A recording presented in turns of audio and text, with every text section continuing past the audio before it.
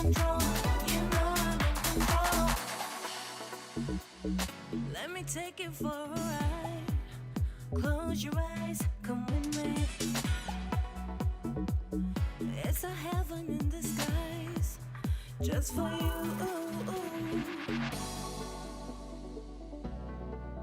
Just for you.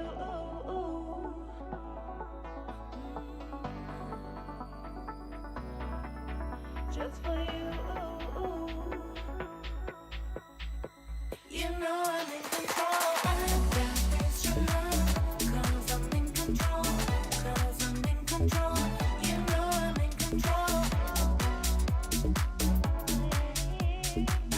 'Cause I'm in control. You know I'm in control. I got this, you know, 'cause I'm in control.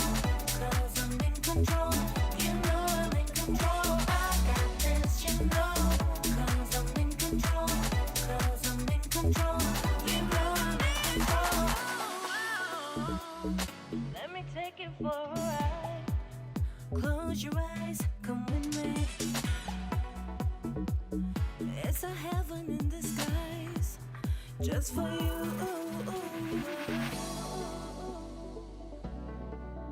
Just for you.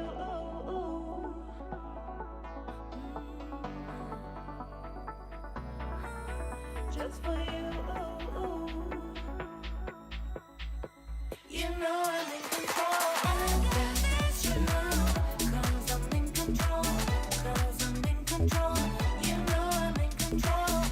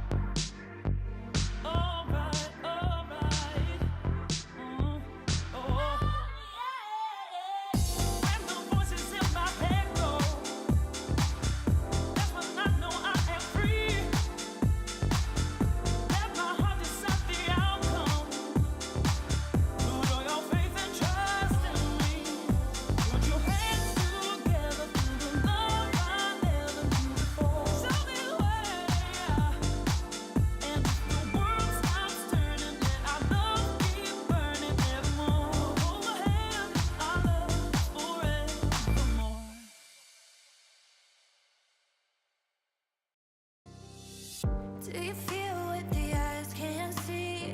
You hear it calling way down deep. Trust your heart, it'll keep you true. This world expects so much from you.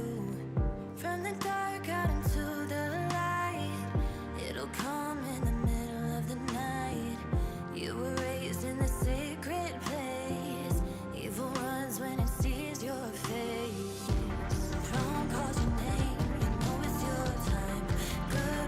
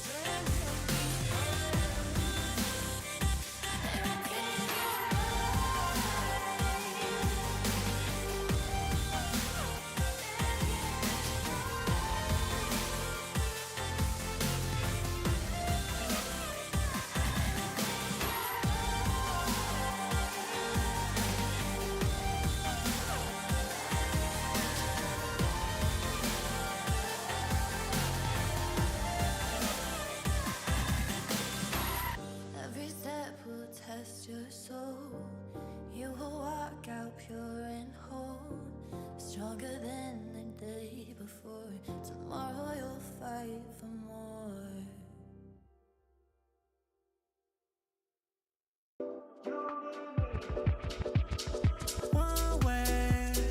One way with you, what it feels like. Some way to you, I still try. Yeah. If I love you where you love me, you would question me, yeah. At times I hold it back and give you less of me, yeah. Do you love me? Do you me for real? Shawty, keep it real. Ooh yeah, ooh yeah, yeah.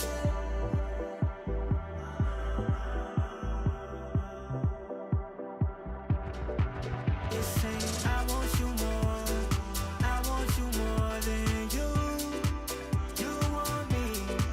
It's saying I need you more than you need me. Oh yeah. Is it that hard to call me back after you say you call me back? Passive aggressive. No, I hate when you call me that. You don't get the message. Playing these games while you texting. Same thing you do with your exes. If I love you where you love me, you would question me, yeah. At times I hold it back and give you less of me, yeah. Do you love me? Do you me for real? Shawty, keep it real. Ooh yeah, ooh yeah, yeah.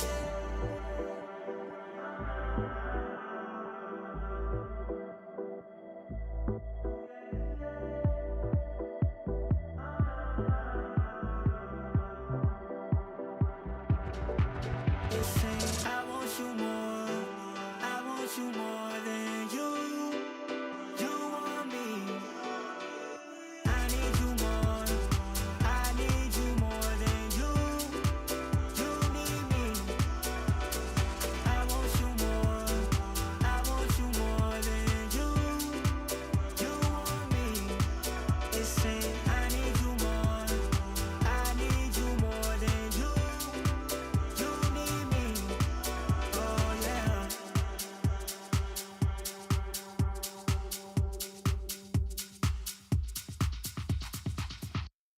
You got that something that all the girls want, all the girls want, all the girls want. Give me that something that all the girls want, all the girls want, all the girls want. You got that something that all the girls want, all the girls want, all the girls want. Give me that something that all the girls want.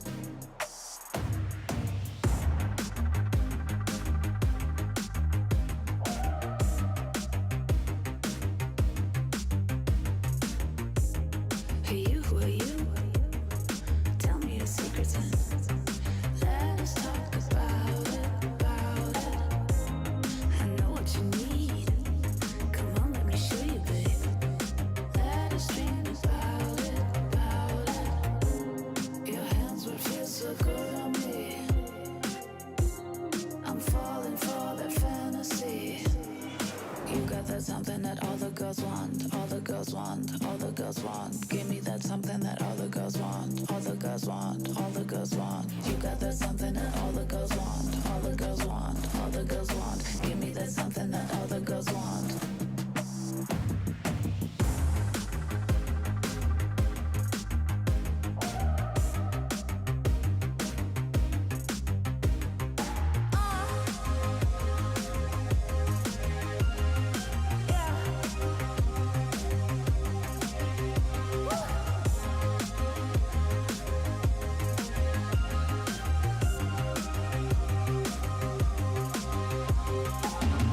You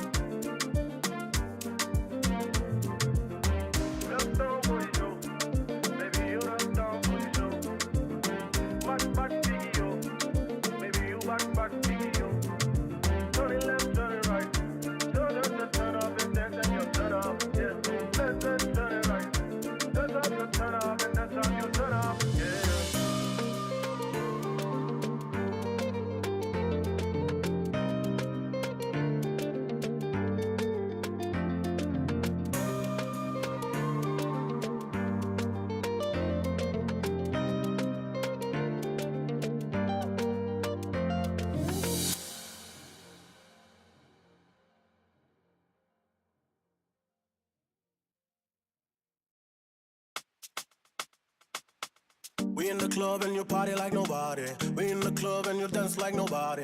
We in the club, girl, you show me your mata, your mata, your mata. We in the club and you party like nobody. We in the club and you dance like nobody. We in the club, girl, you show me your mata, your mata, your mata.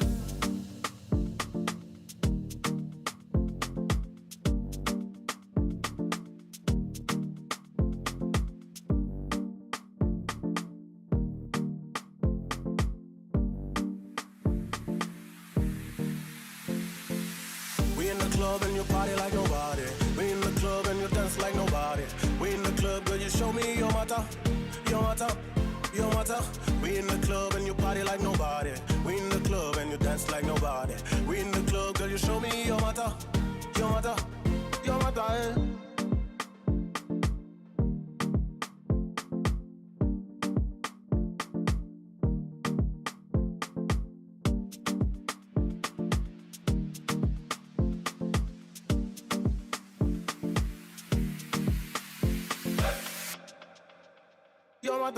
We in the club and you party like nobody. We in the club and you dance like nobody. We in the club, girl, you show me your mata, your mata, your mata. We in the club and you party like nobody. We in the club and you dance like nobody. We in the club, girl, you show me your mata, your mata, your mata. We in the club and you party like nobody. We in the club and you dance like nobody. We in the club, girl, you show me your mata, your mata, your mata. We in the club and you party like nobody. We in the club and you dance like nobody. We in the club, girl, you show me your mata, your mata, your mata, your mata, your mata, your mata, your mata, your mata, your mata, your mata, your mata.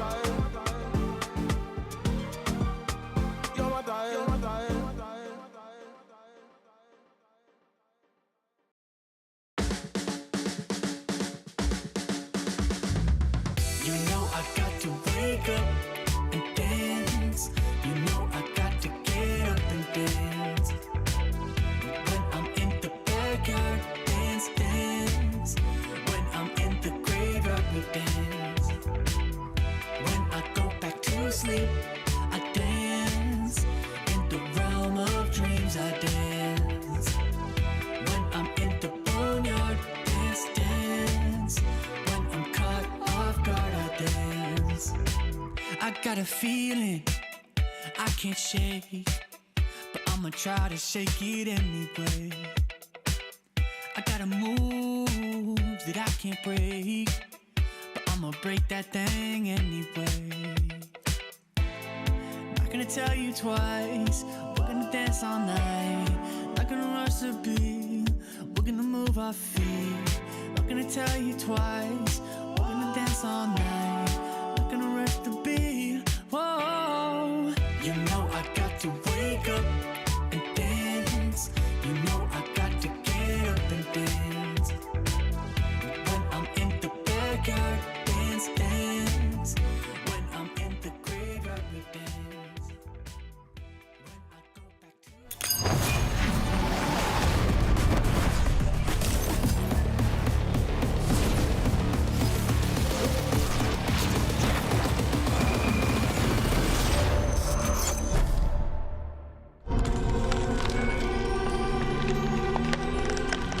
Be delicate,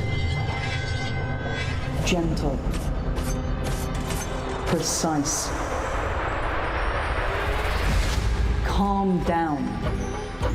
Why are you trying so hard?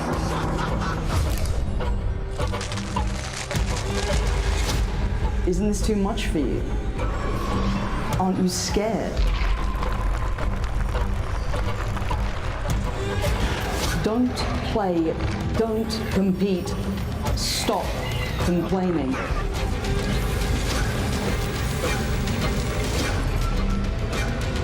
Whatever you do, it'll never be enough.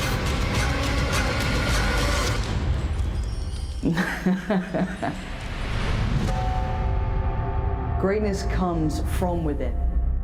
Just wait and see.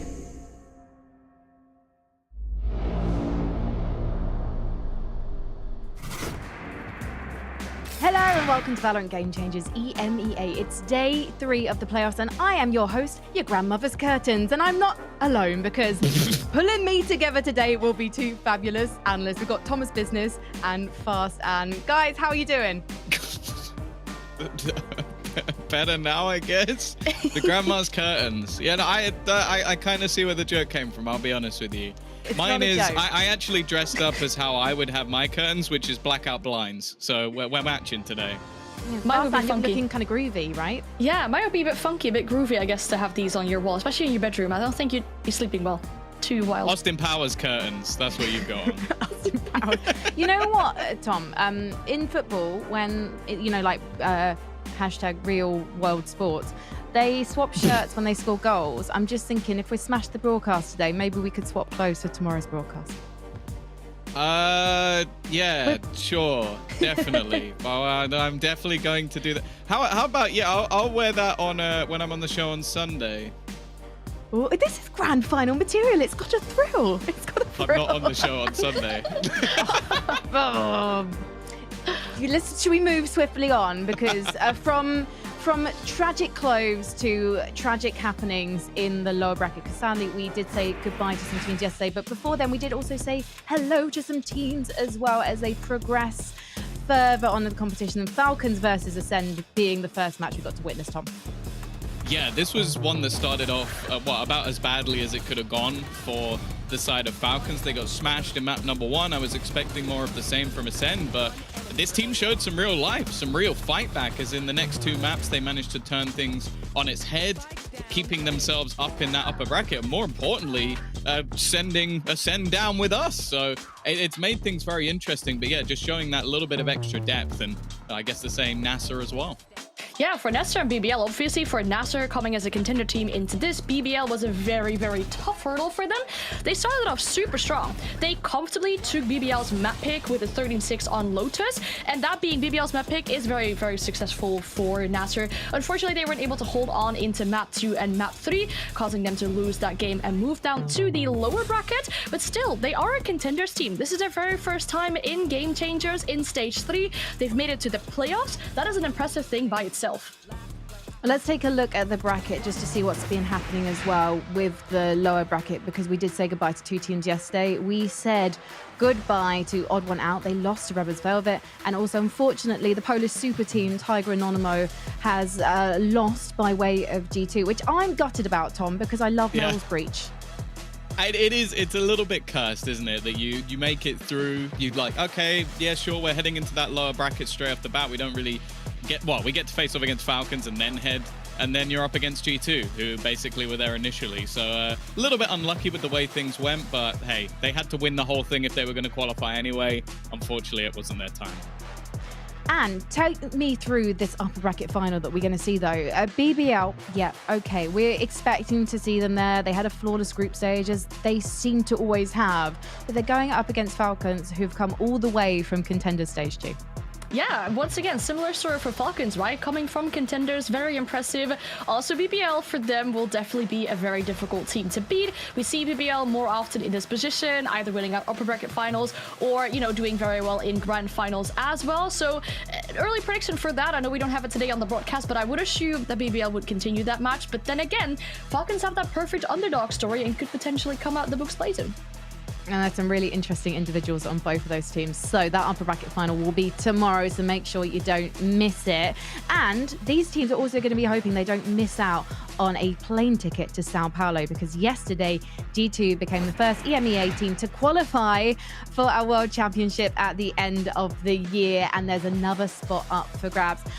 Tom, talk me through the 2 teams that have also qualified alongside G2, Brazil and North America. Are these good contenders for our ladies from Gozen? Definitely. I think Team Liquid Brazil have been, we saw them there last year as well. They managed to take down Loud Game Changers, maybe upsetting a few Brazilian fans along the way, but they have proven themselves worthy once again. And Version 1 haven't broken a sweat. I don't even know if they've lost a map the entirety of the year. They have been demolishing Game Changers over in Americas, and sure, they needed to steal a Danish player so that they could do it in Noia. Well, you know, you need a bit of EMEA to help you out. NRG did the same over in the Americas League, but that team's very impressive, and I'll be honest, I think they're probably the favorites heading into the event. How could any of our teams qualify, though, for Sao Paulo? And apart from winning the tournament, can anyone get through on points alone right now? I think the only two teams that can get through on points right now would be Ascend or BBL, except for G2, obviously. They've already qualified through points. Ascend and BBL still have the opportunity. You see on the top of your screen how many points they would get for placing in certain positions. And then there's also 3 teams that can qualify, but the only way they can qualify is by winning Game Changers Stage 3 EMEA. So they want to win that grand final all the way at the end. Those are Rebel, Nasser Ignite, and Falcons. And if they win the entire thing, they book their ticket to Brazil as well. So there is everything to play for the teams that do remain, but BBL and Ascend are definitely going to be wishing G2 good luck, have fun in all of their matches if they do go out before that grand final. Because, yeah, literally their tournament life, or at least their lifeline in Sao Paulo, does rely on them. Talking of lifelines, I need to get rid of one of you right now. And I thought that to decide which analyst we keep and gets paid for today's work, I would set you off on a mission. Thomas Business, come and sit back down, please. I'm not letting you off yet. We have to play the game first. Sorry, I'm not allowed to call it a game. It's very serious. It is. I thought this would be rigged anyway, so, you know, I thought I'd just save you the time. I'm calling it Jiggly Spike. Because I'm calling it. This game is called Jiggly Spike. Did you think of that off the top of your head, or was that something written down? Yes, I just felt like I couldn't just call it Spike. So I'm calling it Jiggly Spike. And the way that Jiggly Spike works is that you're going to be asked questions. You're going to have this hot potato of a Jiggly Spike on your face. And there's a minute on the clock. At the end of that minute, the Jiggly Spike will explode. And so you don't want to be holding that spike. And the way you pass the spike to each other is by answering questions and getting them right. And you can just keep answering until you get it right and the spike's out your hands. Does that make sense? Do we have any lifelines, Frankie? Oh, he says, knowing that we have lifelines. You know what? Hang on you know what we could have done? You didn't have to throw me under the bus there, mate. We could have actually, you could have said, can I have a lifeline? And I would have said, yes, because you asked nicely. You can skip one question and pass it to your opponent, or you can completely pass on the question, okay? You can only do one once during this minute of pure, ecstatic, serious competition that is Jiggly Spike. All right, production, are you ready to jiggle that spike? 1 minute, please. Here we go. Where is Glance from, Tom? Russia. Who is Sam Poyo? Fast Dan. I'm going to pass this one. Okay. That means Thomas Business. Oh, I thought Tom had to answer that question, but he's being put straight onto the next one. Which teams were relegated to contenders on the first stage? Skip. Okay, right, we are skipping the question. So a new question, please, for Thomas. How many IGLs are usually on a team? Well, 1. What? Spell case backwards, ESAC. Tom. It's literally on the screen. All right, fast down. What's your question next? Which teams were invited to the first stage of Game Changers? Oh my god. For invited. I guess, well... Ooh. Can I skip this question? You've still got to pass, I think. You can pass it. I think you can pass it to Tom. No, I can skip the question. I already passed it, apparently. Okay. Oh, to me, what is the second day of... Hang on a second. There's a camera in the face. I feel like this might be something... The second day of the week is called Tuesday, depending on the calendar that you follow. And name of the team, Tiger. You're going to explode. Yeah, I am, because I may have covered it. Boom. Anonymous. And it's already jiggled. It's jiggly, boom. I'm not going to lie, I might have had my own camera up on the screen and covered the question. But, hey, technically I said it on 0.5, so that should have gone across. This game is rigged. Well, we'll just workshop that one. That was the pilot of Jiggly Spike. Maybe give it some intense music and a whole new name. I don't know. I feel like it's got legs. Definitely going to be seeing that on V2 VCT. I like how some of these were sometime. like, you had to name like 4 or 5 different teams, and then one of them is spelled case backwards. Like, Yeah. it's kind of... That is courtesy of our fabulous production team, and I won't hear a bad word said against them. Shall we talk about some Tuesday. actual matches that are going to be happening today? We've got our lower bracket matches, and these are high stakes because G2 are our reigning champions. They want to defend their title against NASA Ignite today, but they have found themselves in the lower bracket and they are looking for a lifeline today, Farstan. This was definitely something we were not expecting them to have such a poor group stage and end up having to go the distance in the lower bracket. Yeah, no, especially not if you look at the results in Game Changer Stage 1 and Stage 2, obviously going and winning that. And then now their group stage, not as they expect from themselves, having to join the playoffs from the lower bracket for the very first time for them, now having to battle their way all the way through. As you said, the stakes are high. For G2, they have this kind of lifeline that we didn't really have during that game show just yet, or it felt like at least for me. But they have the lifeline of knowing that they are already qualified to Brazil. By winning their game that they played yesterday, they've qualified themselves, and now, quoting Mimi from what she said in an interview yesterday on the watch party, they can only mess it up for other teams because they kind of get to decide who gets to play alongside them in Brazil. If they eliminate certain teams from the lower bracket, they don't have a chance anymore. I'll be honest though, I've watched this team, well, at least some of the players, for the last, 5, 6, 7 years. They don't like to lose. I don't think it's going to matter that they're already qualified. I don't think it matters about the financial gain from winning the tournament. I think for them, it's just always been about winning. That's why they make roster moves even when they're winning tournaments. This team always cares about getting better and better and better. And I think especially after a shaky group stage, having 3 losses in a row, which by the way is the most losses they've ever had in a row, I think this is going to be more of a statement for G2 that, okay, you should still be very scared of us at any moment in the playoffs. And that's the key thing with G2 as well. When they are on playoffs, they're playing on boot camp together. G2 do take that very seriously and they give them a facility to do that. And we've seen that work wonders for getting newer, younger, and experienced players like Sarah performing and fragging at the best of their ability. And that was such a surprise to us in Stage 2. But then when you think about the support system that this team has created, it makes total sense. So they're a very scary team to go up against, regardless of the group stage, because now they are all together and they are working as a pack unit in and outside of the server. We should talk, though, about Sarah and Anya, because these are the 2 duelists of these respective teams. And the funny thing is, Anya actually used to be in G2, albeit briefly, Anne. Yeah, it's always a bit of a different, pressure on the game, I guess, if you're playing against to a former team. But in the majority of the stats, Anya's actually outperforming Sarah so far in regards to the ACS or the average damage she does per round and average kills on a certain map as well. It's just on the first blood percentage that Sarah is doing a little bit better. What we've seen so far from Sarah is that she does get entries, but she also ends up in a fair amount of clutches, especially seeing that she is a duelist. So there are players around her on G2 that are helping her to not always have to engage in those entry fights, but she still does also win out a fair amount of the clutches that she does end up in. One funny thing that happened to Sarah yesterday, as we heard in the interview from Mimi, she didn't really do that well on the very first map, and Mimi said that she unfortunately forgot what her sense was on the very first map. That was the reason why she didn't drop a 20 bomb, because she did go and drop a 20 bomb on the second map. Well, I was really lucky because I noticed that Sarah might be up for an interview. So I asked her and she said yes. Here's what she had to say.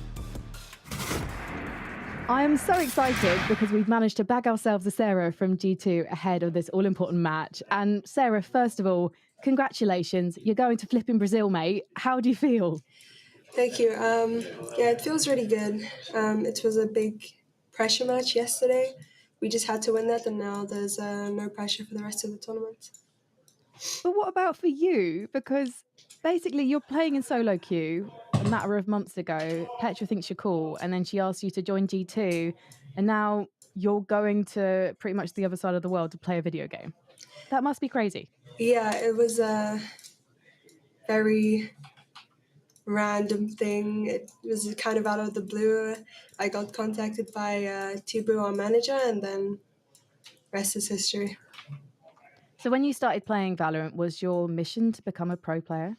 No, I just really enjoyed the game, and I just liked grinding comp, and I still grind comp every day. So When did you realize, actually, yeah, you know what? I could see myself doing this.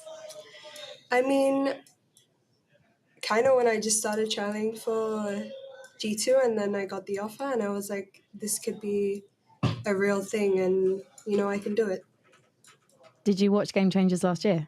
Yeah, I did, but I was not very into it. I did play one time and it was really fun, but it was super hard with school as well. So now it was the perfect opportunity. Yeah. And tell me about the group stage this time around, because last time you joined the team, you hit the ground running and you went and won stage 2.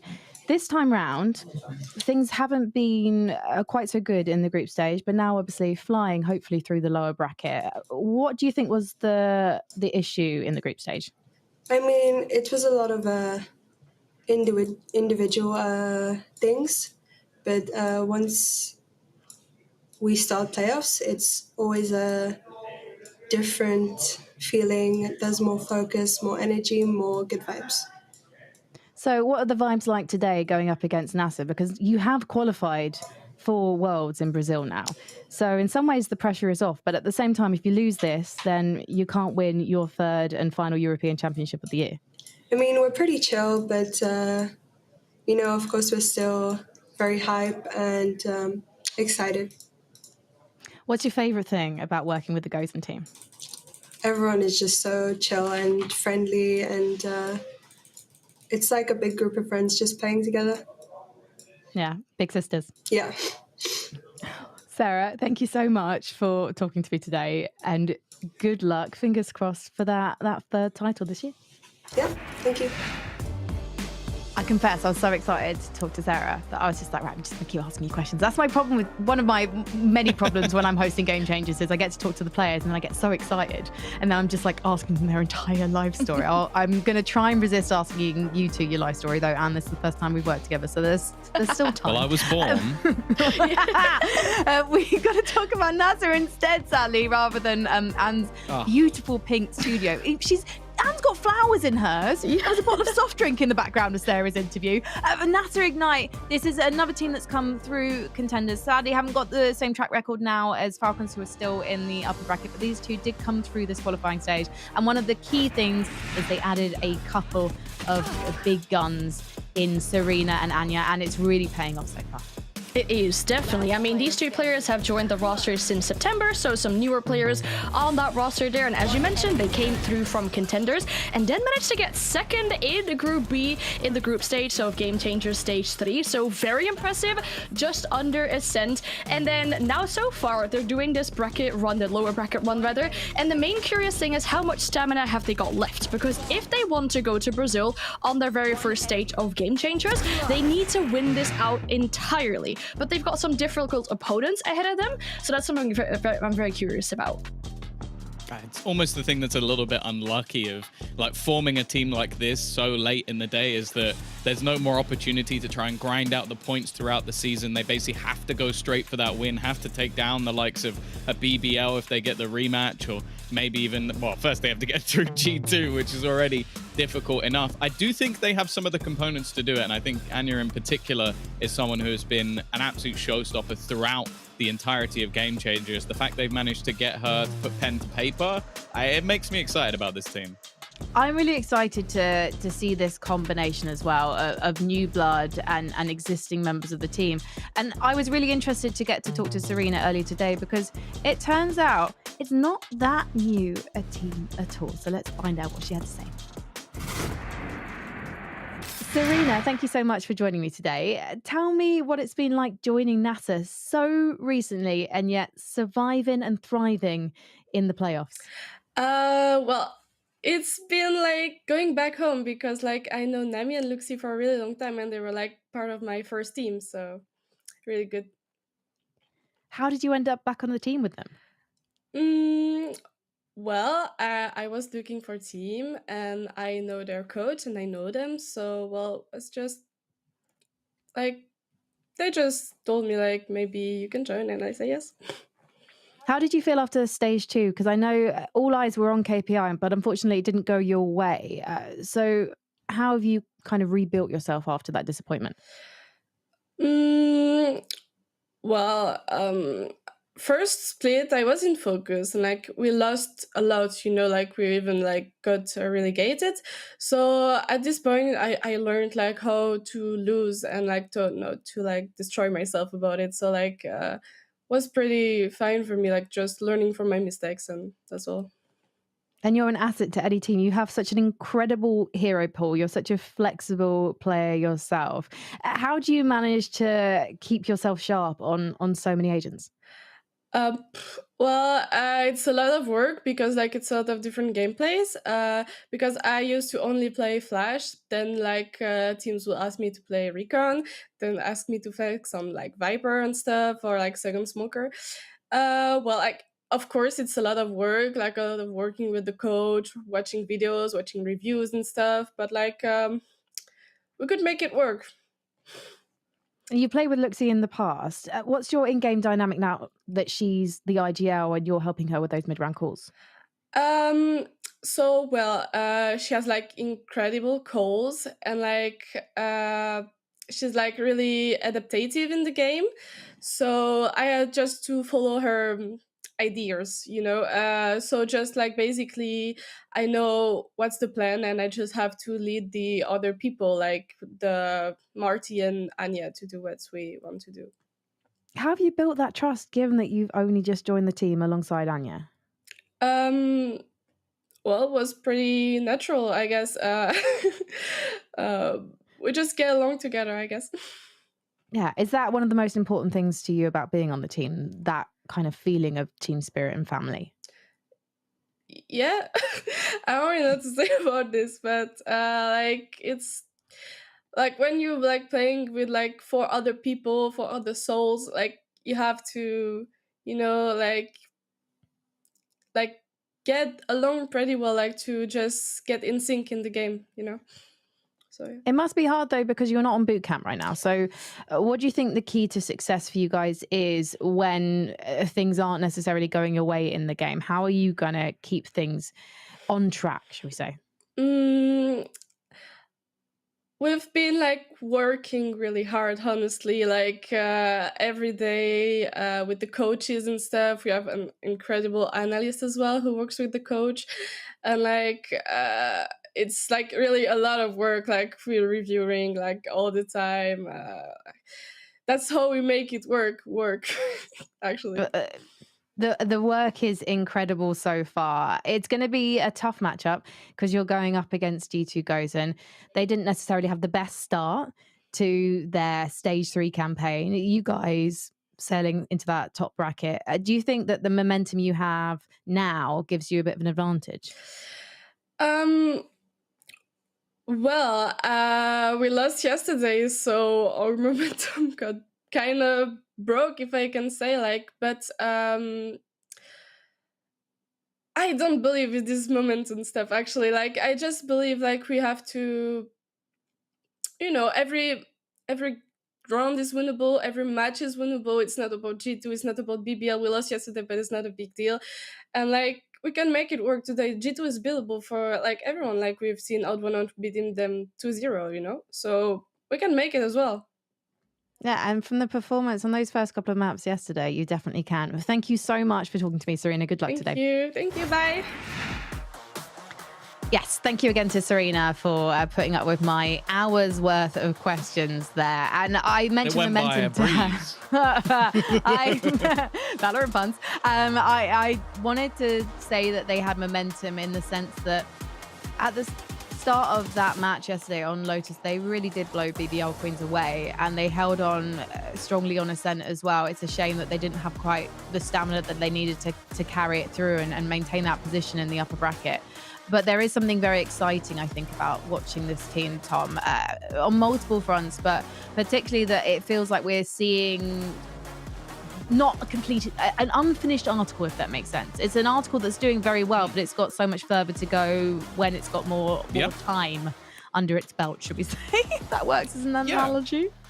Well, I think also it's something we're going to talk about in a little bit about their sort of compositions and stuff, is that they are a little bit outside of the box. And I quite like that with this team, is that they go for a little bit more of a unique look at things and try and like bring in those extra duelists, or try and throw in even like KOs on Haven, which is not the most common thing in the world. I think that's something that they realistically need to do if they're going to stand out and try and beat some of these top teams. But the fact that they've been doing that all the way through the group stage is a great sign, because you're not going to be well prepped facing off against a Reina. You're not going to be well prepped facing off against a Phoenix for most cases. It's not something that commonly teams will run. So I like the fact that there's a little bit of spice, a little bit of uniqueness to this roster, and maybe that will be what brings them over the line in just an explosive fashion. Yeah, it's the kind of unpredictability, I guess, that you can see coming out from this team, because you don't really expect a Phoenix to be brought out, or a Reina, as you mentioned. They've also got 3 players in this squad that are able of playing that duelist role. We do have Anya, the usual duelist, and Marty and Nami. They can all play duelist, have all played duelist before on this lineup as well. So very surprising. I like this kind of creative play style. And then Nami as well. She's been delivering a decent rating, had a really good start in that game yesterday as well, obviously, where they took out BBL's map pick. And well, yeah, it's really impressive, I guess, especially against BBL, to have such a strong start and such decent stats. Well, Nami did go huge against Odd One Out. It felt like she struggled a little bit on those second 2 maps. In the dying breaths of Haven, she was pulling off some really impressive clutches. And that's the thing about this team. They show that raw skill and that raw talent in the way that they do clutch, in the way that they can regroup themselves as well after those map losses or those difficult rounds in their timeouts, and have a conversation and remind themselves that they are good enough to be here and they do have what it takes. And that's something that Nami herself has spoken about in interviews. However, the experimental compositions can also be their downfall. Like, again, going back to Haven yesterday, they were running a KO instead of a breach. They were running a Cypher. It was potentially a little bit unorthodox, Tom. And should they be experimenting with that against G2 today? Yeah, definitely. I think, especially now, to go back to something more standardized would be insane. I think that, unfortunately for them, playing against G2 are very, very good at sort of adapting. I think their coaching Carcass and also Petra and Mimi have unbelievable amounts of experience just in FPS games. So ultimately, I don't think there's going to be anything you could throw at them where they can't adapt, but it's something that they've been running the entire time and has clearly worked very well for them. So I wouldn't want to see them move away from these unorthodox compositions. And clearly it's something that's comfortable for them and it makes them that little bit different. It is more so now, though, can they make that work, and can someone step up alongside Anya? Because I think we know we're going to get her on the board. My only worry is, looking back at some of the stats, she actually performs worse versus G2 than I think maybe any other team. It's a bit of a kryptonite for her, so we'll see if she's on today. She's got something to keep up, though. She has the highest ACS of all players in playoffs so far, 265.3. So she has to keep that up, obviously, if she wants to continue, or if the entire team wants to continue. And talking about their playstyle and the different comps that we've been seeing from them, one player that we should specifically highlight in this is Marty, because she's played 6 different agents so far, very flexible in 3 different roles as well. And then the main concern you might have, is she a jack of all trades and master of none? No, not really, because she's been delivering a decent rating of all of these different agents as well. And as you mentioned, playing multiple different roles, which sometimes isn't something that you'd expect from a Game Changers EMEA player. It's interesting to see the way that they play on Ascent as well, in the way that Marty's Phoenix is actually there to flash for Anya on the Jet, and the way that they approach those agents is not necessarily in that traditional sense of things. And we should really see if we're actually going to see that combo today, because we are ready to see the map veto. So we'll see if Ascent is going to be coming up for this one. Obviously G2, they're going to have the upper hand in this veto, Tom. Yeah, this is the thing with G2. They ban just their opponent's strength. Like, it's clear that this roster feels comfortable across pretty much every single map. So they are very happy to just go, okay, this is going to be a problem for us. Let's ban Pearl. It's been strong. NASA have a permaban of Fracture, so there's not really that much of a surprise there. It's just where G2 now up to take it, because as I said, they feel pretty comfortable across the majority of maps, but they have had a few that have been a bit more shaky recently. Yeah, well, Pearl is a map that they themselves are pretty good at, so to have that comfortable feeling of being able to ban it out and having these other maps that you feel comfortable enough on to pick it, Split being that first map that G2 do pick, which is a bit of a curious one, because in past history they haven't had the greatest of performance on it, only a 25% win rate on this map, but it is a map that Nasser doesn't play, so they're playing into the unknown of what Nasser can play today. I think ultimately the Ascent pick is no surprise, but it is also a very good map, if not the best map for G2. So I would say their split choice is interesting. Like in history, going back to the prior Game Changers, split was very good for G2, but in the most recent, they've had some problems. The thing is, though, I don't think G2 are ever a team to veer away from their own problems. They're going to go diving straight into it, especially when they have nothing left to lose. And we're going to end up over on Lotus, which again, as said, they've been pretty happy to play everything. A very strong map as of recent for G2, beating the likes of BBL and over the last few months being 8-2. Still a decent map though for the other side as well, other than the sort of loss to odd one out, they've managed to win it out. So maybe a balanced finish, but I do worry a bit for NASA because G2 picking a map that's been a bit vulnerable, and then your choice being Ascent, where G2 are very, very comfortable to play. And when you look at the... Oh, go sorry. right ahead, Anne. Yeah, I think also for on this last map, the Decider map, I like to do a little bit of a prediction of the map and phase, and that map being the Decider was kind of how I predicted it to be, because it's a bit of a middle ground for both these teams, and both played it against BBL Queens, and both won it against BBL Queens. However, NASA won it 13-6, so they technically lost 2 rounds less against BBL than G2 did, so, maybe that favors them in regards of confidence on that final map. Also, when I look at Avito, when I see these really experienced teams, when I see the likes of G2, when I see the likes of BBL, even Ascend, and I see those map picks, the particular, your splits, your blinds, your Ascent, I think, oh, okay, right, this is their playground, because obviously they've been competing professionally in the game the longest on the whole, and they tend to have come from other FPS games that have got similar style of play on those particular maps. So those feel very, very comfortable for the likes of G2. But I'd be really interested to see that Killjoy showdown if we do make it all the way to Lotus, because yesterday Luxie was an absolute superstar on that map. She's incredibly good at controlling those rotations, and she's very good in pistol rounds on that map in particular. So I'd really love to see us go all the way. But Anne, do you think we're going to get that tonight? I think the first map is going to tell us a lot, right? It's a curious one that G2 pick out Bind, a map which in recent history they haven't performed that well on. If they come out and play this map and absolutely stomp Nasser, I feel like there might be potential that we finish off in 2 maps, considering the second map is also a very good map for them. But I feel like that first map allows for opportunities for Nasser to take that first map. They've picked the second map, so they have some kind of idea on what they want to do. They probably have some ways to counter G2 on this map, knowing there is some footage on that. So I guess there's the opportunity for G2 to close it out in 2, but I would love to see it go to 3. I think that first map in particular is going to be interesting, more so because G2 are heading into the unknown. I will say, though, this is a map where, if you go back to last season, the reason they had so much success was because Sarah was fantastic on the Raze. So I think Anya or whoever's playing the duelist on that map will have to step up if they're going to face up against her. Well, we've got to take a quick break because it turns out not all of our players are already on the server. It's probably going to be about 10 minutes. So, if you want to just jump on a play, mate, why not? I could play from home. What's up? I have a computer right in front of me.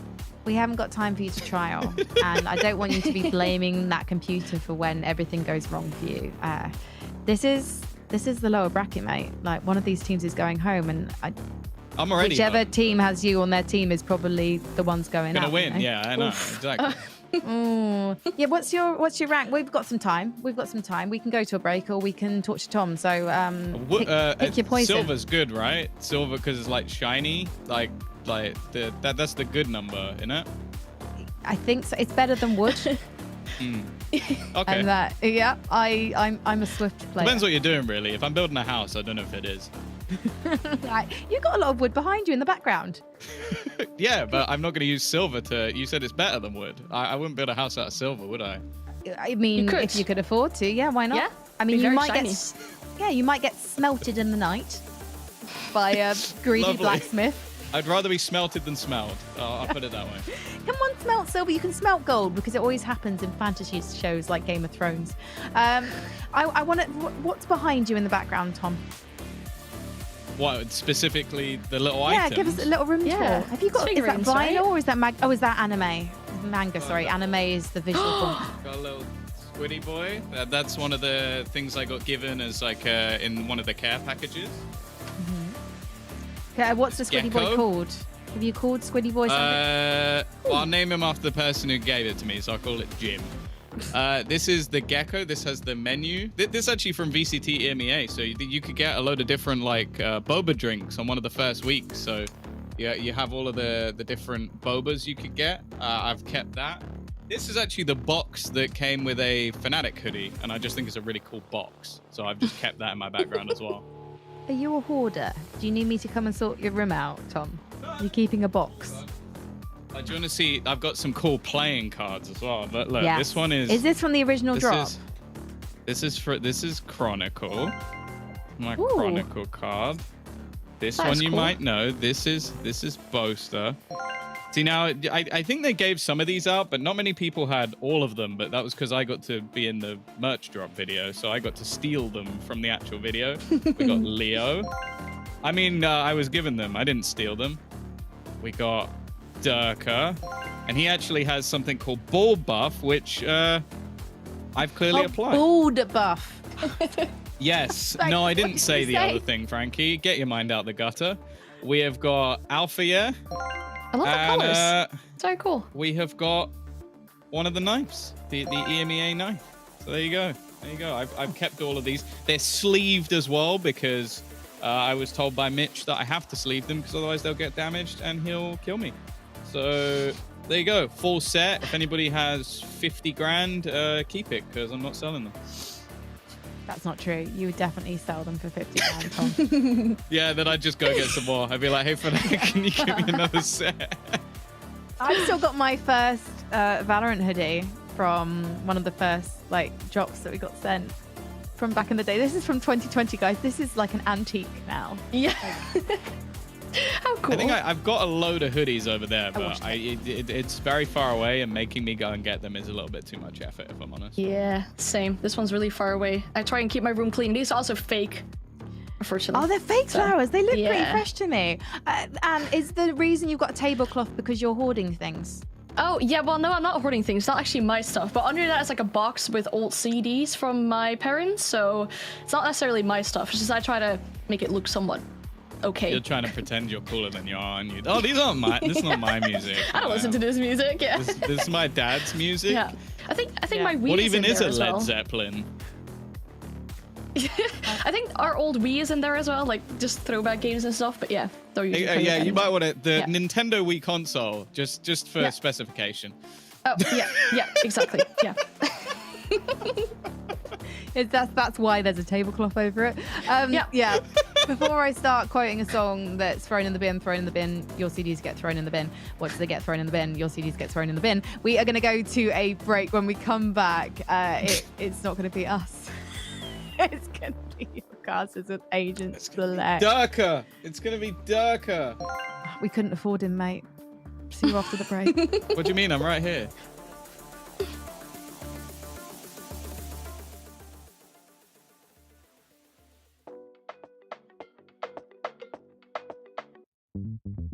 Usually I take a backseat, yeah.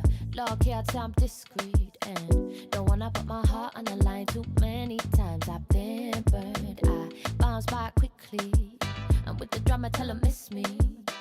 Won't ever let it go too far, expose my heart, that's risky. Maybe there's just something about the way you stop and stare. Something in those eyes tell me you care.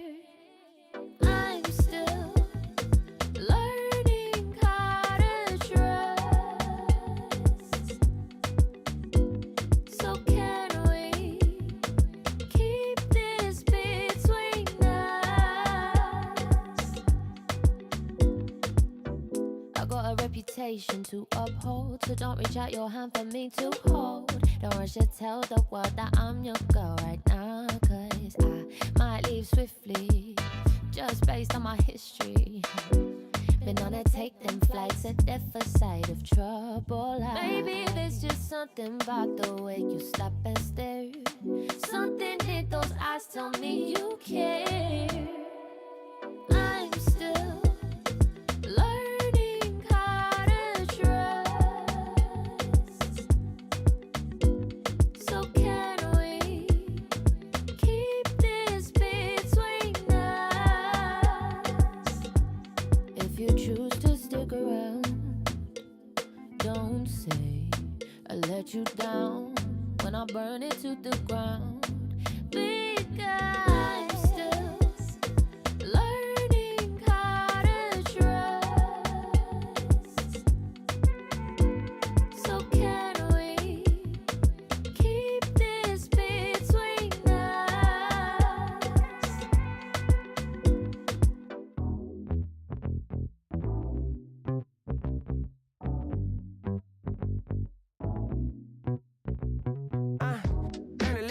sometimes. Don't let it stay on your mind. Don't let it stay inside. Gotta let it out with the sunshine. Maybe walk it out. Sometimes gotta scream and shout. Let them know that you're here, no doubt. Took a long time, but we here now. I know you're ready for the hardships. Know you're ready for the progress. I know you living your truth, but don't forget to always stay honest. So do a little dance, do a little wiggle. Yeah, it's your turn. Yeah, learn how the universe works. Yeah, come on. We can't control the world, but I'm trying to control myself. Yeah, no, I'm trying to control myself. Yeah, we can't control the world. Yeah. But baby, I just can't hold it. I'm just trying to control it, control it. Yeah.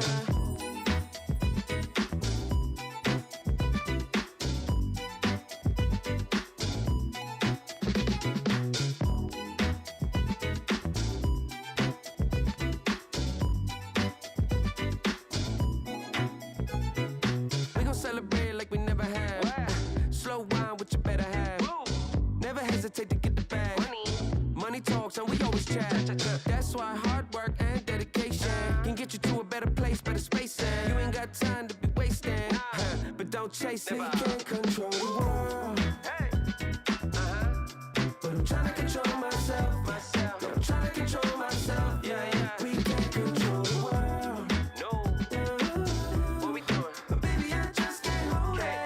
I'm just trying to control it, control it. Yeah. Just trying to control it. Ay, just trying to control it. Yeah. Let it out, let it out, let it out, let it out.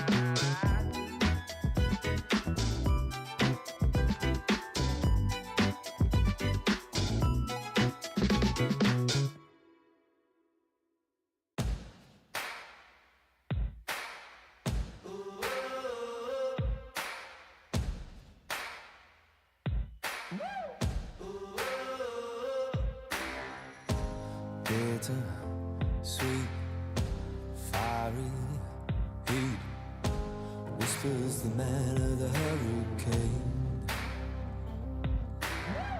Oh, stop pushing me, gonna push so hard I'll just let go now.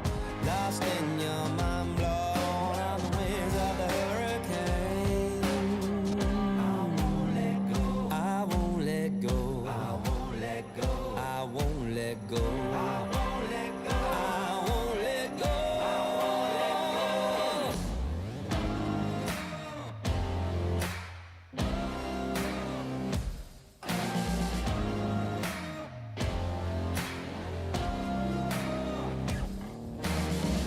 Ain't never giving up on you. Gonna see this storm all the way through. Gonna push right through the driving rain. Gonna ride on the wings of the hurricane.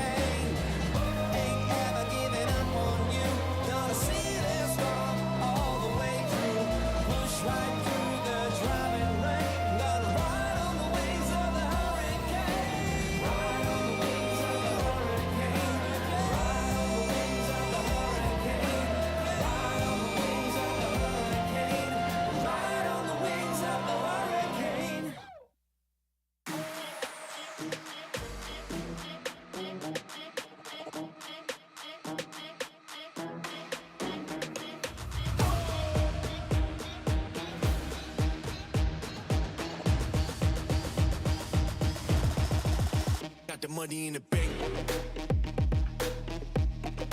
Hit you with the bank. Hit you with the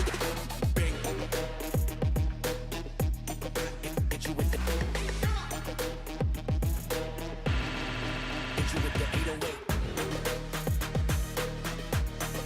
Hit you with the 808. Bang to the break, bang to the break, bang to the break, bang, bang, bang, bang, bang. I'm a boss, and you know that I'm finna shine. Got the money in the bank.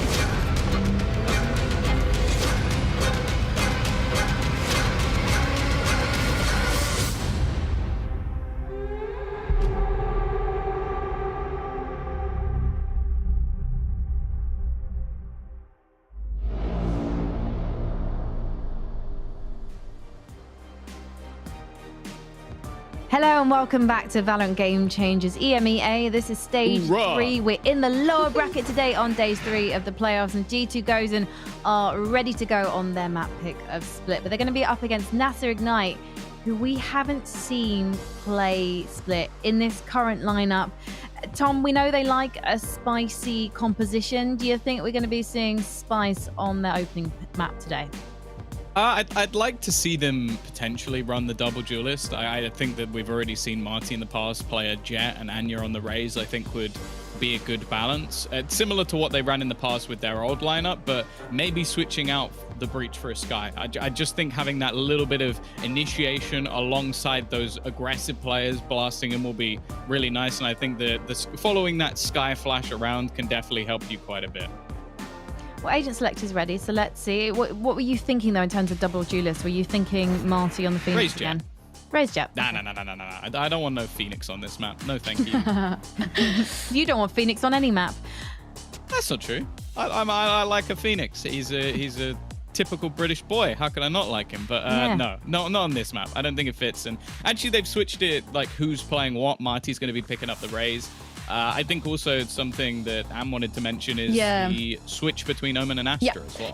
On the other side. I'm happy to see this because G2 have played Split with 2 different comps. They first tried Indeed with the Omen, and then later on in the end of September, they tried changing the Omen out for an Astra. And then with that lineup with the Astra, they've been pretty unsuccessful. So I'm happy to see that they've moved back to the Omen on glance. They've had more success with this comp pretty much. And apart from that, it has stayed the same. So they're going back to what worked for them and what they've previously shown as well. Do you think G2 were expecting the double duelist, Tom? Yeah. They're going to be ready for it. But are you ready for Outcasters? Tom, say yes. Yeah. Yes. Yes, he's ready. Farsan is definitely ready because she behaves herself. So we're going to head over to Zach and Ash, our fantastic casters, and I hope they have a rollicking good time casting this one. Thank you very much, Frankie. I think that we will looking at these Asian comps as well as the fact that it is Split that we are heading to for map number 1. I'm Zach and I'm joined by the wonderful Ash for today. And Ash, looking at this game, I feel that we have quite a bit that we're gonna get into. So let's jump into it. Yeah,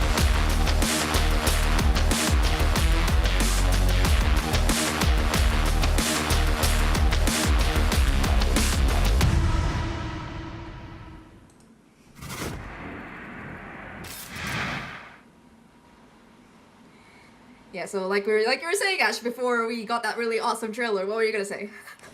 I was just gonna say I was looking forward to it. I wasn't sure if we were jumping straight in, but it does seem like the match is ready. And overall, I mean, considering this map, I think it's a really interesting one to kick things off with because neither of these teams, as of recent, have had very successful runs on Split. G2 previously, they had a stronger split, and then things kind of fell apart once we had some new players coming into the mix here. But right off the gate, Nasser, I think this is going to be a tough one for them, just considering their record as well. Yeah, they do have that double duelist coming in, which might prove to be effective in that second half, but for that, they're gonna have to get through that defense. Sarah kind of leading the charge on this A side. A really nice pain shells to create some space, catch Luxi off guard and do quite a bit of damage. G2 quick to capitalize and find both of those kills here, and now 3-5 post plant. Oh, never mind. No post plant yet. No, great denial of that spike, but now back into a safer spot. Anya looking to already take this elbow control, though.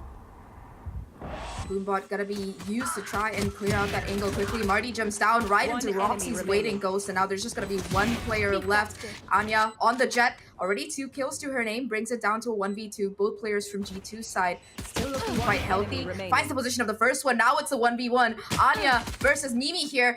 Mimi looking incredibly low. The stun, it's gonna connect. Anya, though, still trying to play a dodge around this particular corner. And it's just Mimi buying time, doing the job, but it's not gonna be enough. Anya with 4 to get the defuse. And Nasser, they take that opening pistol. Such a strong start here for Nasser. The 4K for Anya as well, charging up that Blade Storm nicely with the defuse to come on through afterwards. And a massive clutch round overall. And that was all enabled by that initial paranoia that we saw coming out from screens to find that early control, put pressure on G2's post plant before allowing them to get comfortable. Oh yeah, for sure. And just the way that G2 spaced themselves in that post plant, it just seemed incredibly awkward because they were all kind of huddled on the same corner, and there were so many free 1v1s that Anya got, and of course she won them out, which was great for her. That's going to set Nasser up for a great start to this game, especially considering the Blade Storm. It's going to be very charged up. Yeah, but you've got G2 off that plant, actually looking for a buy into this, forcing up into round 2 could be dangerous, because that means that they won't have that full loadout going into next if they can't close this one out.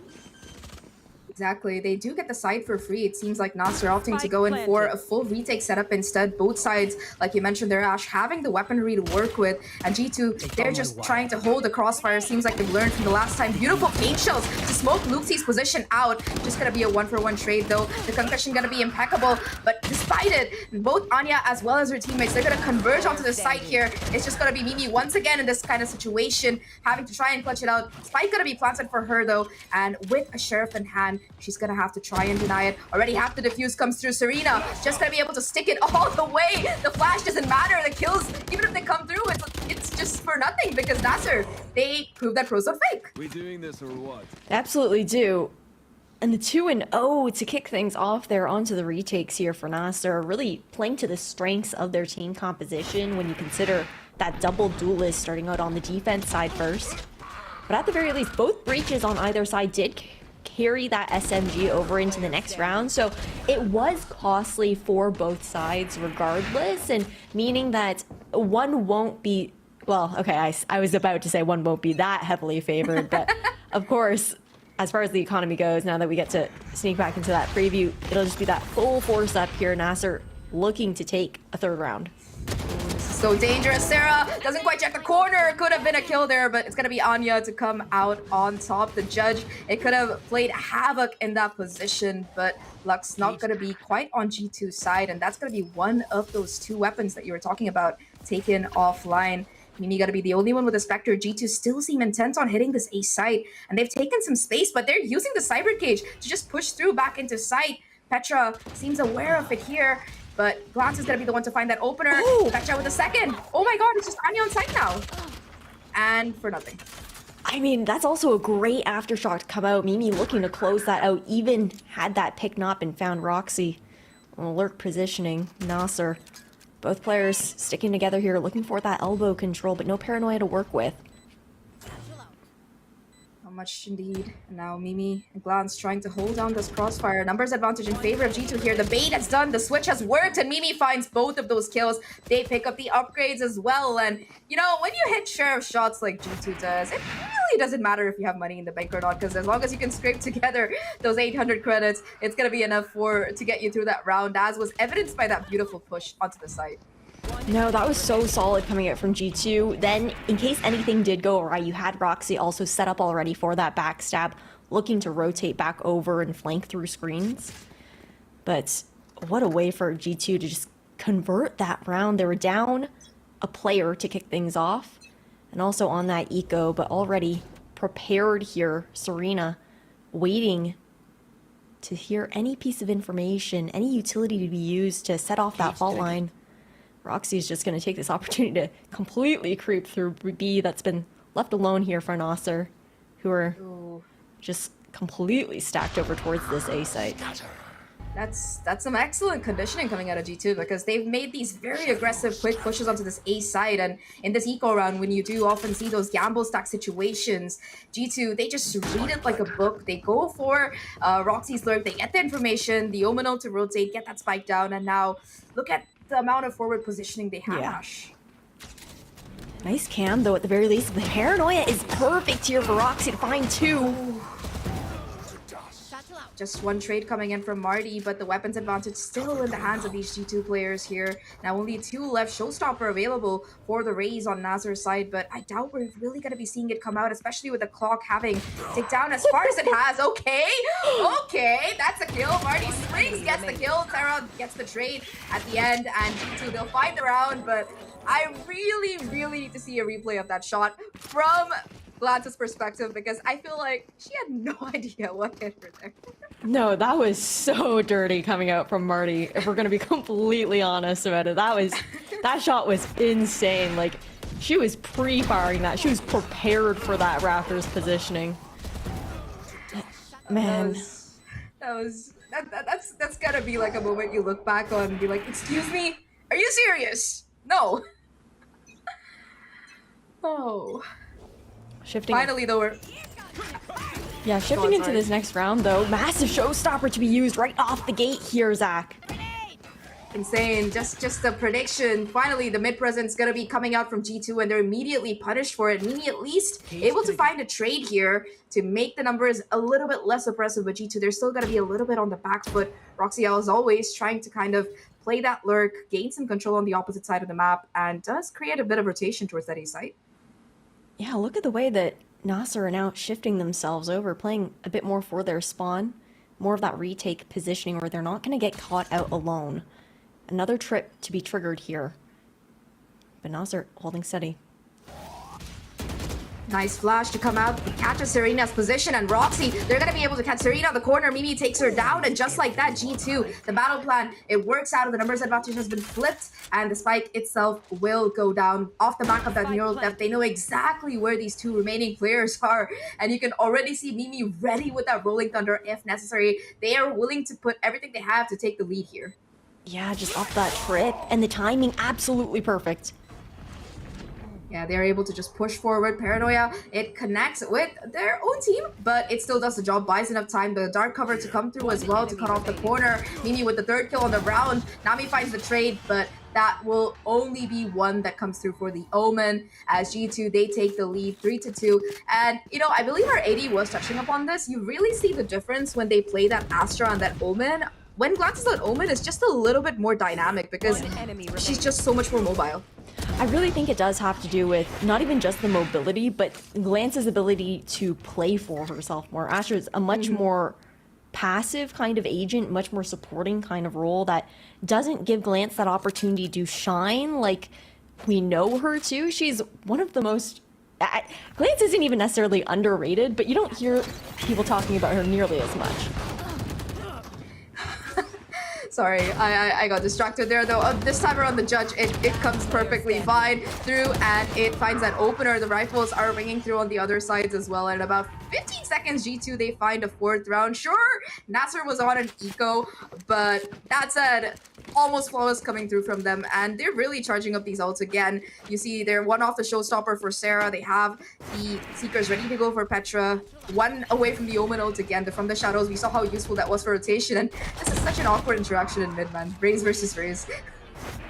Yeah, I mean, just trying to speed things up once again, right? But now, finally, full loadout online here for Nasser. Operator to come out for Anya as well, looking for an initial peek here towards B main.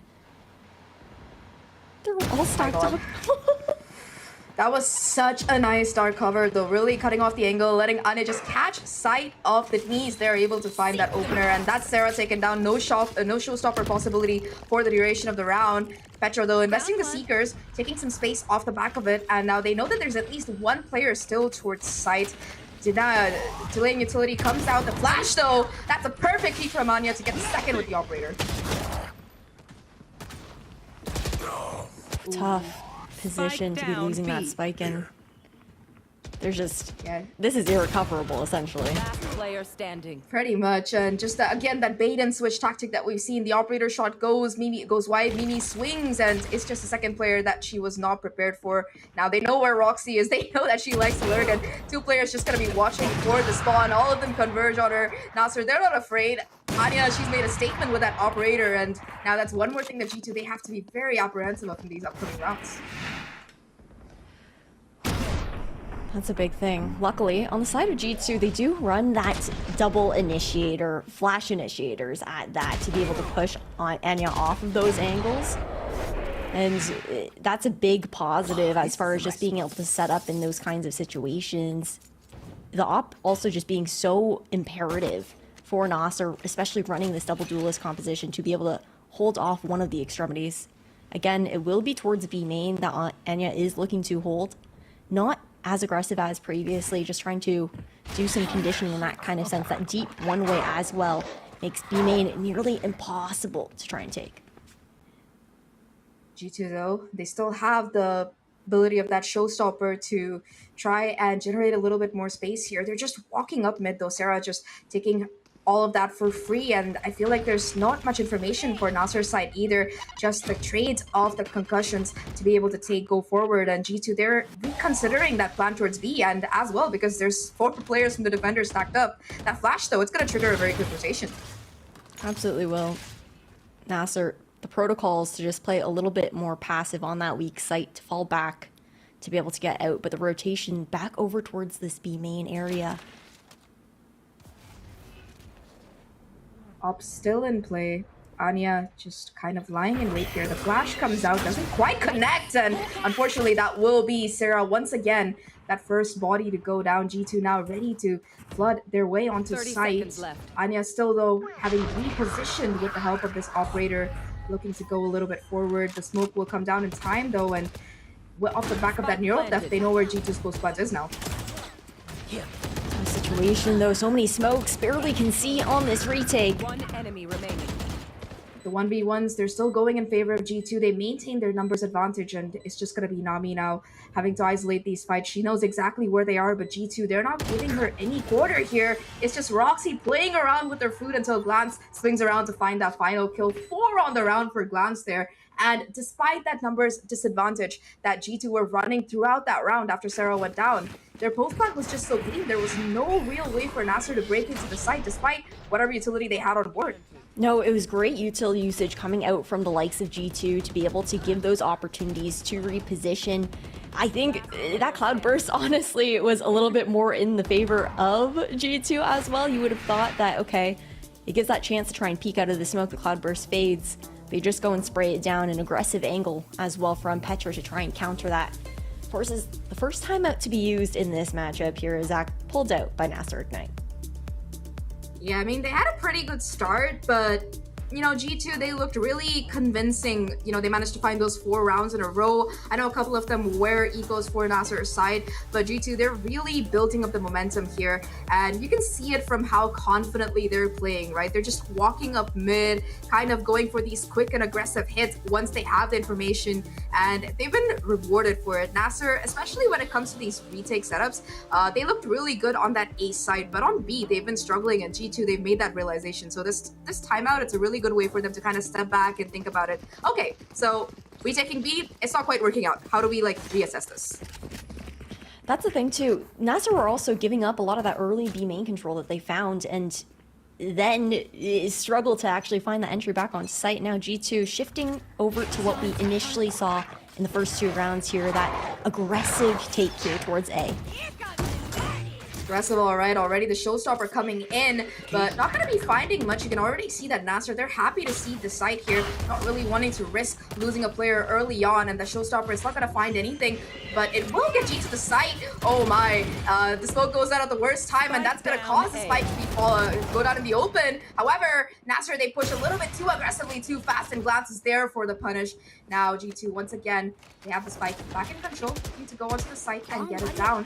While the two players, they're just holding down the CT headshot. Good for the headshot, good for the second, and now Anya in a 1v3 this time. Blades available, though, here for this retake. At the very least, trying to find that cam, finally finds it. But it's a question of, in a 1v3, you're looking to save that operator. The money situation on Nasser has not been looking good thus far. And Glance has just been running around, if we're going to be honest. I've been watching Glance the entirety of this match so far. She looks at home back on the Omen. The Astra, of course, I know that there's the opportunity to play more for that crowd control and whatnot, and really hit the nail on the head.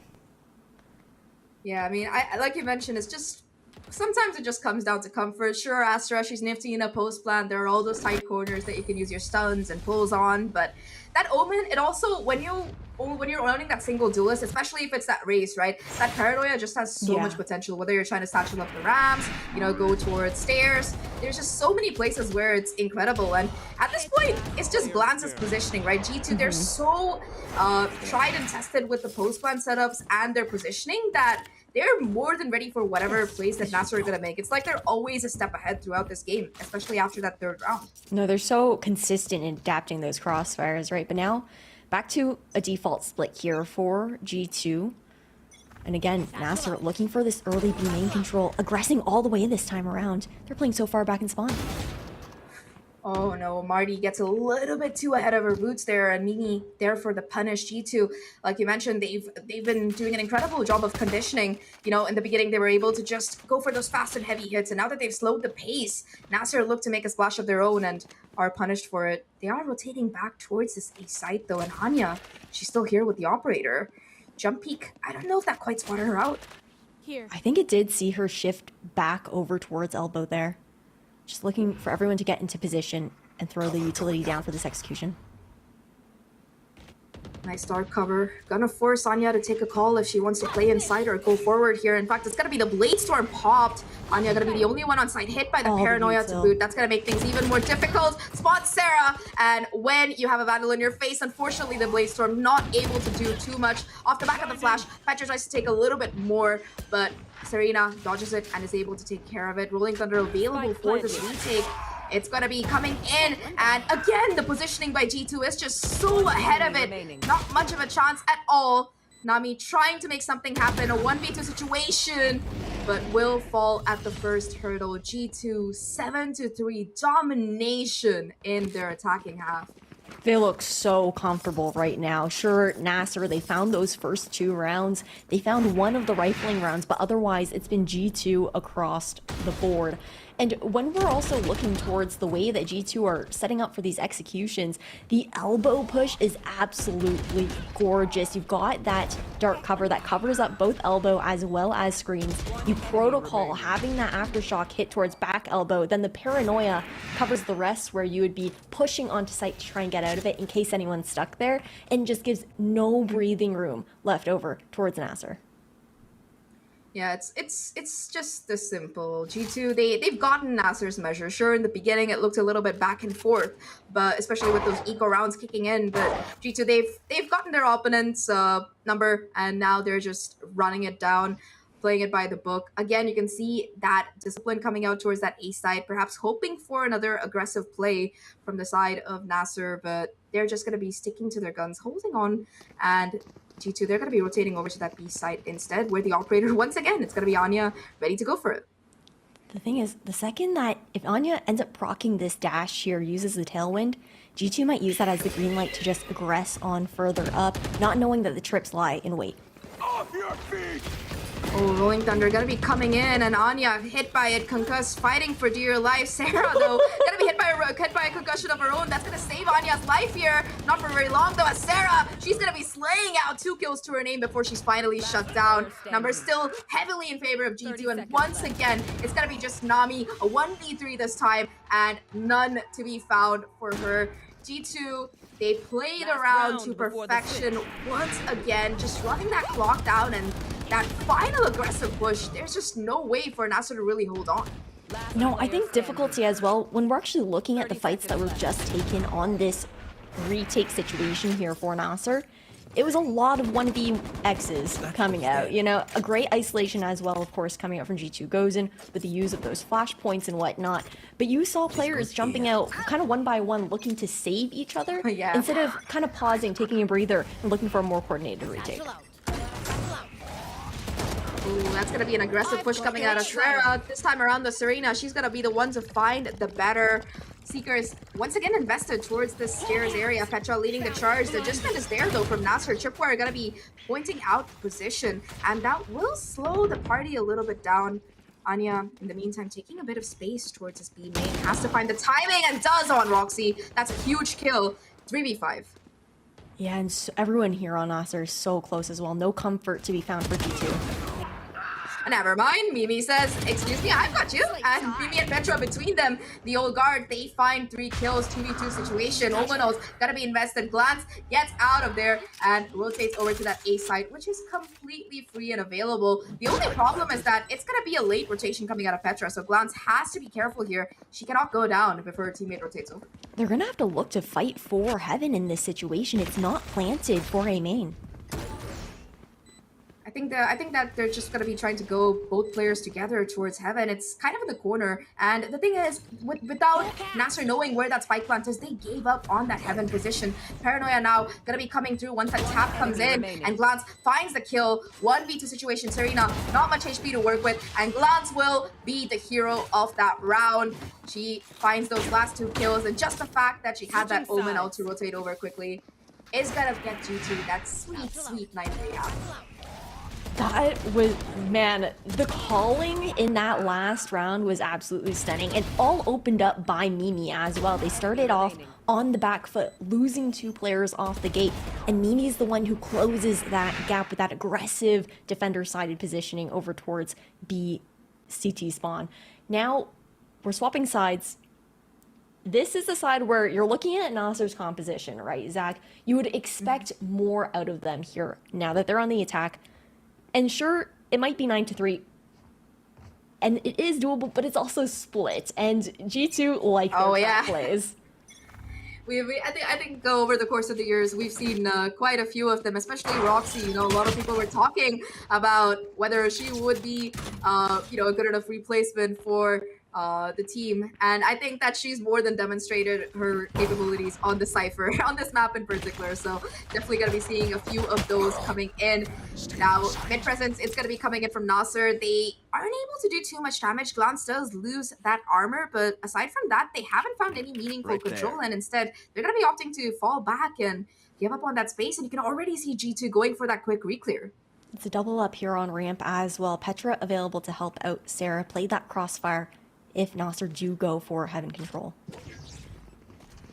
Cage coming in, giving that information away. Nasser, they're just going to be flooding into this A site. 4 of their players already in. Lucy looking to reconsider, maybe try to hold down that crossfire in case someone tries to push through. Paranoia will be able to at least catch both of these players off guard, and Lucy, thanks to that, will find both of those kills. Numbers in favor of Nasser now, at least temporarily. Glance getting that first one already, pushing past the stun to get that second kill before Nami finally shuts her down. Mimi and Roxy now trying to make this retake happen. They're going to be able to go forward though on site.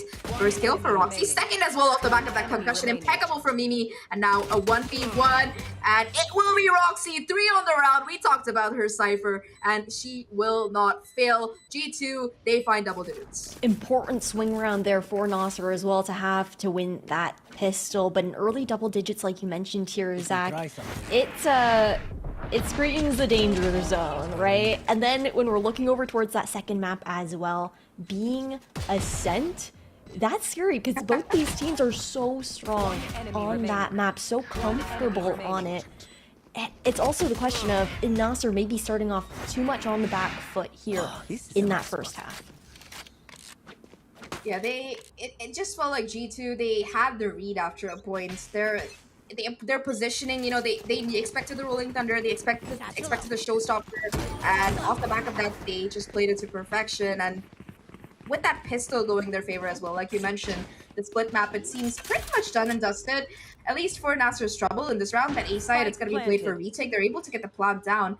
But G2, they have the weaponry in this retake to try and make happen. Marty's positioning, it's very interesting. Caution here. That's kind of scary. I mean, you're looking for one at the very least. She finds Roxy.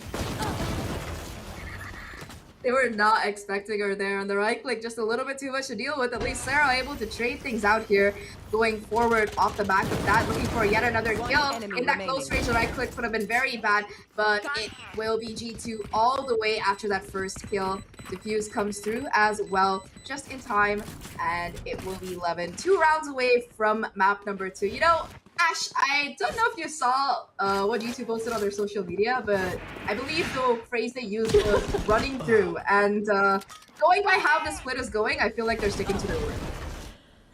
For map number 1, they're definitely making quite the show of it, just looking so comfortable and a very different look at the split that we've seen from them as of most recent as well.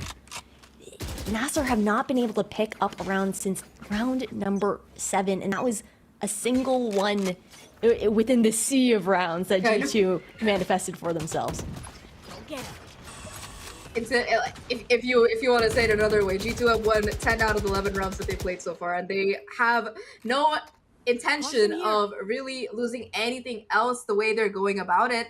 This is arguably Nasser's last chance to kind of turn this around here.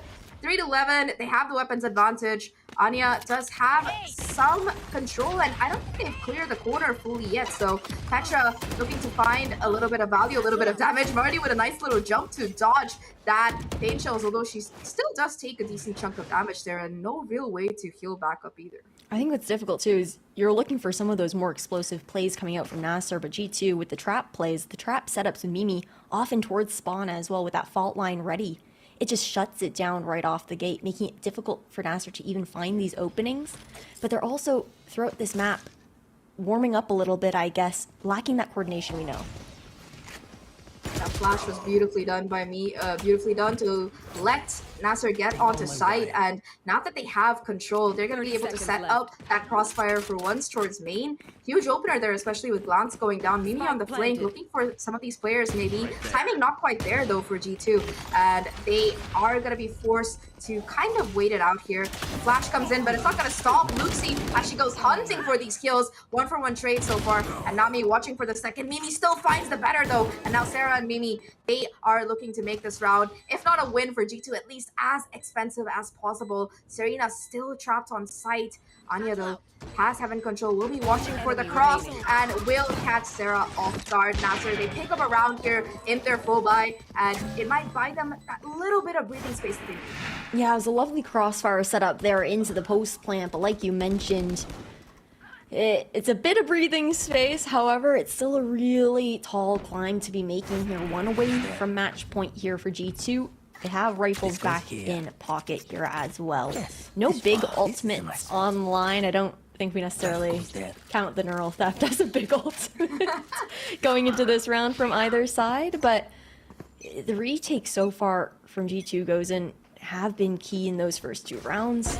Nasser, again, looking to be explosive. Marty consistently alone though. Yeah, I mean, when you have a Jet and a Raze together, you kind of want that 1-2 punch feeling coming in, but so many of these rounds you've seen Marty just get kind of caught up by her own, like, thanks to those trap plays that you mentioned. Roxy dodging the flash towards B main, looking to play aggressive here. Not able to find the kill though, so will look to play off the back of her setup instead. Mid control having been gained by Nasser. Petra watching it like a hawk, trying to find the kill, and once again it's just Mimi setting up her team for success. Both kills come through towards B main. Serena gonna be that 1 player left, and that's gonna be spike control taken by G2. Anya and Luxie now the only players left to try and make things happen, and you do not just run through a smoke like that, because Glance, she is gonna shut you down. 3 on the round already. They know exactly where Anya is, and it seems like match point, it's just free for G2. Yeah, it's a 1v5 situation. Not much to work with here. High, low, and mid.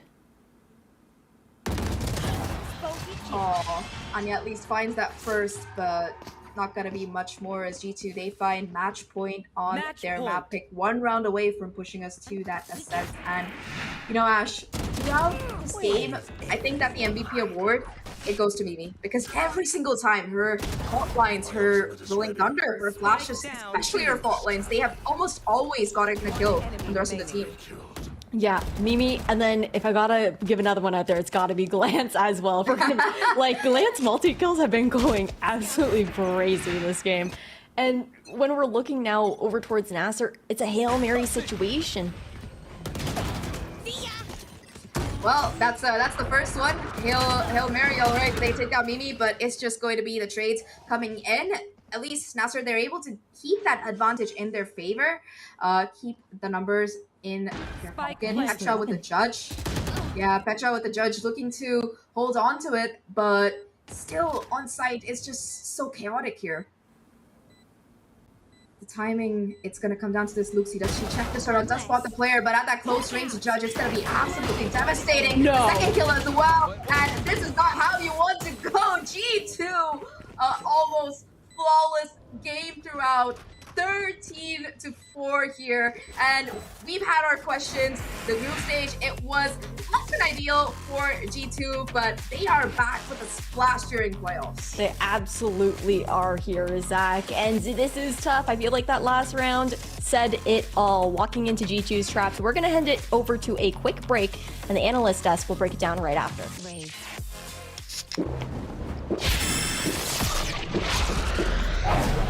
Red Bull gives you wings.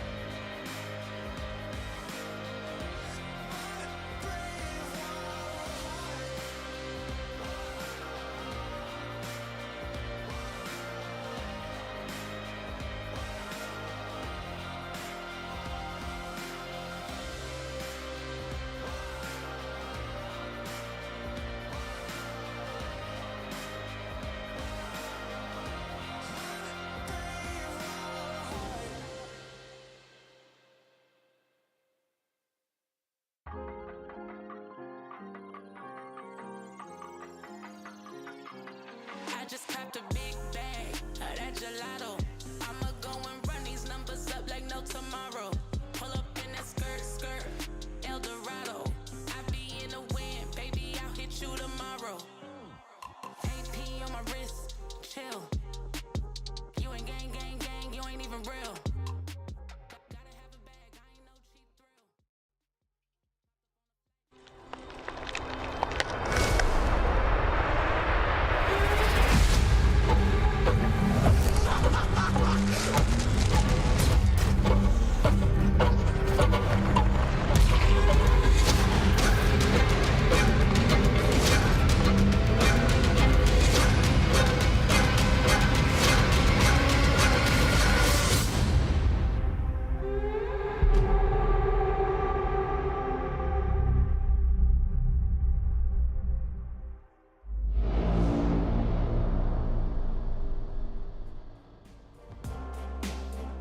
Hello and welcome back to VALORANT Game Changers. It's day number 3 and G2 goes and might be in the lower bracket, but they're not playing like it right now. That was a demolition on their map pick of Split against NASA Ignite, and now NASA Ignite are going to be kicking themselves because they let G2 play their own game. It's not like you can't see what G2 like to do on their map, but they let them do it.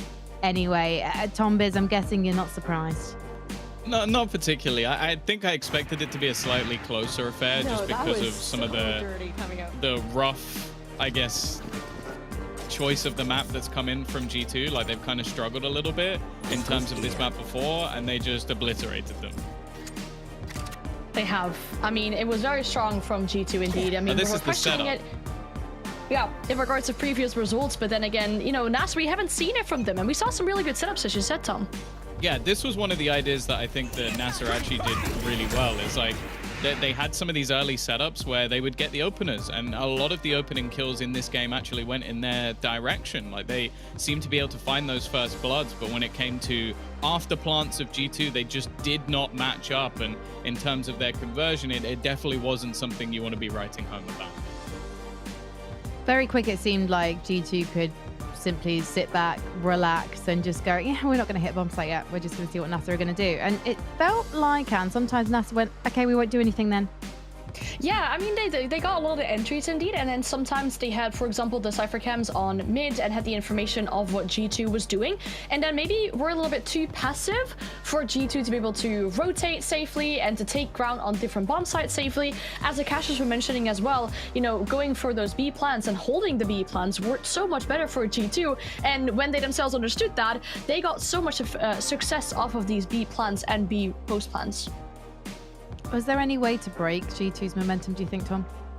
I think going onto a map you're more comfortable on. Like, that's the thing. It's like we can look at this as like G2 have come in on a map that they've been a little bit questionable on, and they've managed to sort of dominate. But the fact is, this is a map that NASA doesn't play. They've never played it with this roster, and I still think you have the thriving show of NASA, and this is exactly what I was talking about. 10 of the first bloods actually went in favor of NASA in this match, and they only managed to get 4 rounds. So they were starting off very strong. It was just those sort of after plant retakes that they never really seemed to get in their favor. And where you can see the second the plant goes down, 8 out of the 10 times it was G2 managing. I think a lot of that just comes down to experience. Now, that's experience as a whole, as a team, which G2 has in spades. It's also experience on a map. If you've never played a map as a team, your retakes aren't going to be as well drilled. You're not going to be used to playing a roster like that. Whereas going into the map of Ascent, they're very well drilled on that map. They've played it 12 times over the last few months. So that excuse goes out the window, frankly.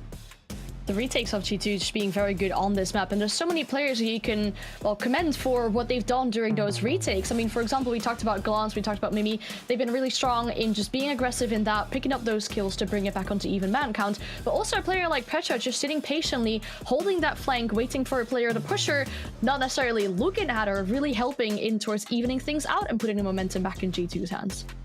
Well, let's take a look at one of those retake attempts. Round number 12. This is when Glance is solo on the A site, and she's basically got to play for time until Petra can get to her. And yeah, I mean, it's really nice to see Glance back onto the Omen, because it's been helping her a lot to set up the side with the smokes and to make sure that they have the cover that they need in the protocols that G2 are running.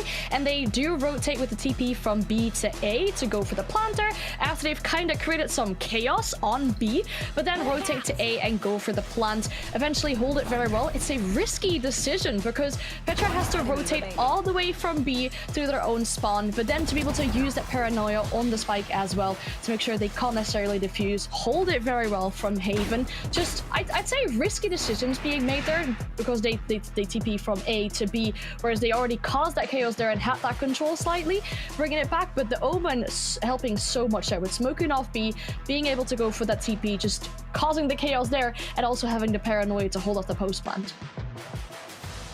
I feel like we're in hot water now, though, for NASA. Continue, Tom. Continue with your thoughts. I was just going to say that I think Glance in general just had an incredible game. Like, you're talking about an Omen with over 200 ADR. We do have a few very good Omens when it comes to Game Changers, that's for sure. But I think if she's going to be hitting that level, I'm going to be brutally honest, I don't think there's anybody on the other side that can stop her. Like, she is someone who has been tenured within Game Changers for a while, and seeing her still be able to just flex her individual ability in matches like this, it's got to be really rough if you're on the other side, because even if you start off these rounds strong, they're slipping away because of some of her individual brilliance. Do you think we're going to see Glance stay on the Omen, or do you think they might put her back onto the Astra at any point? Because we are seeing Glance unleashed, and it seems like it would be a shame to hold her back.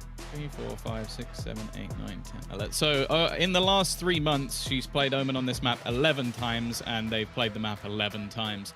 So I'm going to go ahead and say she'll probably play Omen on the next I mean, in general, across all the maps. I hadn't said let's talk about Ascent. I'm talking about all the maps because we today. haven't even watched.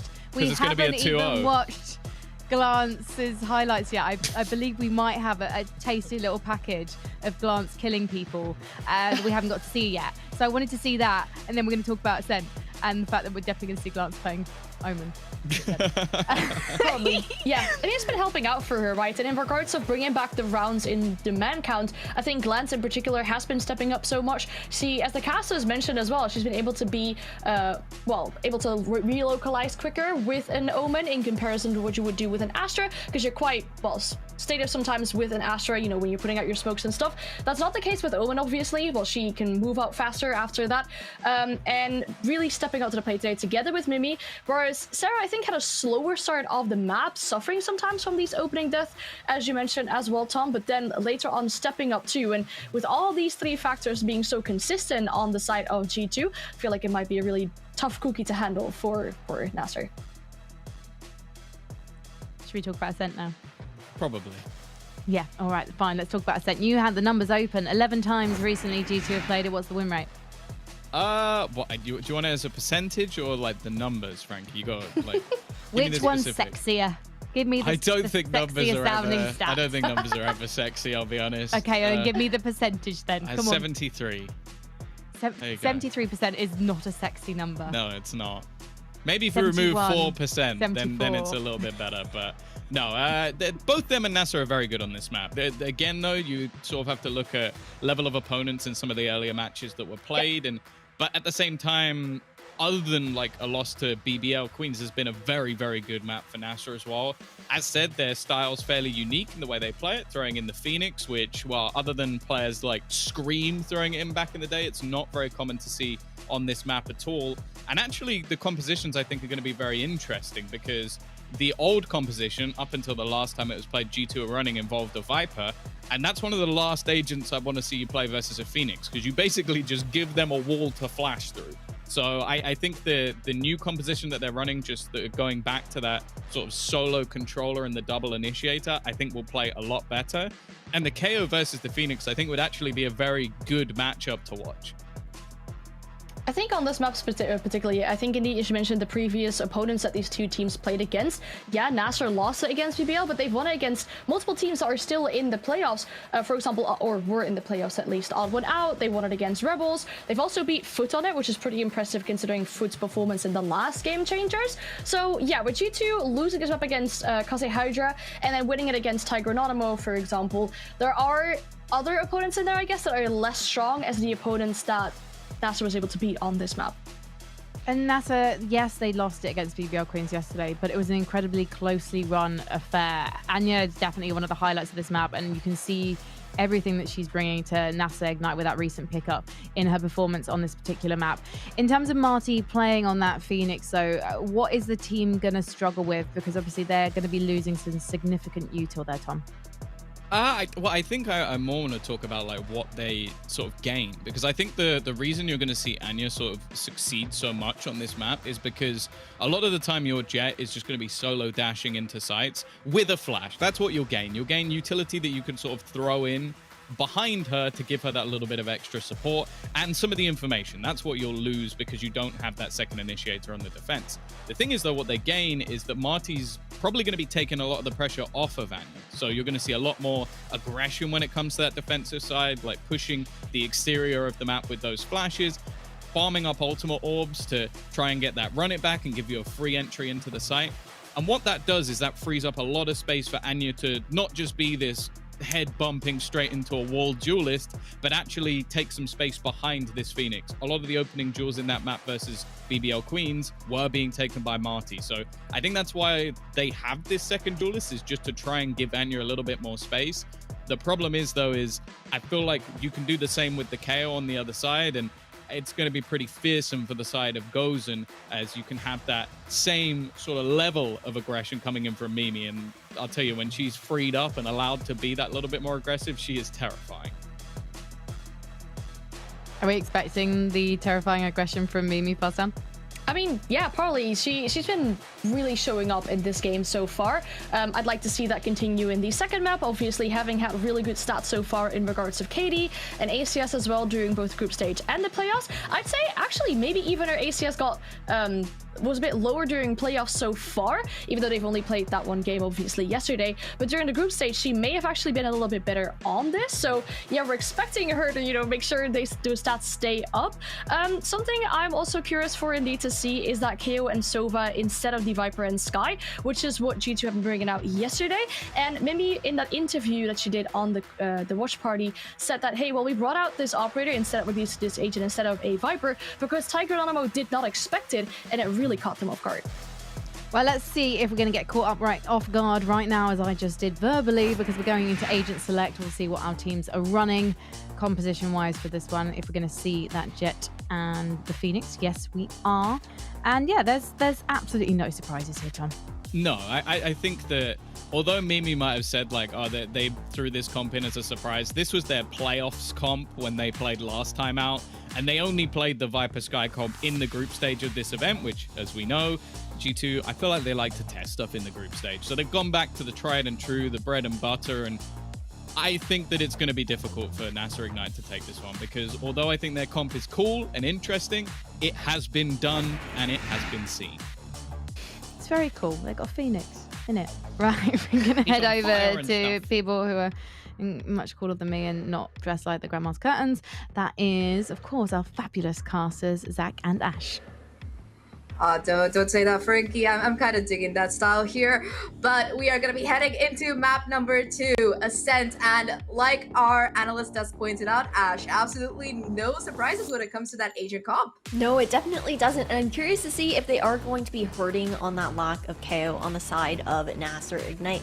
There's also that question of Marty on the Phoenix as well. They do tend to focus on farming up those orbs, with Phoenix having the least amount of points necessary to actually bring that ultimate to fruition in the game nowadays, especially with the most recent nerf to most ultimates in that last biggest patch. But overall, it's also been inconsistency on the side of Marty, I think, as far as her fragging potential when she is on that more duelist role. Yeah, I mean, she had a little bit of false starts in that past game as well. So lots and lots of pressure going to be on her shoulders. But that point that you made about her ultimate, it's definitely going to be huge here because the run-it back is just really effective. You can pull it off successfully every 2 rounds in fact, if you're going to be farming up those orbs as well. So definitely a lot to work with here for the side of Nasser. They're starting off on attack, so they have the potential to kind of do what G2 did and steamroll up the numbers game. Now Glan's going to be caught out. Look at Sarah's position though. Oh, it's so scary. They don't know. There's no way for them to know. There's so much for them to work against in this mid. The flash comes out, and off the back of that, it is just going to be a slaughterhouse. Mimi finds 1 kill, but it's still going to be numbers even across the board. 2 for 2 trade out right now, and Glan's still in this corner. Mimi looking for a little bit more. Goes a little bit too far, and just like that, it will be numbers hugely in favor of Nasser. Despite that spike being dropped, Roxy has to isolate these kills, won't even have the opportunity, and Nasser, they take that pistol. The trap, it backfires. It absolutely does. Great for Nami to be able to clean things up in that situation. Things got really dicey. You saw them just walking straight into it. A great cloud burst initially coming out from Anya as well, just to be able to provide that extra cover for the team and turn the tides in that fight. And what a way to kick things off here for round number 1. It was absolute pandemonium, and I wouldn't have it any other way. But I think the biggest difference that we're seeing from last map towards this one from Nasser is that they look much more comfortable when it comes to their spacing. They're just able to trade each other way more effectively. No, G2 did a really great job picking into that weakness for Nasser. The fact that they'd only played it twice as of recent, that being in contenders as well. Yeah, they definitely held the cards more in that previous map, and this time around, at least on paper, statistically things look a little bit more even. Oh no, you see Mimi try to catch the droning solo off guard, but it's gonna be teammates available. Anya able to find that kill, and just like that, it's gonna be the spike plant coming down onto this A site. A little bit of tap to try and fake out people hiding anywhere in their nooks and crannies, but G2, they went for a B stack gamble, and it doesn't quite pay off for them. At least they have the numbers still. Maybe a 4v5 situation, but looking to do as much damage as possible going into this round overall, though. The side of Nasser, they have a very comfortable post plant already set up in G2.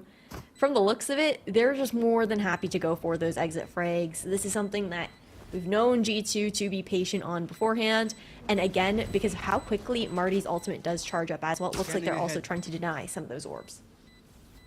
Yeah, they're just holding back here. They really don't want to give them any more money or ultimatums, like you mentioned. Marty looking for something at the very end, but not going to be rewarded for anything. Not quite enough time to make that ninja defuse work out. Perhaps Glance was hoping that it would tempt some of these Nasser players to walk back into that spike, but not going to be happening. Nasser, they keep their buy, and that's shaping up to be a very strong bonus here, especially with that Vandal on Nami. That's for sure. Nami also such an aggressive player as well. We haven't talked about her too much. She didn't get that opportunity to really come alive in that last series, but a great controller player to go really head-to-head here with Glance, who, man, I was looking at the stat lines from last game, and Glance ended up going, what? It was 23-9 with 16 assists, and that's just absolutely mad as far as those numbers to be putting out in that first map. But great control here, G2. They already know the name of the game for Nasser. It's looking to farm up those ultimate orbs, and they're doing everything to deny that space. Yeah, they're playing super aggressively, like you mentioned. Just no real chance for Marty to get their hands on that orb. Gotta be investing the drone to boot, and now finally, you do see Marty making the effort. Lots of utility invested towards that very avenue, and that's going to be some information that G2, they're working off the back of as well, because look at that position towards B main. Yeah, so much information right now. Such a passive hold from Nasser. You have those double trips just playing over towards spawn. But with that double up as well, Sarah just going to be able to bait for Roxy in this situation too, where they might not expect Roxy close. Oh, though, Sarah gets that first kill. Beautifully done here in the Cloudburst. It's going to be Roxy playing it through. Gets the first one. Tries to spray in and still staying alive as Sarah chimes in. G2 converge from every direction. Serena going to be the only one left. Finds a headshot, but from a Spectre, it's not going to be enough of flawless for G2. And, you know, we were talking about it, like how they were shaping up for a pretty successful bonus. And Sarah and Roxy just say, nope, not on my watch. Not happening today. Nope. No, it was a really clean round. Again, it was that kind of baby situation, just playing so patient for Roxy as well within this Cloudburst. As you can see here into that replay. But strong positioning here from G2. And Ascent is a map where you know that G2 on the defense really like to play for that ebb and flow, especially looking towards that extremity control. They like to get aggressive as well, as we see in some of these previous rounds. But again, that's just the way they like to kind of play with their opponents, for lack of a better phrase. They, you know, they like to go for that initial aggression, and then they swing back, make these trap plays, and that unpredictability is kind of what really leads to their success. Now the run it back, it's going to be online, letting Marty take up a lot of the space. And again, G2, they expected this ultimate because they've given the side up. They're happy to play for the retake.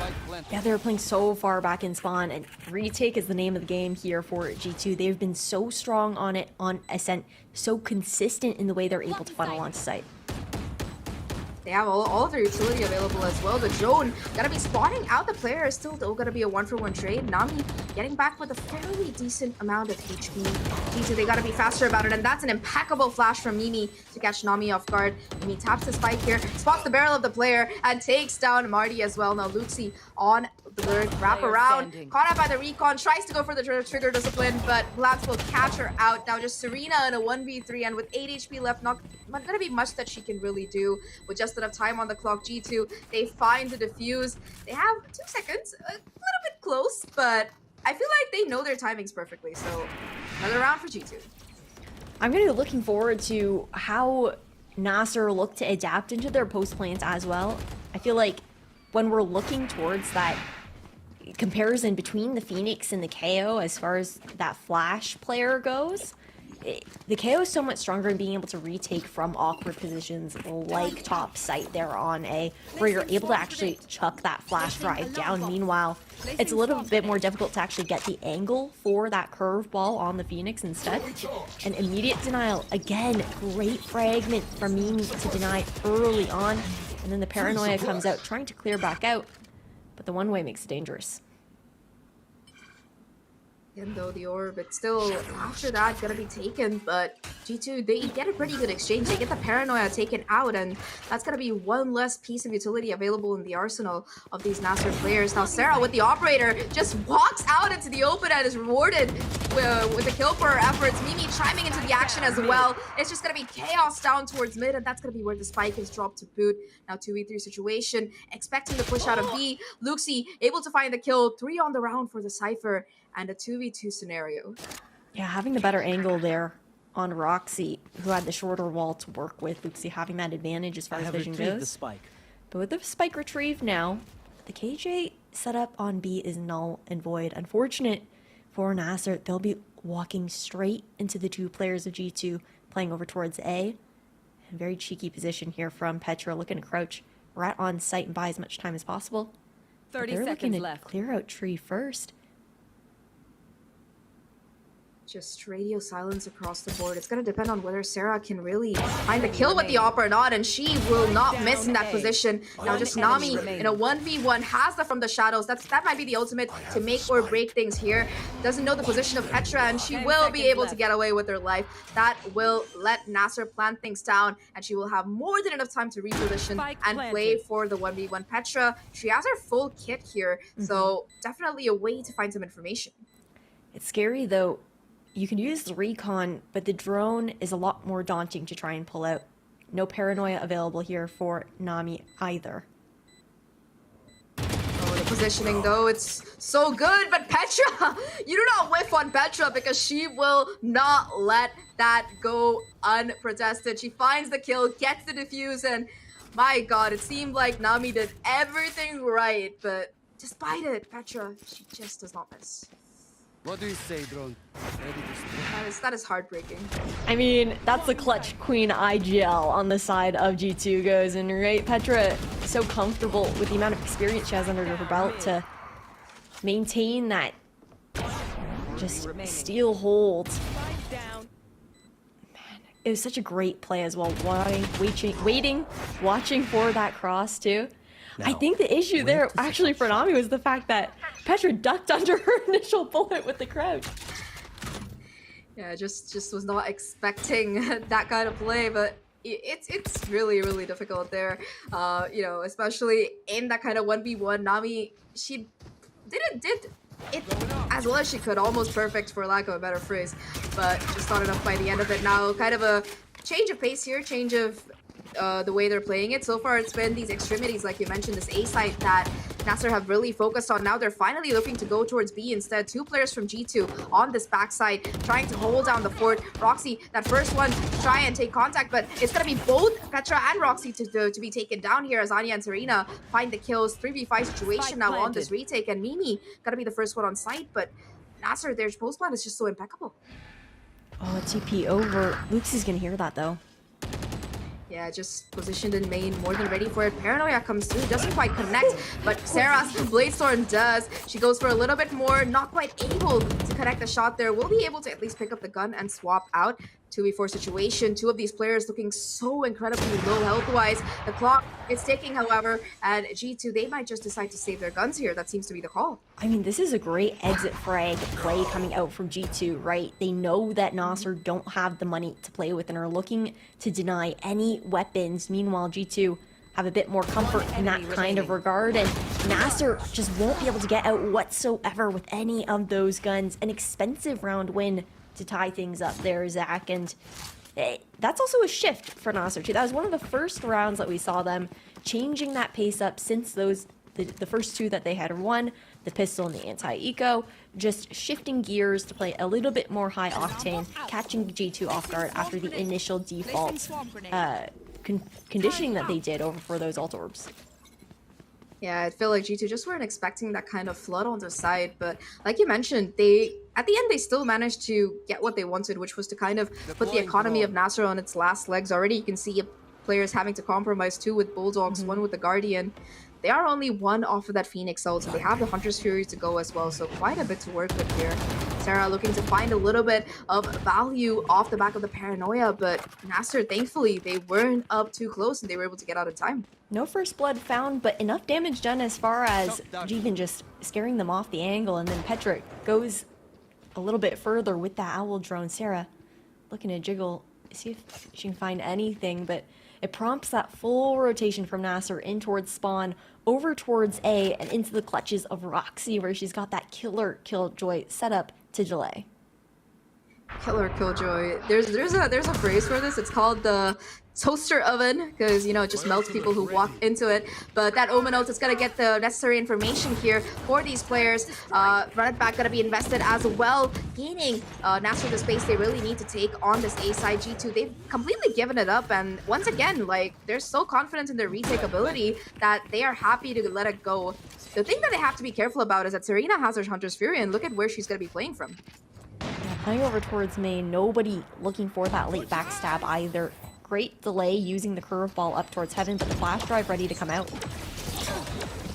Me once again with the KO flashes. Trade's gonna be coming in quickly for either side. Anya though sprays down, and it will be the kills all the way for Nasser. Triple for the Jet, and it will be a successful post plan. They didn't even need that Hunter's Fury. You know, we talked about that post plan positioning, and this time around, the fact that they were able to dodge Mimi's flash, 3 players in that crossfire, it was just too much for G2. Yeah, you could see that immediate adaptation. That was something that G2 found success with previously. The fact that Anya's already prepared to play more for that anti-flash, to be able to trade out her teammates was absolutely stunning to see. Nasser, they finally find the lead here, Zach. And now shift back over to the classic 4-1 split that we had seen previously towards that A side. Reactive plays awaiting here for G2. And being on this eco, not looking to play nearly as aggressive as what we had seen previously. They kind of expect Nasser to lie in wait because they know that it's an eco run for G2, and most teams, when it is an eco run, like to get it over with, just go for a crazy push, run down mid, etc, etc. But G2, the discipline really kind of shining through. Does look like they want to stack up a little bit heavily towards that A side. 4 players now having rotated over, and Nasser, they seem to have some kind of premonition about it, at least, because they're going for this B side instead. Drawing players on all the space towards main, and that will let them push towards that site itself. Recon comes through, but it's not going to really catch any of these players. Marty taking quite a bit of damage, though. Luxie will find the first kill. Oh, it's chaos here, though, Zach. Just kills coming in for Nasser. G2, they're doing the damage, but they're not able to quite connect these kills. Glance finally finding one, gets a second as well. Almost a third, but Nami finally shuts her down. And that will be Nasser extending their lead further here. You know, that recon for Petra was really good there, Ash, because you saw the amount of damage that they were able to do with the Sheriffs, but just not the kills coming through by the end of it. No, Marty trying to cross over on lane, like, took, what, Ouch. 120 damage, I think? Just, like, through wall bangs.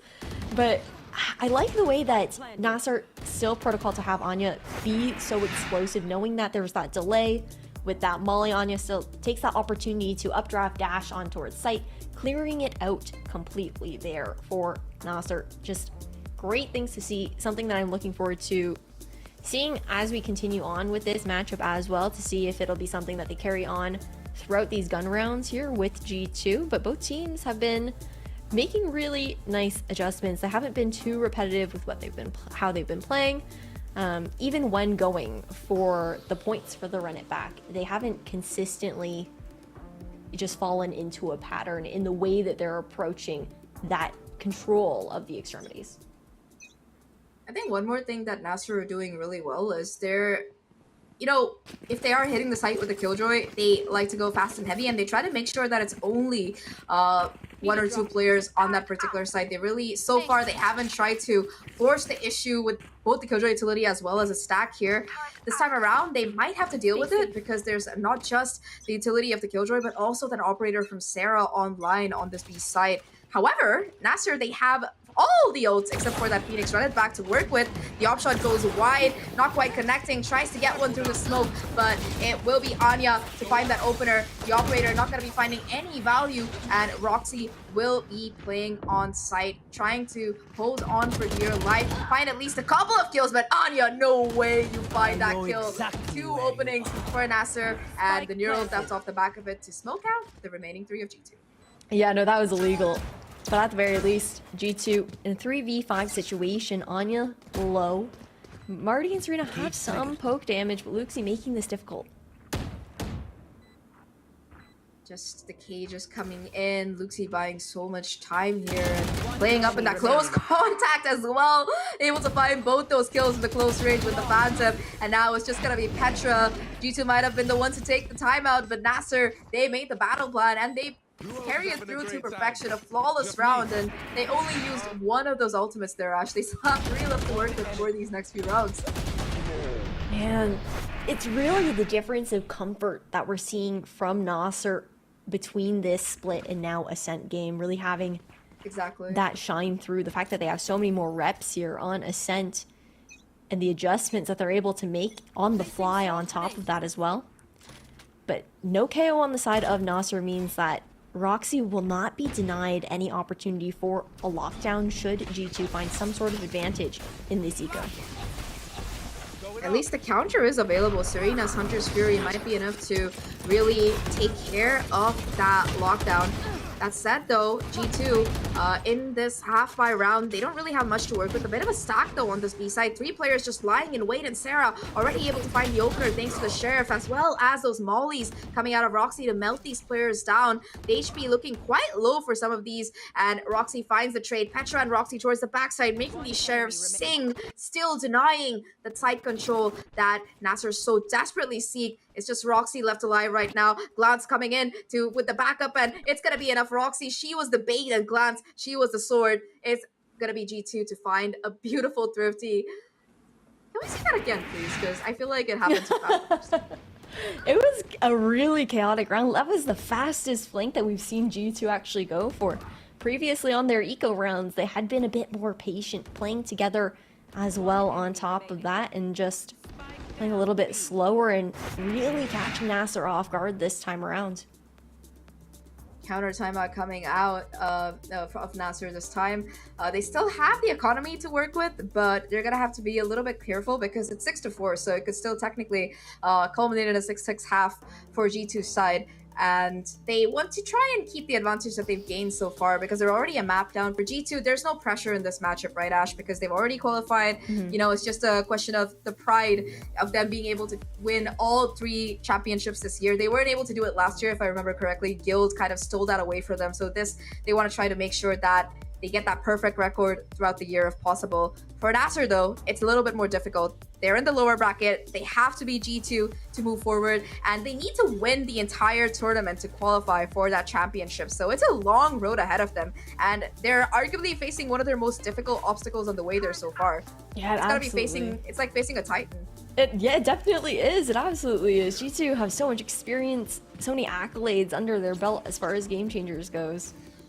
And Nasser stack heavily over towards B main. We haven't seen a lot of mid splits from this team. Yeah, just that one round where they kind of just ran it down. This time around, looking to go for this B push instead, and Sarah, once again, willing to play aggressive, does get flashed out, and that will trigger the Hunter's Fury from Petra. Oh my god, hits 2 players in that first swing, looking for the final kill, but in fact, it's going to be 3 shots, 3 blasts connected off that Hunter's Fury, and 3 players brought quite low down here for the side of Nasser. Really good damage coming out of Petra. Yeah, oh, no. Mimi. Looking to shift completely over, but look at Mimi's positioning all the way pushed out here towards main. Great backstab opportunity. You said it, backstab indeed, and tries to wait for a little bit, sees if she can find a little bit more, but I think perhaps haunted by... I feel like every time we think about trigger discipline these days, we just think about loud twos and how that went horribly wrong, so you just get whatever kills you can. Mimi gets one, she goes out of there, and now the lockdown comes in as well as the clock ticks down, and Nasser tries to push it. Probably not the best idea. Immediately gonna be the punish coming in. Just Serena left right now. A 1v3 situation, does have control of the site and the spike, but she has to try and find some of these kills. Otherwise, it's gonna be an almost impossible situation to try and win. Yeah, all three players looking to regroup here as well, looking for something early. Oh, she gets that first one onto Glance, but Petra through the wall finds the headshot, and G2, that's the 5th round, the one that they really needed.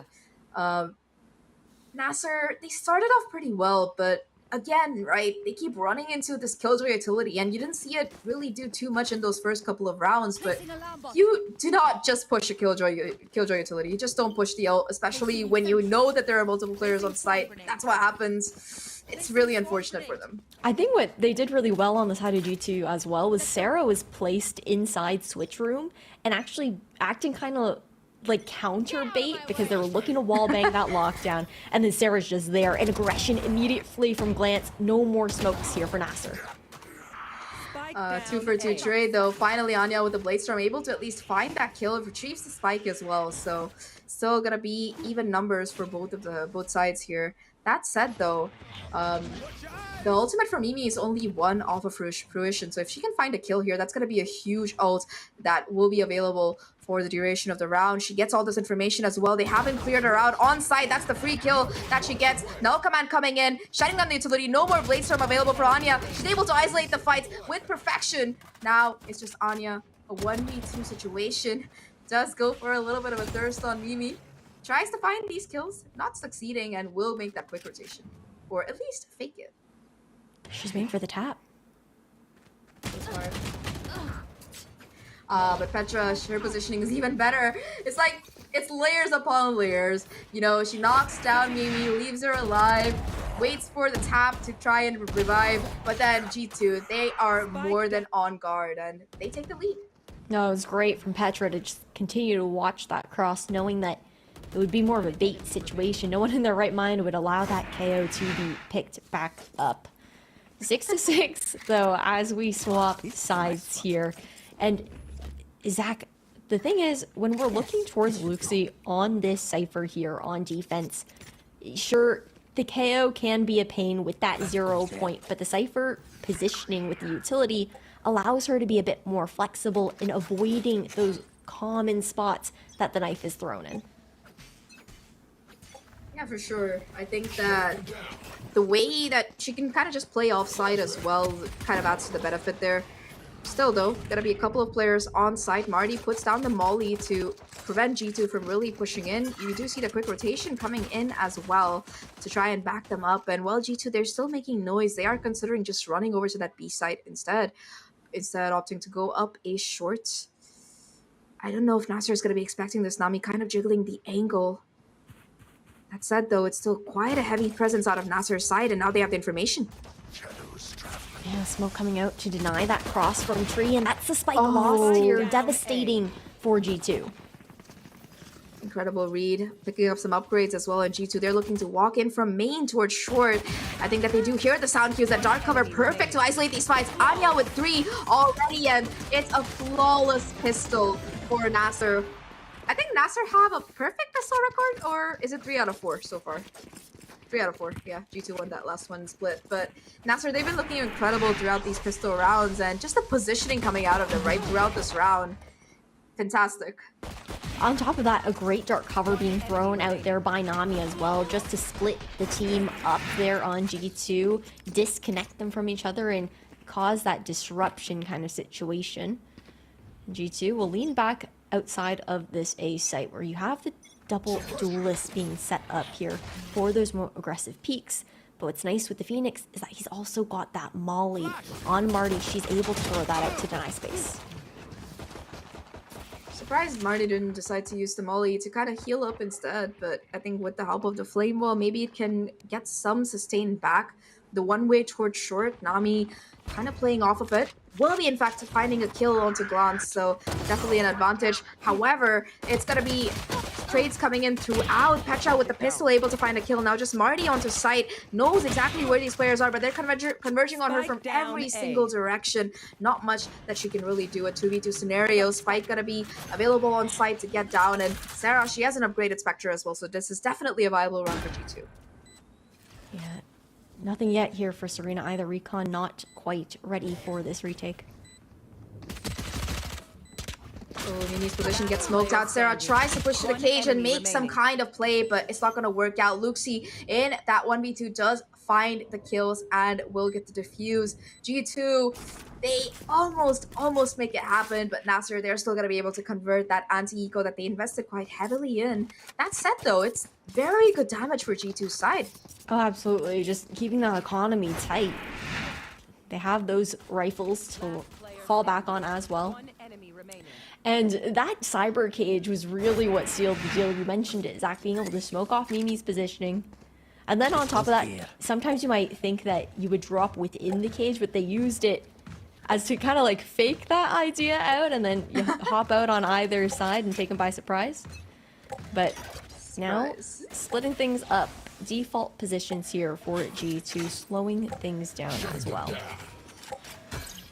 It's their buy rounds. They know that they have the weapons advantage, but they also know that there might be some kind of investment coming out of the side of Nasser as well, which you can see they have a couple of rifles of their own here. You'll be able to take care of that camera quite early on. That's going to be at least one less thing that they have to worry about for the next 50 seconds. And now they're looking to, again, go up towards mid this time, it seems like. They're just keeping an eye on short, waiting for someone from Nasser's side to go for some kind of an early aggressive play here. But so far, they're just all quiet on the Western Front. Oh, look at how ready they were to just speed things up. Yeah, they're going to be dashing into the fray here. Anya already through that cloudburst, able to find that first kill. Roxy there for the immediate trade, though. Serena on site, trying to do some damage, not quite able to find anything. And while Luxi gets a kill of her own, it's still going to make things a little bit difficult for this Nasser side. Alarm bot as well to give away Nami's information. Does spot out that first player, at least towards the backside. The spam comes through as well, and might be able to get the kill onto Petra, but Petra more than ready for it. Exactly what you want from your IGL, and now it's just gonna be Marty. She picks up the Phantom. You're gonna hear that sound cue. Gets the first kill onto Marty. Now a 1v2 situation. Mimi looking a little bit low here, and it will come down to how Marty is able to smoke out the position of these players. The recon gives it away, and Mimi finds the kill. G2, they get that conversion off the back of their full buy. It was a great recon bolt to go over on that back wall of lane there, coming out from Petra to seal the deal. Nasser were looking to make that one close, though. I mean, it was decent still for a bonus to get that many weapons out of the hands of G2. But overall, it's the post plants of G2 that had been a struggle for Nasser to break through there. On split, the first map that we saw, it seemed nearly impossible for them. Yeah, this time around they're having a little bit more success. At least they're able to, they look a little bit more comfortable and able to kind of smoke out the positions in that post plant, and their spacing is much better as well on their retake attempts. That said, though, G2, they're getting closer and closer. I think it was like 6-4 or something, and now it's 7-8. Nasser, they have to win this to push this to a map 3 and keep their tournament hopes and dreams alive so far. Marty does have the runner back available, so that's at least one major ult that could be of use in this retake. Going aggressive as well. Beautiful flash to smoke out Petra's position, and that will be the kill coming in. The runner back will net Marty almost a decent chunk of HP back, and now they look to go inside. In the open, though, Luxi gonna be taken down. At least Marty's able to find a trade. 3v4 situation. Oh, refresh to 100 as well here. Oh no, Anya tries to come swinging in for the backup. Marty, though, still on site, being an absolute spoil sport. Looking for a little bit more. The spray almost impeccable here. She knows the position of these last couple of players. Gets one with a classic, and it's just down to Roxy. A 1v3. She knows the position. It might be the ace for Marty. Not gonna be happening, but the round will still go to Nasser. Heroics coming out of the Phoenix, and just really good repositioning throughout that round. It was a great run it back. It was It was daring. I will say that it was daring. Like, she was just on the cusp of being open to be main there. But it worked so well in just pushing back that initial execution that G2 were looking for. Sure, they managed to funnel back on site, but it was just so well played overall. Now, a timeout to be called here by G2 goes, and as they're pushed back onto another eco round, one away from that null command, we'll have opportunity to also bring the blades online going into the next round. Yeah, multiple ults actually very close for G2's side, so I think that Blade Storm will be their priority. They kind of needed to break apart the defenders. One piece of utility that can really cut through, especially with that lack of the KO that we've been talking about this entire game. That said though, Nasser Ignite, they look incredibly comfortable on this map pick. They feel the pressure, but they're not letting it really get to them, and they're slowly but surely building up that economy as well. Last round they managed to keep 2 of their players alive, and already Marty, remember how she used that run attack last round? Yeah. Well, she already has more assets. just Phoenix things, very normal. That ult is so cheap. It's so ridiculously cheap when you look at every other ultimate, and it's like she got that full refresh to 100 afterwards as well. Man, tough situation there for G2. I think the other thing that's difficult is having to deal with those curveballs on defense. Marty goes for that more aggressive positioning for herself with curveball, try and find some early pick, and that flash with the way it does move around corners is one of the more difficult ones to try and play anti-flash for and actually turn away when you see it. Especially like with the different ways that you can kind of angle that flash, it's just incredibly difficult. Now, only Sheriff's on board for G2 with the exception of that Blade Storm. You do see Serena being able to catch Mimi as she tries to walk into mid. Nanoswarm gonna cut off Luxie here and will let G2 kind of flood into this B side. Nobody really gonna be present on the site itself. But that said, the spray is gonna be enough to take down Glance. A beautiful tripwire that does enough damage and makes it a 3v5. G2 at least gonna be able to get that spike plant down, a little bit of extra money in the bank, but with the Sova utility, it's just so much damage being done in terms of chip. Nasser, they're quick to flood in for the retake, and they manage it successfully. The Blade Storm not even able to find one before G2 go all players down. Double digits for Nasser coming up, and they're 3 away from a map 3. Of course, it was an eco round there for G2, but Nasser looking just so much more comfortable.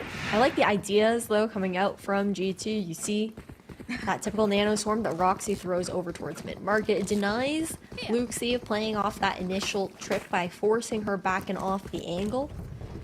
But now as you head into the next round, it is ultimates ablaze here for both sides. A lot going on, namely going to be looking towards this null command from Mimi for the execution. You do have that to work with. Also the lockdown for Roxy. So I think both of these together can definitely guarantee the site for G2 if they choose it. There is going to be Nami playing under Heaven though. So they're gonna have to try and manually clear it out here. The sprays come through. Nami already able to find that first kill. Goes for the reload a little bit early though. So despite spotting Glance on site, not quite able to get that kill at that time though. Still Glance tries to swing into it with the Cypher utility as well. Nami able to find so much value. 3 on the round already. It's just gonna come down to Petra. A 1v3 situation. Mimi still available for the pickup, but there's no real way for her to get into position. Now Petra, the IGL, has to try and make something happen. Position not quite spotted out here. The flash comes through and it's gonna be perfect. Nasser, they take 11 there, and it will be them going all the way on this defensive side. That could not have been a cleaner counter to the lockdown coming out from Nasser. The fact that Nami is able to survive for so long, timing up her spray as well, doing a little bit of that damage. Fortunate for Anya in that situation, playing a little bit more of that bait, but the trap plays using these tripwires, expecting that A push with that lockdown in hand, knowing that it's a lot less likely at times to see it go towards B, knowing that it can be wallbangable.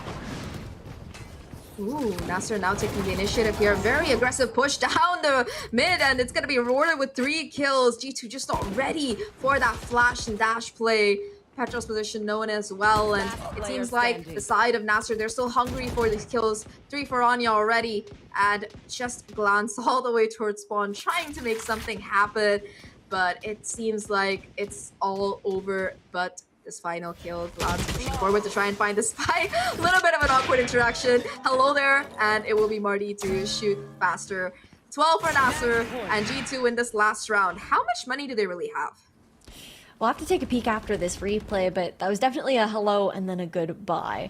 And Nasser definitely aren't ready to say goodbye for themselves quite yet. You made the point earlier here, Zach. Sure, it's not just about winning Game Changers Stage 3, but it's also about the championship win, that opportunity in Nasser to make that dream to come alive, to find their way to Sao Paulo, Brazil. They do have to win it all. I mean, Anya's done it before. She could probably do it again. If the cards play out right. Now, though, Nasser, they've been rewarded for their aggression time and time again. Oh, the timing on that Marty spots a couple of players, but not enough time on the run it back to be able to get those kills. Bladestorm gonna be popped by Anya as well, who's been feeling herself this game. She's been doing an insane job of finding these openers, and just like that, through the smoke, thanks to the recon, she's able to find that first kill. Gonna be jumping onto site as well, be able to get the second onto Petra. Just Mimi in the corner now, and already the expectation is there from Anya. She's able to slice and dice these players apart. Roxy only able to find one before Nasser. They take the map, and we're going all the way for this series. Ash, Lotus is on the cards, and Nasser, they have said, we're not going to be going down so easy. What did GT say? Running through us? Not happening, buddy. Nope, going all the way to that third map, but we're going to have to see what's up next. We'll be heading over towards Lotus right after a quick break.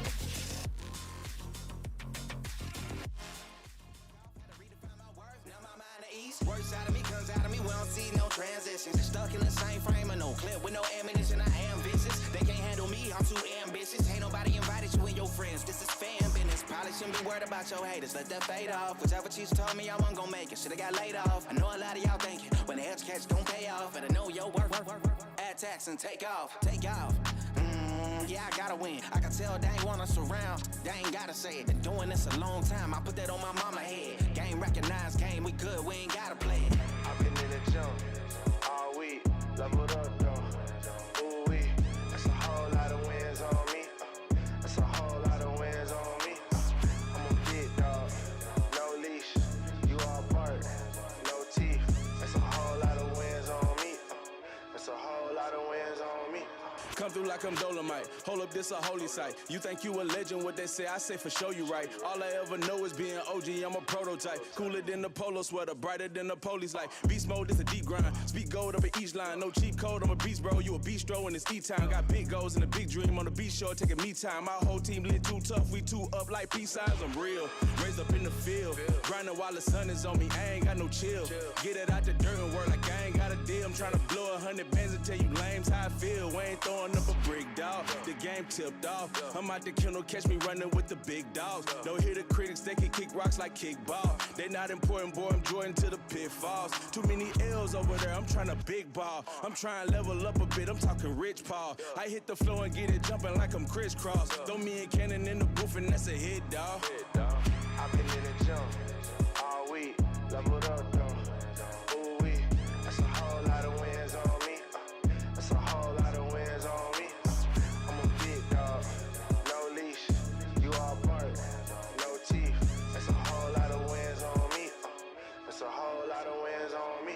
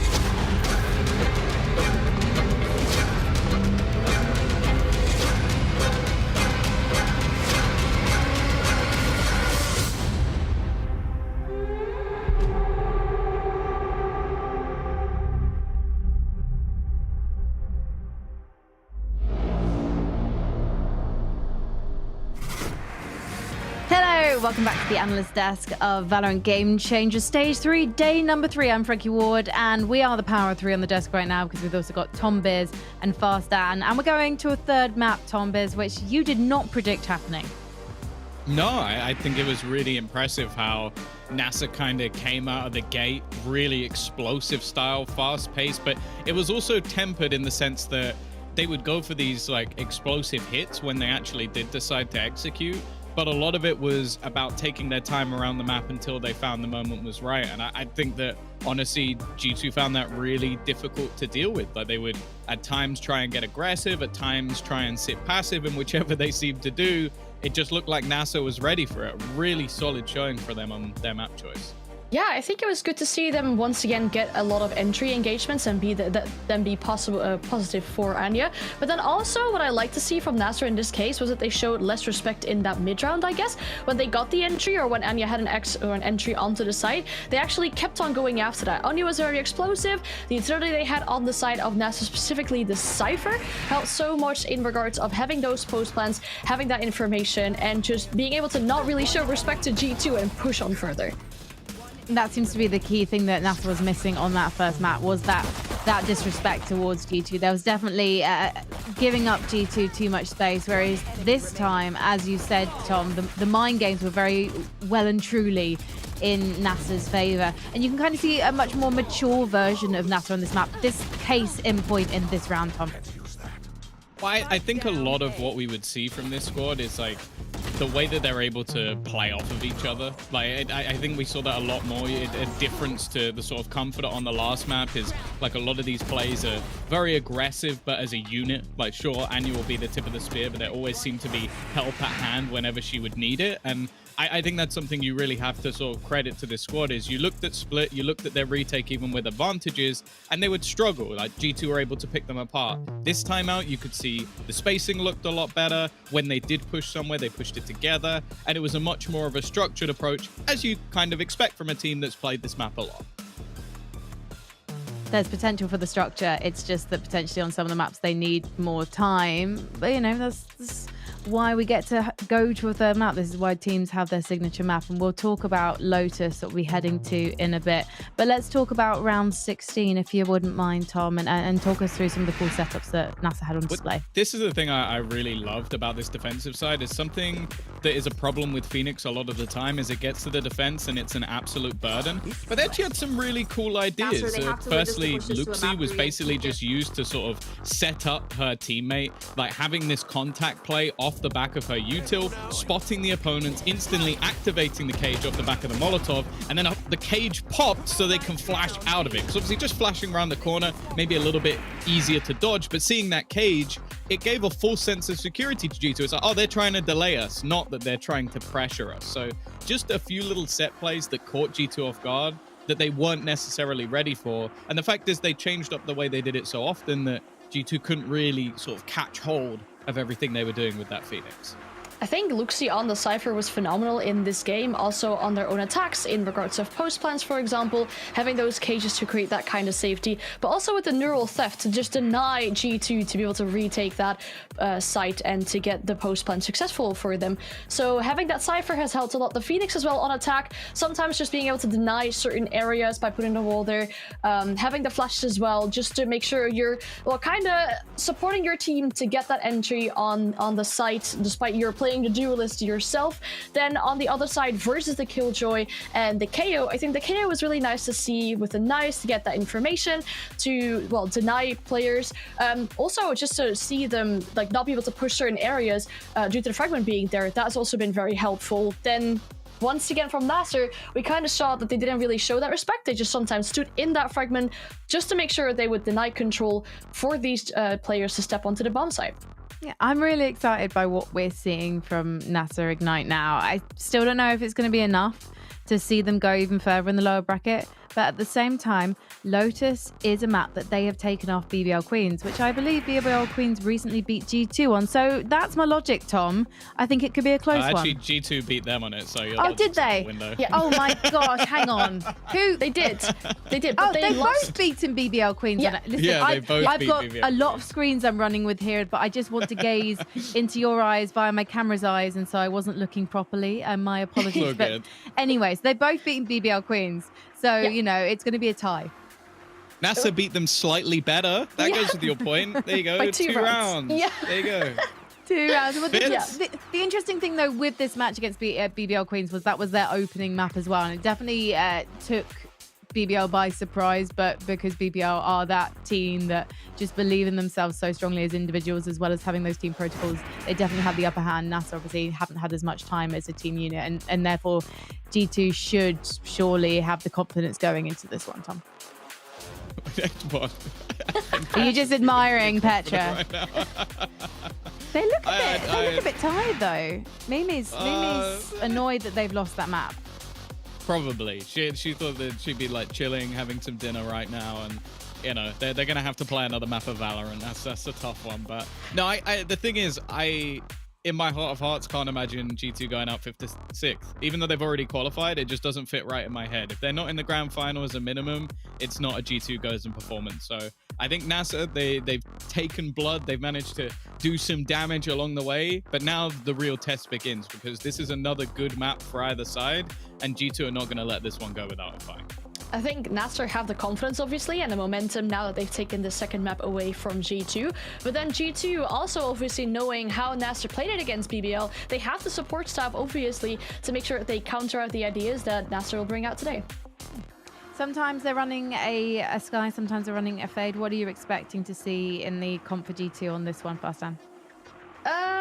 I'd like to see the Sky. I know Petra's very comfortable on the Sky. She doesn't necessarily mind playing that agent. We've seen a Killjoy from them as well. Basically, they changed it after they've had a loss against Kase Hydra, so they changed this comp for them a little bit, so they're running with a double initiator.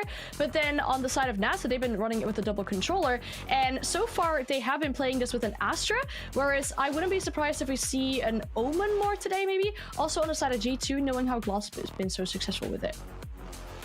Tell me. Yeah, I'd be surprised to not see any Omen or something like that. Personally, I slightly prefer Fade just because of the combinations with Raze when it comes to like a main control, but ultimately I think it just comes down more to comfort. Like I think that's going to be the main thing for G2, just getting back into the groove. They moved away from the chamber a while ago, which was the slightly more aggressive of the stances that they ran, but I think both compositions relatively standard, expecting to see those combinations alongside the Viper, and that's going to be the main thing. That's the real benefit you get from that Sky, is what you can do with that Viper, just flashing through some of those aggressive smokes and taking that control. I think it's going to help them out quite a bit, but I don't expect to see any sort of craziness out from either of these sides going into this map. You don't think that people are going to get undisciplined and just go, right, we're taking it, the Brazil is on the line?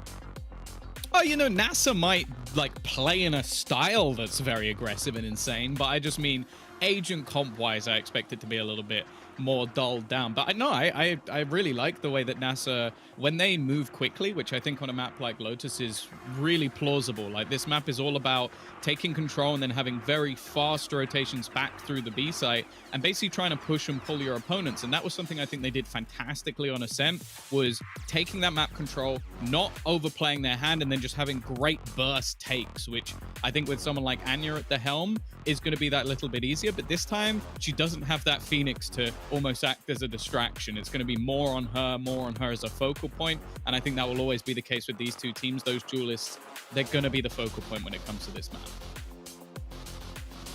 Yeah, I like seeing the double duelist, but I don't feel like it's going to be something that's going to be happening on this map. We might see a different controller though from these both two teams, as Nasser's been playing with Astra before and G2's been playing with Omen before. So I'm very curious if we'll see a mirror comp rather in that regard, or whether we do indeed see different controllers. I'm curious to see how it's going to go down with the Killjoys. I love watching Roxy Anchor. She's she's just madness, and I think Lotus is a really good map for her in that regard. And this was the thing about watching Luxi earlier this week as well, because she was so key to their victory against BBL Queens earlier this week on it. She's so good at setting up in positions where they wouldn't expect and cutting off rotations as opposed to just classically site anchoring. So I'm wanting to see who's going to come out on top in the Battle of the Killjoys. And yes, I know it's going to probably statistically going to be one of the best Killjoys in the scene, which is Roxy. But Tom, I've got to set this up somehow, okay? My job is to create conflict. That's why they're giving me you as an analyst. Of course, that's one of the only reasons I'm here, is I give the opinions that nobody else wants to, which is probably that I still think G2 are going to win, even though NASA have put up a great showing. But that'll be the thing. If I do believe if NASA can take down G2, they can take down anyone in this tournament, and it'll probably give them the confidence to do it as well. Well, let's see the agents select, and if we are going to be seeing a Fade or a Sky, and it is going to be the Sky coming out from the side of G2. Oh, not quite a mirror matchup because Nami's going to be on the Astra. And Yep. Yeah, as I mentioned, playing with different controllers here. I'm very happy to see Glance back onto the Omen. We've seen how successful Map 1 was with her on the Omen, being able to really quickly relocate, but also being so successful in those post plans. And now, knowing G2 how they play on this map from different game changer stages, they really like to go for either A or C, but really hard commit on that and hold off post plans very well. So I'm really curious and excited to see the Omen in that regard on the side of G2. I'm just really excited to see who is going to be continuing on their journey in the lower bracket. So we're going to head over to Ash and Zach to find out. Thank you very much, Analyst Desk. You heard it all, folks. It comes down to this. Who will be moving on in Game Changer Series 3? Will it be G2 to have a chance at that trinity of titles? Because they've already locked in their spot at the game GCC. So it just comes down to whether they can manage to three-peat or not. Or will it be Nasser to kind of make history of their own? It's going to be in a really interesting matchup going into this one here. Nasser Ignite versus G2 goes in, heading into Lotus. Map number 3 of this best of 3, the first lower bracket matchup of today. And at the end of this one, somebody is going home. Every time I have to send... when I'm casting one of these teams and it's like an elimination match, it always breaks my heart because I just want to see more games. It's not fair. Like, why can't we have, like, Game Changers every day? Because I would totally watch these teams face off every day of the week. Today as well, right? So many people, they were expecting G2 to kind of just stomp through, but this is a new G2, and this is a Nasser that have looked flawless over that map number 2. A pretty dominating win that they managed to pull off, and they have the momentum heading into this particular one. On the defensive side now, G2 trying to make this attack happen, C-site that first point of contention, and you can already see how they're just kind of playing for control here and waiting for Nasser to make a push, maybe a misplay or something that they can punish. Yeah, just playing it very, very slow thus far, feeling out the way Nasser wants to work around the map. It's going to be that creep up here. Jump spotting for Nasser coming up from Nami. Sees one, and it's that back up with the guiding light to buy a little bit of time and find that information before the rotation fully gets called over. But G2 look to pivot all the way towards B. They do have it as well available. Pain shells come in to try and find some chip damage, possibly counter coming out as well to make sure that G2 doesn't get pushed on as the spike goes down. Now Sarah looking to hold on to the space that she's bought off the back of her utility. The convergence is still there though. Mimi watching the angle on the Viper. They know her position. They have to try and get these kills, but Nasser, they're succeeding throughout the board here too already in their favor. The trades coming out on either side, and Nasser, they find the numbers advantages all just down to Mimi, and she falls at that first obstacle. G2, they had an opportunity to get that post plant, but Nasser, they were so perfect in their timing of pushes. I mean, it was that initial rotation over towards that A site from the C side players on Nasser, and when that pivot was made towards B, they were perfectly located over into that C link, in towards that waterfall kind of location, which allowed them to put that immediate pressure on towards G2 in their post plant. And B is always that site, Zach, that I think is so difficult to take when you do have even numbers across the board, especially in towards a 5v5. There are so many opportunities and areas that the defenders can flood back in and take over with. And that's exactly what we saw as we head into this next round as well. The shift over towards the C side here from G2. And again, it's another pivot towards this B side. Like, to add on to what you said as well, when you take that B side, right, you really have to try and push one of the lanes, because otherwise, like you mentioned, there's just too many angles for the opponents to flood back in through. But Nasser, they just gave G2 no real chance of managing to do that. So really, really well played by them in that pistol. That's 5 out of 6 pistols so far. Sorry, 4 out of 5 pistols so far. One still yet undecided, as now they look to flood into the C side. Nami with a spray down finds 2 before being shut down here. Petra, though, with an upgraded Spectre, able to bring the numbers in the favor of G2. Anya looking to make a play through the smoke, finds the timing and gets the kill onto Petra. Now a 2v2 situation, guns available for both sides, and it's just going to come down to positioning. He finds that first and glance with the second to boot. The thrifty for G2 goes in, and they say, look guys, you might have gotten a pistol, but don't count us out quite yet. They did this before too, Zach. I mean, G2 are just so good at being able to make these conversions on these eco rounds. They play their numbers advantage and swing together, and it's just so strong. Nasser a little bit disconnected there with that run out of the smoke coming out from Serena and just getting separated from the team, granting another one of those weapons over. No bonus in sight here for Nasser as G2 allotted that full loadout. Look at the ultimate economy. Sarah is already 1 away from the showstopper.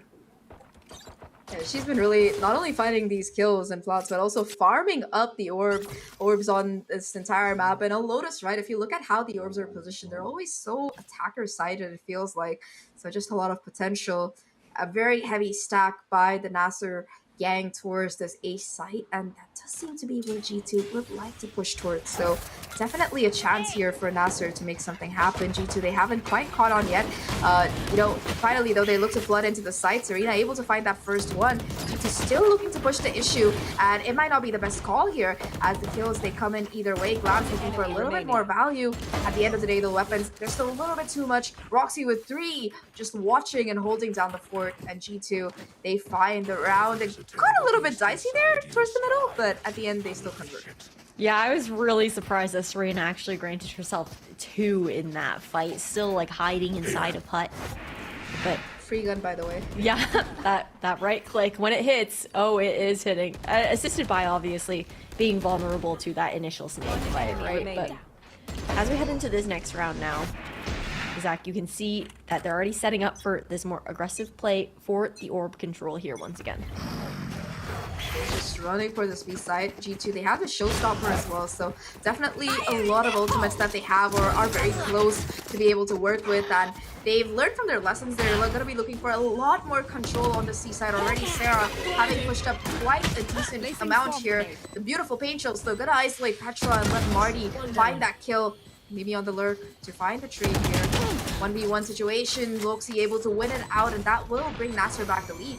They still have to converge back on the site. Oh my, oh Sarah, absolutely insane. She lurks all the way around towards C and catches both of these players on the back foot. Only Anya left now, bit on the flank, position known, caught out by Sarah, has to go for the side, and with the mollies on the spike as well, it's gonna be almost impossible to defuse this. She's just looking for exits at this juncture, and G2, they find yet another round. Man, just a bit of cat and mouse play there coming out from Sarah in particular is great timing, and that's something I think we can continue to look towards once that showstopper is online. That's one of the few opportunities that G2 will take towards that B site with that ability to clear out one of those coveted lanes, like you had mentioned there, Zach. And as we head into the next one, I just want to take a little bit of time to kind of just discuss how, well, I don't even know if we'll really have time to discuss. It looks like Nasser looking for an immediate pinch situation from CNB. They don't really have the best weaponry, but I mean, if you can hit the sheriff shots, it might be what they need. They're just running it down towards the side. Roxy already able to find that opener throw onto Luxi, making things a little bit more difficult. Like, the G2 squad isn't annoying enough. There's a turret as well for a little bit of additional bullet punch, and with G2 having garnered the gist of this back push coming in, they're happy to just rotate over for that A side, and it's completely free. And even if it wasn't free, just taking that risk of, okay, let's run completely away from them, and if there's one person on A, we'll all swarm them into this push on site. Now it's left only Marty on the flank. Alarm bot down. Roxy still watching down the flank. Alarm bot gonna give away the position. Will enable her to get the kill onto Marty as well. The players from Nasser are looking to regroup here. Quite scattered. But now they're back together, 3 left, and it might just be a call to die to the spike and not give G2 any more of these ult orbs. They already have that lockdown available on Roxy, and both Petra and Mimi are only 3 orbs each away, so they really don't want to let these the ults get closer than they have to. No, it's really not worth it in that situation. Just looking to fully fall off there. Just knowing that Petra and Mimi are both, with the added expense to their ultimates, looking to farm those as much as possible, especially when we've seen a lot of that preference going in towards the showstopper instead, to give Sarah that ability to be additionally explosive on those executions. However, looking at the ultimate economy now, Nasser back onto a buy situation here. Is that Cosmic Divide and Seekers available? I find that those are really nice tools to actually combine with each other on those retake situations, especially now that the adjustment was made to the Cosmic Divide where you can't even hear the slightest of sound behind that wall. Yeah, the adjustment really helps for sure. It makes Astra much more playable. I think that's one of the reasons why you do see her coming through on this map. It's usually a very heavily Omen favored one because of the verticality aspect. That said though, early aggression coming out of Nasser, not able to find too much value, although they at least get some kind of inkling that there is G2 presence towards that A lobby entrance. That said though, G2, they're hedging their bets here, still waiting for maybe some excessive aggression on this A side, and they're looking to fight now. Yeah, they're moving back in after all that utility was expended by Nasser. Really dicey jump peek there. Marty gets the information, but will be forced to kind of fall back here. Sarah already finding an opener as well into Serena, breaking that crossfire effectively, and now it's just going to be Marty on site, tucked away into tree area.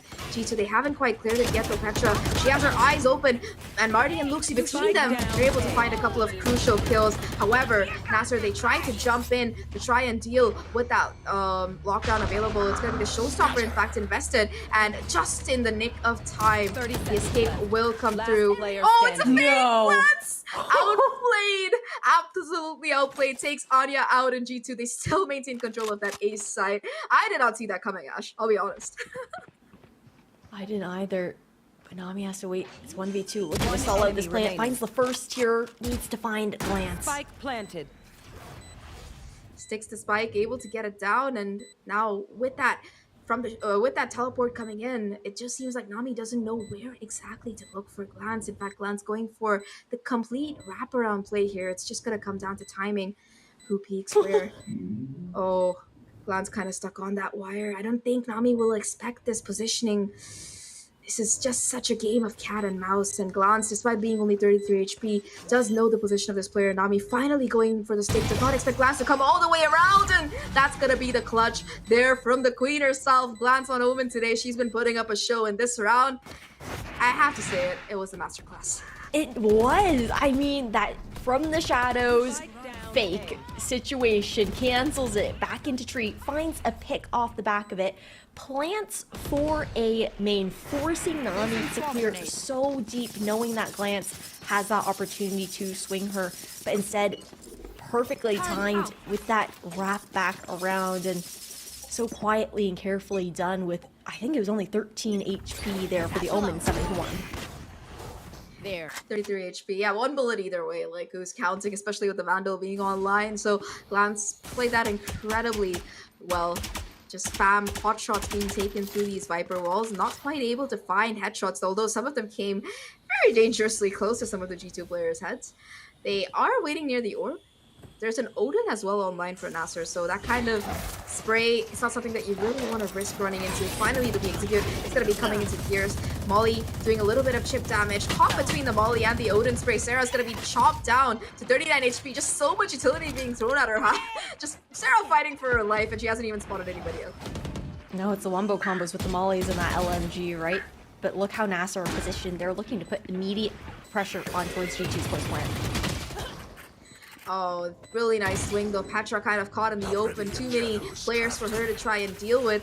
And G2, they're in a bit of an awkward post plant as well. 3 of their players stuck down in towards this tree area. Perfect flash, but still Glance able to find that first kill. Paranoia comes through and the sprays. It's going to be enough to find these kills to boot. Now though, it's just going to come down to one player. And Nami, with 1 HP left, will win it out. The Odin at the end of the day, gonna be the hero of the round. I was thinking you might see a Cosmic Divide come through, but it's just gonna be fights all the way. And 1 HP, man, that's all it stands between G2 and victory. 1 HP. Legit, the 1 HP in a dream meme. Man. That was difficult too, because you also saw like G2, I mean that was an incredible retake from Nasser. First things first, Marty finds a 3k off the gate pushing in towards tree, and then it's like when you have 4 of your players stuck in there and you're trying to spam back at an Odin on that defuse situation, there are very rarely times where that actually goes into your favor. And Roxy just didn't have time for that backstab, had to go all the way back to this round. Early information already found outside of Mound here for Nasser. G2 happy to give up the space though, play that ebb and flow, fall back, and allow Nasser to expend their utility.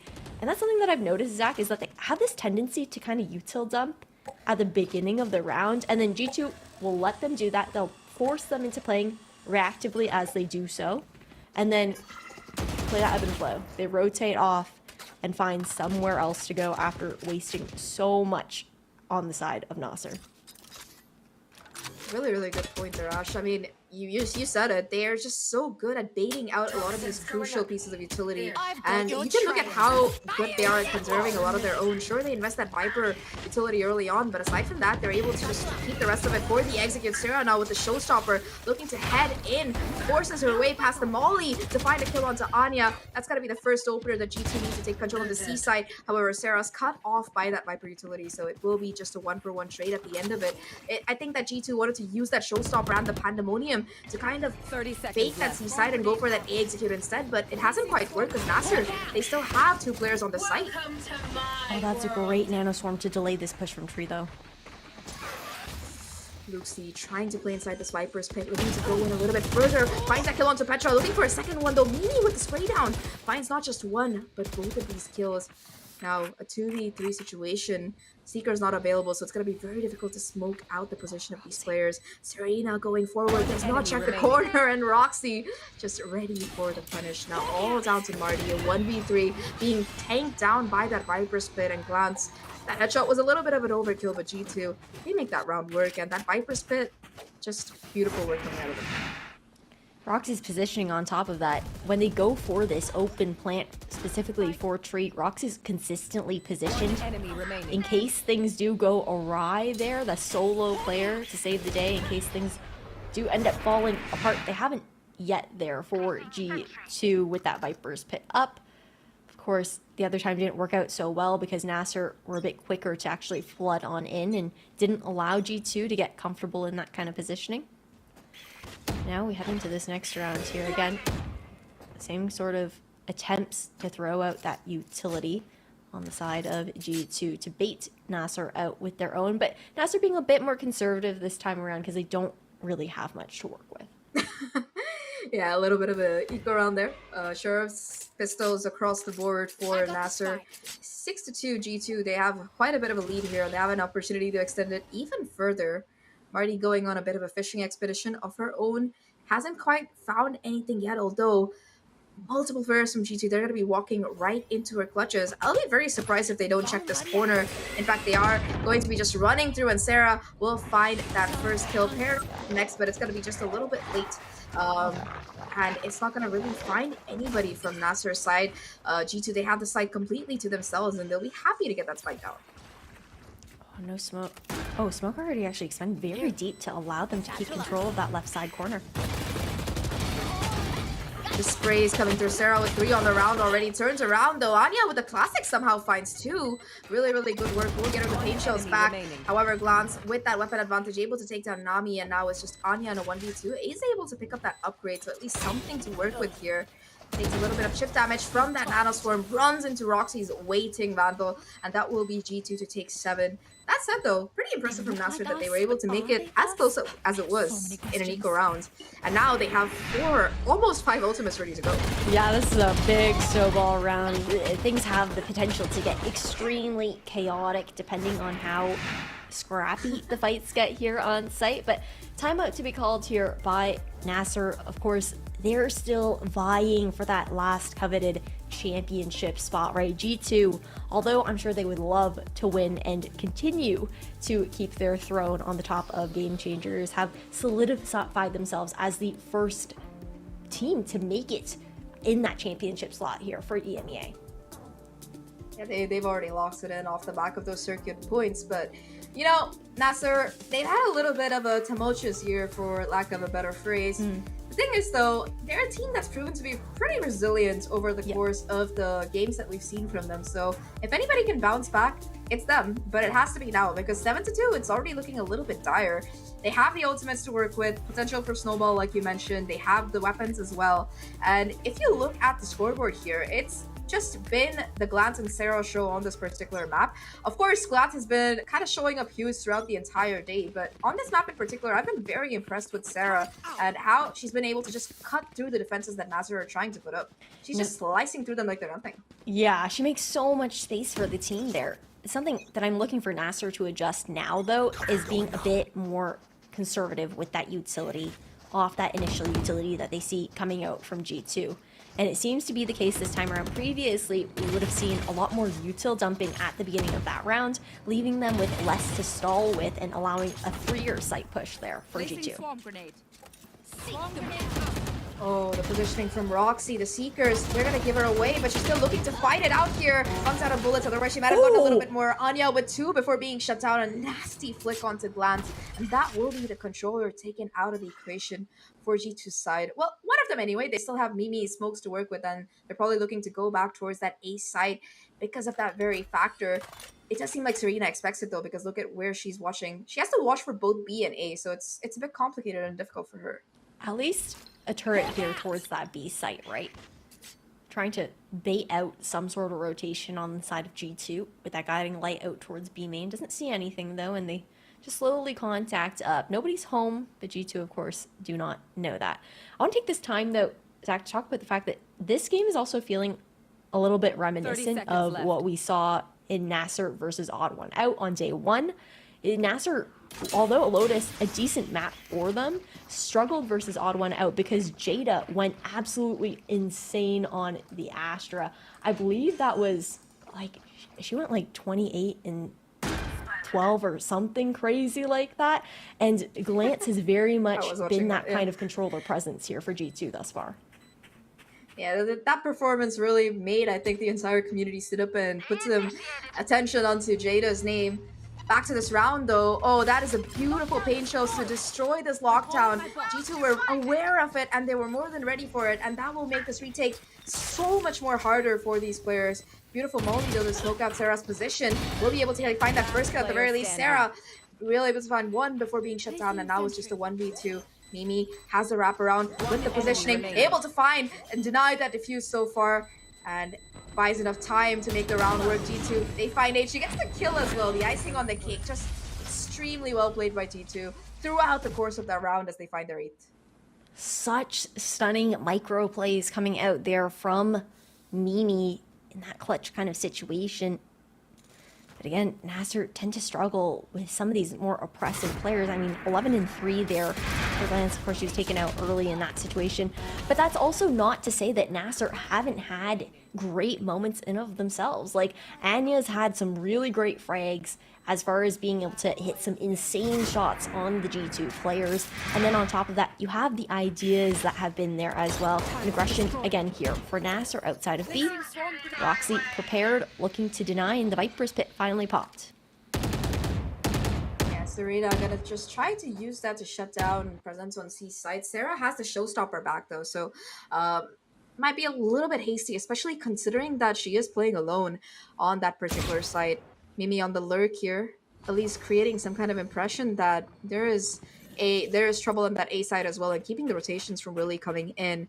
G2, they're happy to just play it out. They know that the Viper is going to be stuck on that C side as an anchor, so they're taking advantage of the opportunity to rotate over towards this A instead. Yeah, the guiding light out from Nasser as well from Marty actually caught one of the rotating players in spawn. But now Nasser actually looking for that map control with their bodies, clearing things out. They know it should be fully A. Showstopper going to be invested in by Sarah as well already. Going all the way in, finds the opener once again. Nami gets taken down, and Luxie in the corner, looking to find a little bit of value as the spike plant goes down, and oh, the spray doesn't quite connect. Anya with the Showstopper at least able to find one, but one will be all that she gets, and it's just gonna be Serena left. A 1v4, not much on the bank for the side of Nasser, and with only 1 round left in the half, it's just gonna be a save.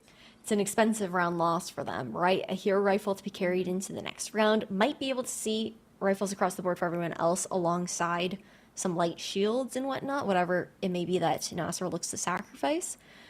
But on top of that as well, that was expensive ult-wise. Showstopper used, Viper's Pit used there from Nasser. I'm curious to see what they're even going to have to work with in this last round of defense. Not very much, and unfortunately for them, G2, they have quite a bit of their own. Several ultimates are only 1 or 2 points away from being available. In particular, that lockdown from Roxy, it's going to basically guarantee them free side, especially since there's no real counter available anymore from Nasser's side with that Showstopper being taken out of the equation. Serena will at least get away with that Phantom, but aside from that, G2, they seem to be holding all the cards in this map so far. An almost impeccable attacking half coming out of them. And Sarah, 15-9. This is exactly what you want to see from your race player. She's been, I think she has a 100% success rate on the Showstopper so far, which is a rarity when it comes to that ult. No, it's been like a heat-seeking missile thus far. Every single time she puts it, she's good for at least a singular one. It's often that first blood too to even find that opening pick, and if not, find so much space with the way it forces Nasser to turtle back on in. And not too scrappy of a buy to come out on the side of Nasser. Great one-way smoke though thrown over towards that A main choke point. Grants so much space here for Serena. Jumpy just spot out Mimi, but at the cost of a headshot, gonna be taken down to 34 HP, just like that, and it's not even been a minute into the round. G2 in their holding patterns as usual. This time around, applying a bit more pressure towards the site. That does seem to be where they want to go, and Roxy only 1 away from that lockdown still. Now off the back of the flash, they push forward, and Luxie with the spray down finds all 3 kills. Beautiful flash and trap play to come out of Nasser.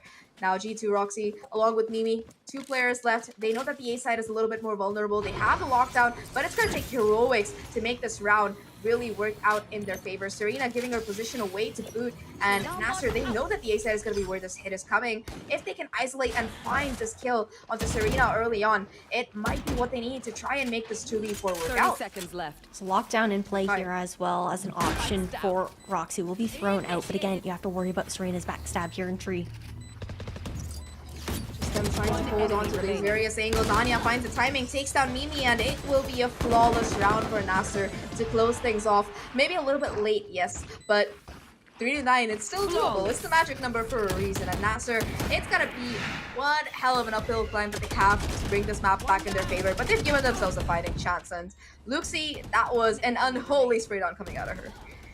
It's attacker-sided map on top of that too. We gotta keep that in mind, the fact that you do have the defender is just so split up in those situations, but like you mentioned, it felt a little bit too late as far as that adaptation went. Nasser going for that more aggressive push over towards C, and it panning out wise finally to the antics of G2 constantly faking opening those doors and not actually rotating off it.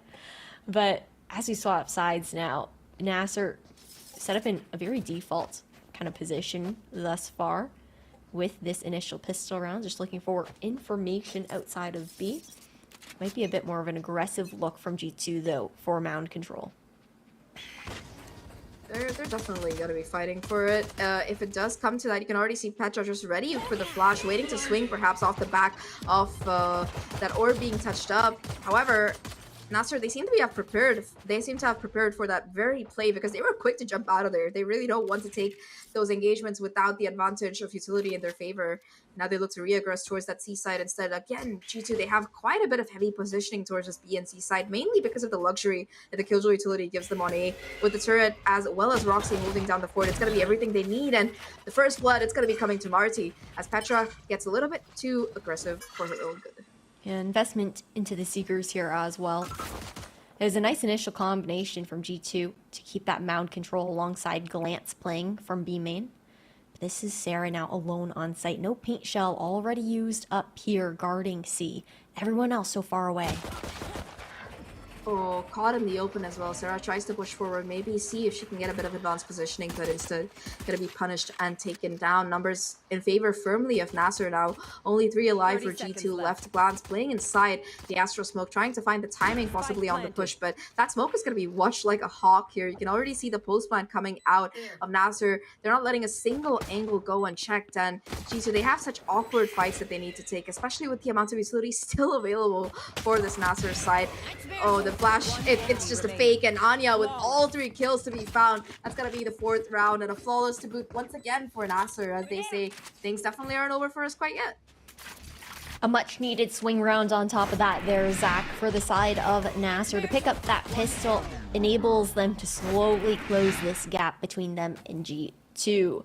Had G2 found the double digits early on, though, it would have looked pretty scary. Just it's such a daunting task. I think once that number is hit, once you hit 10, to be down so many rounds, you just don't have that much wiggle room to play with. And so everyone on Nasser, aside from the typical lurk that you see from the IGL Luke C on the other side of the map, looking to stick together, not allow G2 to pick them apart, pick those weapons up as we've seen G2 capable of previously. Yeah, I mean, that happened like in the 2nd round of this very map, I believe. So definitely lessons being learned here by Nasser, who are happy to quickly put them in play. I like that they're not making the same mistake multiple times over the course of today. They've been really good at adapting to how G2 has been playing so far. A bit of a change that we've seen, improvement rather, coming out of them over the course of this particular Series 3. Now though, the execute is finally going to be coming in. A side, the game's away. G2, they have quite a bit of a heavy stack though, and off the back of that boom bot, it's going to be Anya zooming in with the Bulldog to find these kills. Still a couple of players on site, but they're surrounded. Sarah is able to find one, but a couple of kills to their name before finally being shut down. A 1v3 situation, Nini only a pistol in hand. Might be able to pick up a ghost if necessary, but not giving away her position quite yet. Goes into the barrel of the Bulldog, and that will be Nasser to close out the NT. 5-9, Nasser again slowly creeping back up towards G2. There's a great micro play coming out from Anya as well. Of course, they did have the weapons advantage, but her ability to just use those satchels as well to reposition, get out of the crossfires of the players' back sight, considering the fact that Glance played reactively with that paranoia to try and catch them off guard. Now, finally, G2 do have the full loadout up and ready, and it's full aggression here. Door broken in case things don't exactly go their way, but a different kind of one-way. Glance to throw and stall out the initial information Nasser were actually looking for. Glance is playing alone though. Sure, she has like a bit of an elevated angle, so they might not quite be expecting her in this position. But once the one-way runs out, unless she's gonna keep cycling the smokes, it's gonna be a little bit difficult for G2 to try and trade her unless she goes huge and finds at least 3 of those kills, which honestly, knowing Glance is a very likely possibility. That said, though, aside from that, because of how aggressive Glance can afford to play on this particular site, you do see that G2, they look to kind of just test the waters on the rest of the map here. Sarah watching for that B push, B execute, and Glance herself, with all the utility being put down close, will be happy to fall back. And once again, forcing all of this out early on, it's gotta feel good for G2. Such a nice lineup from Serena as well, just to ensure that rubble is clear in the lower side and force someone out, and if they want to avoid standing in the molly at the very least. Nobody's home here on a G2 playing for that retake, but this is where they are the most comfortable as well. In these retake situations, there's just so much coordination, but Serena's timing here could be everything. She might have the perfect lurk here. Gonna be hearing Roxy running as well, and nobody seems to quite expect her. Ash, if she can win this fight with Roxy, it might be perfect, but the headshot, despite connecting the Bulldog, not gonna be able to do enough. Roxy finds one, Sarah gets another, and just like that, suddenly things falling apart here. 3v5 situation, Sarah on the defuse. The pull, gotta buy a little bit more time here, and now G2 forced to kind of walk into these angles. Glance finds yet another, and now it's all down to the IGL. Luxie at least able to deny the flawless, but G2, they will finally get that double-digit number that they've been coveting over the course of this entire half, and an almost flawless one to boot as well. I feel really, really bad there for, I believe it was Serena. Yeah, that was tough. I feel like it was a bit difficult because I think that the idea was for Serena to be a bit more patient on that flank, but G2, the remaining 4 players had been pushing up so aggressively that she needed to cause some sort of disruption, and Roxy just had the better gun in that situation, down to 10 HP, right? And a swarm set up to melt the players. Nasser have they decide to push on towards C. An immediate push. Door not even broken. Anya's just gonna clean up. Already 2 kills. The showstopper as well doesn't quite connect, although she is does connect. She's able to push forward off the back of that. 3 kills already for the race on the round, and Nasser, the open side off the back of that. Mimi, though, quick to rotate over, will be able to at least push these players off with the molly, but it's not going to be enough to stop that spike plant from coming in. And in a 2v5 situation, G2, they're quick to make the call. They know that their economy, they have a little bit in the bank, but they want to be sure that they can drop their teammates' weapons if necessary. So they're just going to go for that save, and honestly, it's the right call. Yeah, you just got to preserve that economy overall. But going back to how that round even started out, I love that adjustment coming out from Nasser, Zach. The fact that G2, for the last few rounds, were freely allowed to stack 3 or 2 towards A, consistently break that door. Nasser being so respectful to the utility initially used to slow down that push. And they switch it up. They're like, okay, you know what? We've been allowing them to find that space too freely, break that door, rotate out. We're not even gonna give them the time to do so. We'll play a reactive flash instead and just completely speed things up, which is so different from what they had done previously.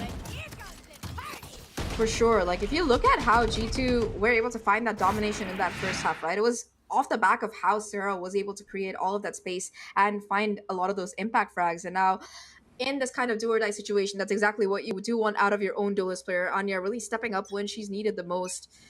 When it comes down to ultimate, Seekers available for Nasser, but not much else on the board.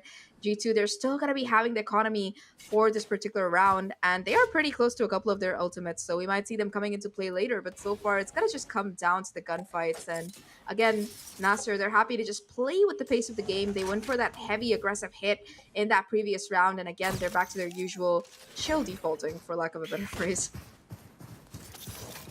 I've got your trail. Oh. Seekers finally come out here as well. Just immediate to be used. Roxy delaying so much time here on tree. Oh, no. No way. She gets the spray down. 2 already. The possibility of a 3rd as well. Tries to go for the swing. Instead, it's going to be Mimi jumping in. Leave some of the action for me, she says, and 2 kills already on the round for her. The 3rd to boot. And between Mimi and Roxy, they just clean house. G2, they find 11. The crossfire almost impeccable. In fact, it wasn't even a crossfire. It was just Roxy in the corner, able to find that unholy spray down on 2 players. And when she finally went down, they were not expecting the timing on Mimi's swing there.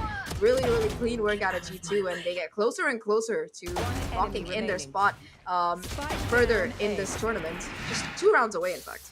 I'm so surprised. I mean, normally when you see the nano swarm being popped there for the rotating door and tree, you anticipate usually a player watching close toward tree.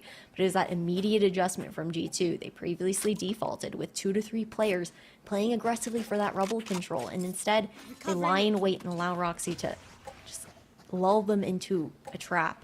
But look at the map control this time around from G2. Both C and B main completely in their grasp.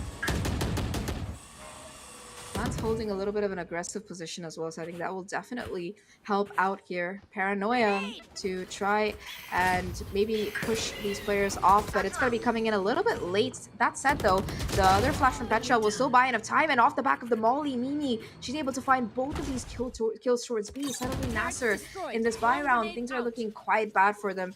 two-player disadvantage in G2. They seem to hold all the cards. Yeah, looking for that match point as well here for G2. The way they made that adjustment, fully passive in the previous round this time, going again for that aggression instead. In the other two extremities, they hadn't tested as much before. Sure, we saw them walking out of B main, but it was very quiet contact when they had been doing so, just mostly to poke out that turret. Petra finds at least 1 to 2 players. Now 30 seconds left. Nasser have to make a move. Gotta go in. Petra taking quite a bit of chip damage from the utility, but still gonna be holding on for dear life. They're gonna be walking into this though.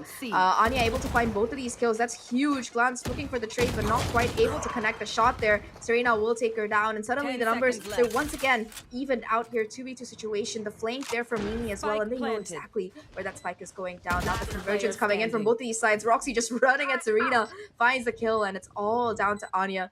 She's been incredible over the course of the series, but to deny G2 this match and series point, she's going to have to close out the 1v2. It's all going to come down to the timing here. She has to somehow isolate these fights, gets the shot onto Mimi, but not able to connect it, and just like that, G2, 1 round away from moving on in this lower bracket and eliminating Nasser's hopes of making it to that Game Changers Championship. Just 1 round away. Yeah, great swing calls, great comms coming out from G2 there in that retake situation.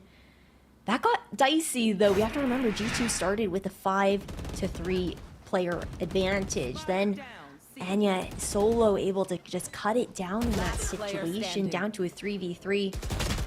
6 rounds in a row is a tall order to ask. I think it's kind of similar to what we saw on Split, the fact that we saw Nasser starting to warm up on the attacking side, but they were just down too many rounds from the get-go, despite the fact that Nasser were able to find those pivotal rounds there in the pistol and anti-eco in the second half.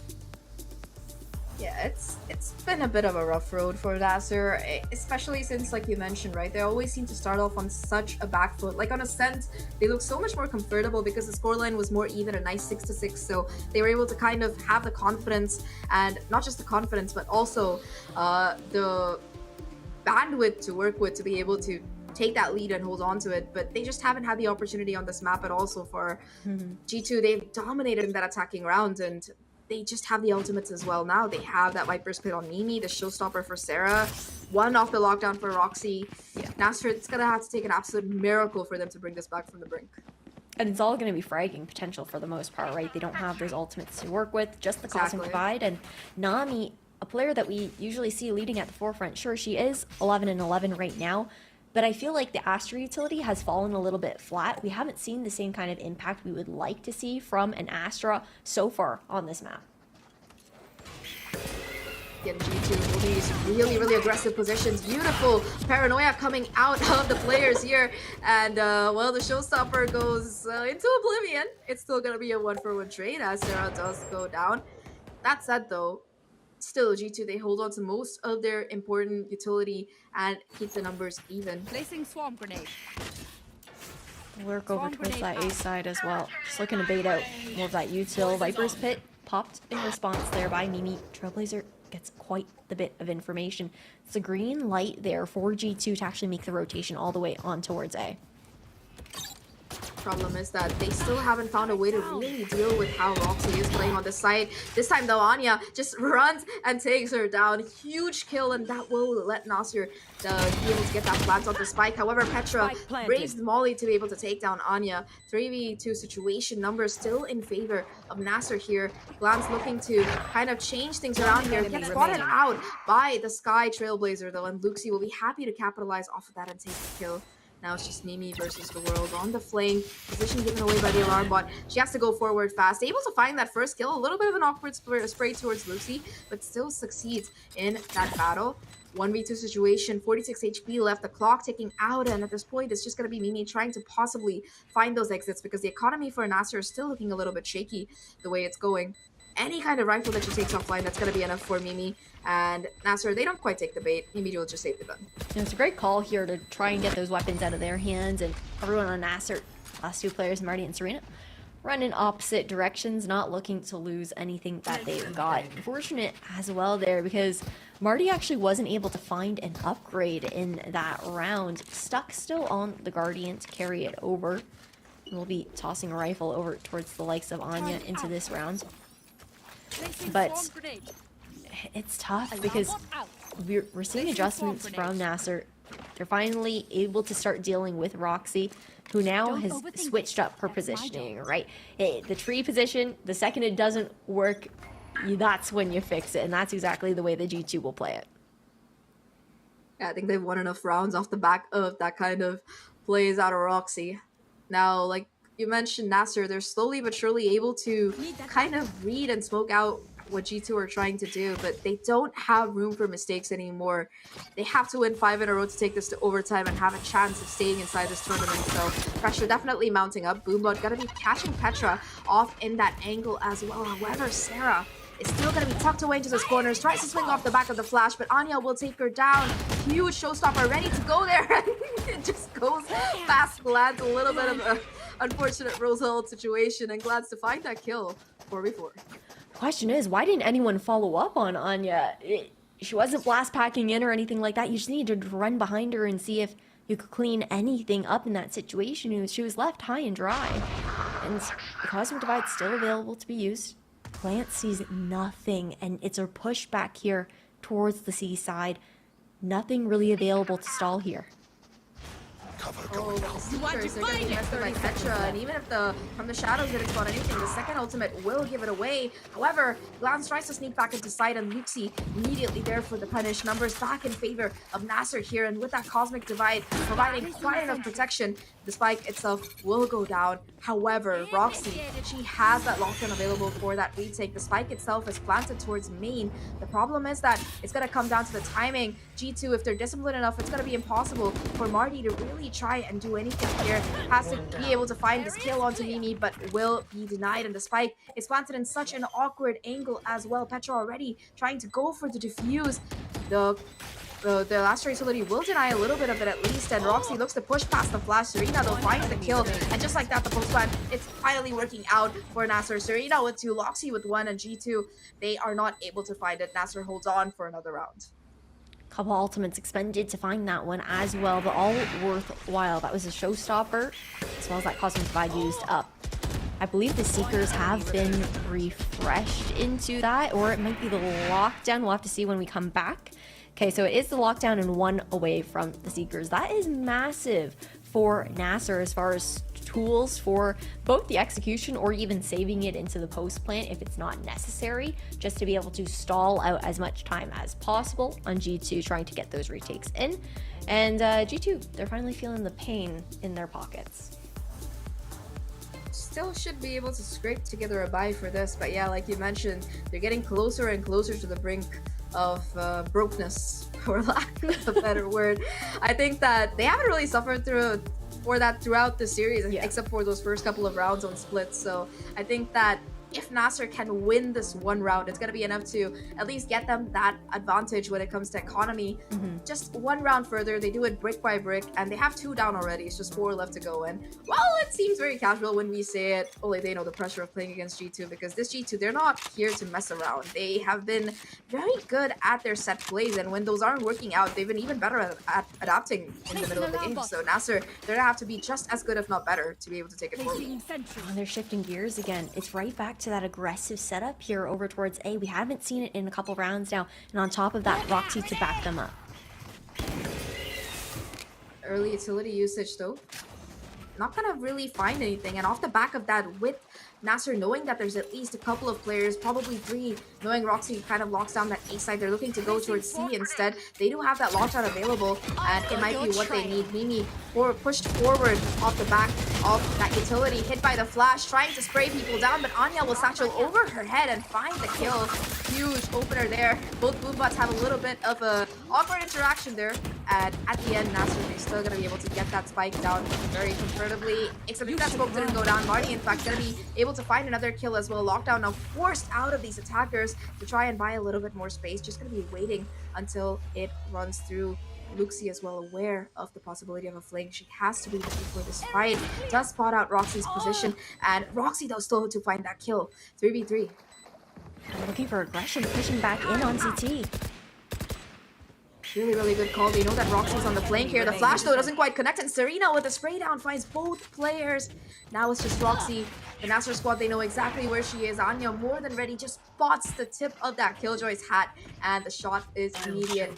9-12 right now. Ash and Nasser, they are not giving up on their playoff hopes. No, the spawn aggression was an incredible call coming out from Nasser, looking to isolate those two players, knowing that they had the numbers advantage, playing off of each other. Back into a bye here, but this is where G2, off this round, an important swing round regardless. Nasser consistently on the brink of losing the entire series, the G2 up to 12. But of course, the money situation still dwindling on the side of G2. It's really, I think, their last opportunity to buy up.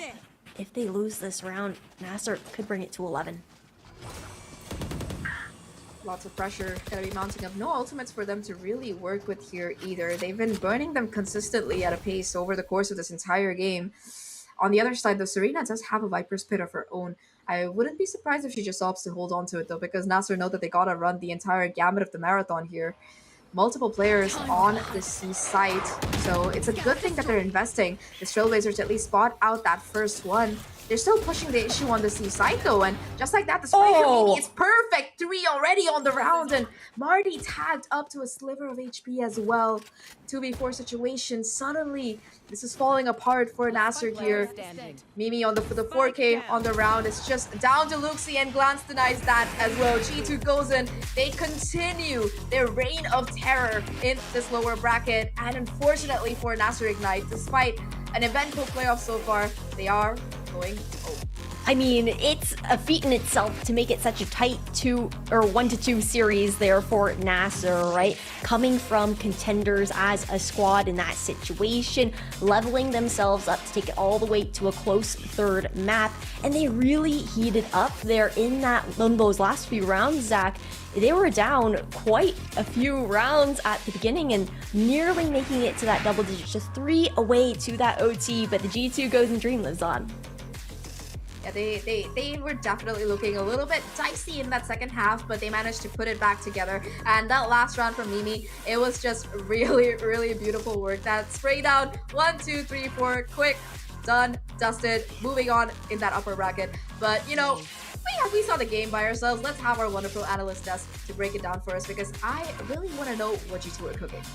Thank you so much. I think we all want to know what G2 are cooking, and we can't wait to see them serve even more as they continue on in the lower bracket. But Ash and Zach, will see you very shortly indeed for the next lower bracket match of the night. But first, we've got to talk about what went down in a series that very nearly went the distance. It looked like Nasser was bringing out so many ideas in those final throws, Tom, and I actually believed for a moment that we were going to enter with OT. It definitely seemed like it was going that way. Like Anya once again proving why we consider her one of the best duelists within Game Changers EMEA, rocking it at the top with 300 plus ACS, and genuinely she is one of the best players we have, so I'm looking forward to seeing her again in the future. But ultimately it just seemed like there was more depth over on that G2 side. That it may say like clutch is 1 down at the bottom, but that's when you put it into perspective of like a 1vx. But I feel like G2 had so many rounds where somebody was able to turn the tide back individually, and if some of those in the first half didn't go their way, I think that's to take this one. Yeah, once again, Glance having a great matchup on that Omen, definitely having a solid start to the matchup. Mimi as well, some huge personal moments in that game. And indeed, as you mentioned, on that second half, it almost felt like Nasser had the chance to come back. They had some really good post plans, some good cover in that regards too, but unfortunately it wasn't enough for them to close out the series and continue their run in the lower bracket. So unfortunately for them, also their hopes of making it to Brazil are now no longer a thing. I have high hopes for this team, though. I keep saying it throughout this entire show so far. I think that Nasser, if they keep with these players and they stick at it and they develop their structure as a team, I really think that we're going to see them in playoffs again, and I think we're going to see them potentially stick it out in the upper bracket for longer. The fact that you do have Anya, who was playing in Vengeance in Contender Series 2, they came 4th. like the fact that she was a free agent for so long is mind-blowing to me.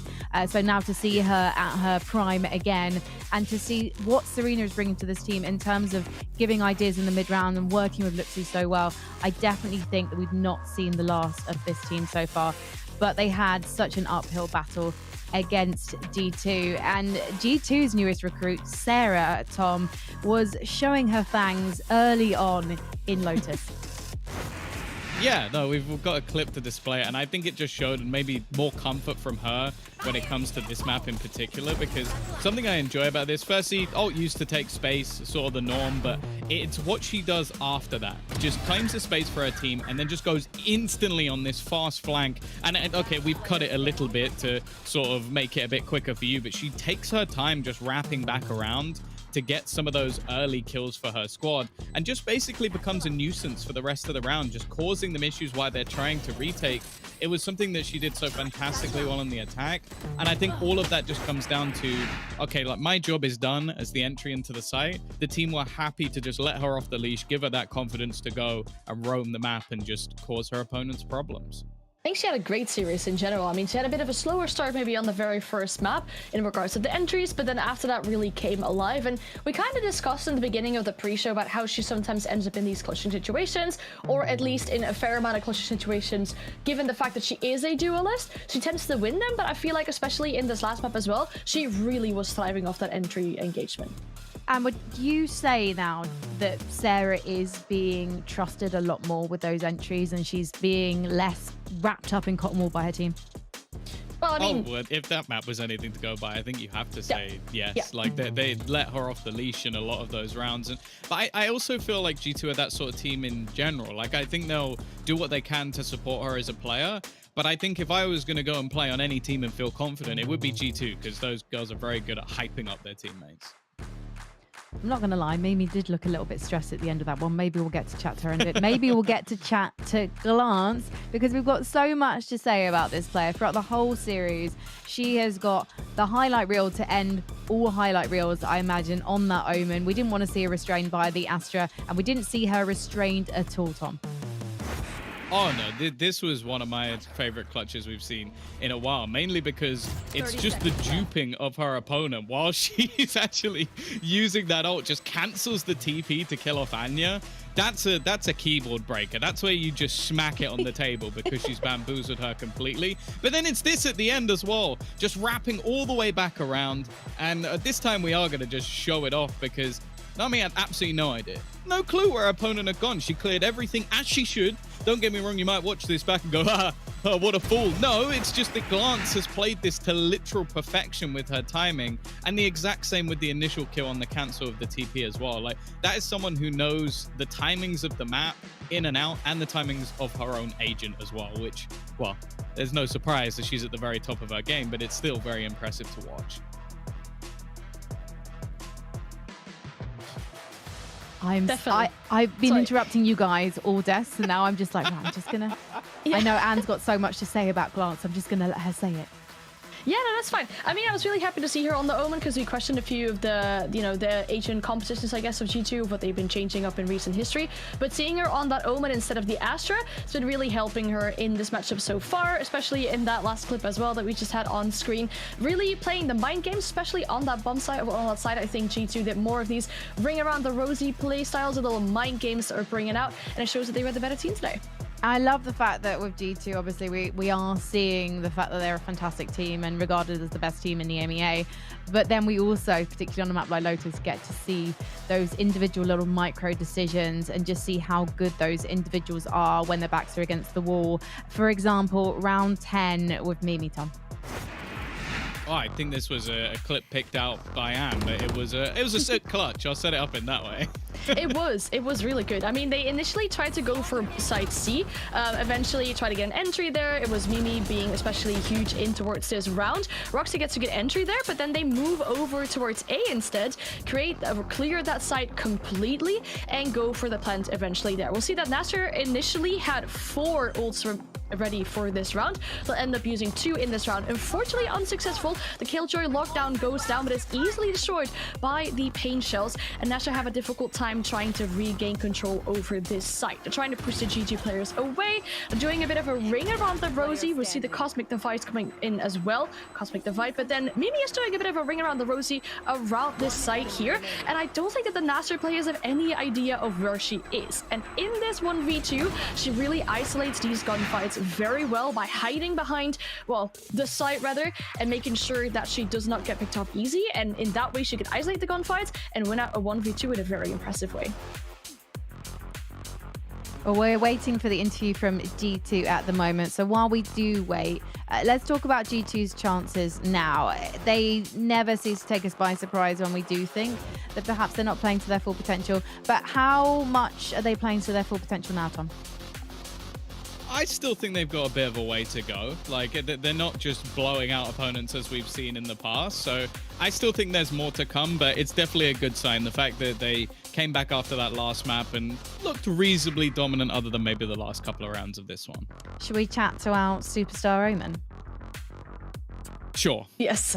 Why not? She's coming from the shadows. Somewhere in the broadcast. Glance is here. Glance, thank you so much for joining us. First of all, congratulations. And second of all, like, how much are you enjoying yourself when you are playing that Omen and just going into full beast mode? I do love play Omen. I'm not gonna lie. I think he's one of the best smoker in the game and the most aggressive one. When you're not like, yeah, guys, I'm smoking for you, but when you actually can do some plays and it's fun to play. I love playing Omen. So something we've noticed a little bit with your team when it comes to like the group stage, there might be a few slip-ups, there might be a few even just changes in your comp. Because you sort of play so much Valorant, I guess, is the group stage almost a little bit of a test period for G2 and then the playoffs is where you really come alive? I think it's both. Also, we have a bootcamp buff kind of on the playoffs, which is also, it matters a lot for us. And I think we allow ourselves in group stage to try as much as we can, some comps that we are playing, some new strats, new agents, then we can see the whole preparation and where to move from this part. So I think, yeah, group stage is kind of bit testing stuff and just playing how we feel. I have another question about trying out new things and testing things. Now that you know that you're already qualified for Brazil, do you feel like you can use the upcoming games to try out new things, or would you prefer to make sure you don't give away too many things? I think we just play this one as we usually play, but also it's important to know that we're gonna have Breeze and what is the second map we're gonna play actually? Yeah, we're gonna have Breeze in our comp, and now we cannot play this map, so it's a bit hard. But we for sure gonna save some strats for upcoming tournament, which is the more important for us to focus on. But also we just playing with our old strats mostly. But it doesn't mean that we're not preparing anything. We just keep in our game, play how we want, how we feel like, and just to finish it up. Let's see how far we can go from lower bracket as well. So no pressure, just playing. And on champs, it's gonna be different. But you would feel a bit gutted if you had gone out today, surely. I use such British language on this show. I'm so sorry. You would have been disappointed though if you'd gone out today. What was it like on the end of that series when NASA was starting to gain those rounds, Glance? Was there any nerves in the server from you guys? No, I don't. We were actually laughing at the end of the game more, and I think the most important for us to enjoy when we playing and not focus too much on anything besides that. And we want to play our game. We know it's more pressure on them actually because then they don't have a chance to qualify for champs, and we're already fine with it. So I don't think we felt pressure today. We were mostly having fun, I would say. Well, you were definitely having fun on the Omen, and we can't wait to see you go even further in this competition. Before I let you go, how do you feel about the fact that you are safely qualified for Brazil? What's it been like for you knowing that you've got that in your pocket? Well, I think this year was a bit hard for us because obviously a lot of changes in the team. A lot of teams are getting closer and closer. And I think competition in EMEA this season was great. So I'm really excited to see who's going to be the second team to qualify. I'm really excited about it. I think might be BBL, but who knows? And for us, it's just, I think we deserve it pretty much because we were really working hard for that. And I'm really excited to play. I can't wait to go back on LAN and play from Brazil. That's just amazing. I'm super excited. Well, congratulations again. We'll let you go and chill, and we'll see you back here tomorrow. Thank you. Bye. Bye. Glance raises a really interesting point there, which is that the EMEA competition is hotting up. I mean, we're seeing this. The fact that we've got 2 Series 2 contender teams. One of them we've sadly just said goodbye to. One of them we still have in the upper bracket. So the gap seems to be closing, Tom.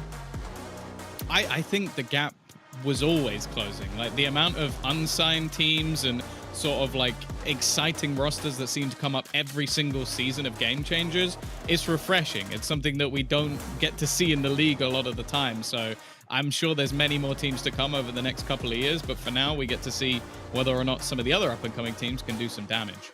For sure. I mean, there's really big teams in the upper bracket. I mean, Glance mentioned it herself. She thinks it's VBL Greens coming through to, qualify to Brazil as well. But then you have Falcons Vega in the upper bracket as well. We just saw a team again from contenders. So even if the competition is closing in at the very top, these teams that are on the up and coming are also very much showing their A game.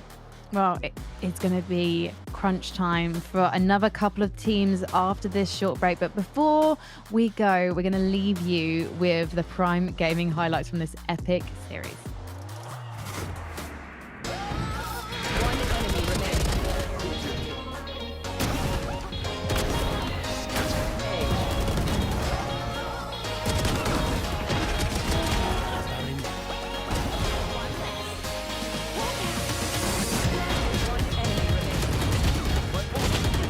Absolutely devastating. No. Second kill as well.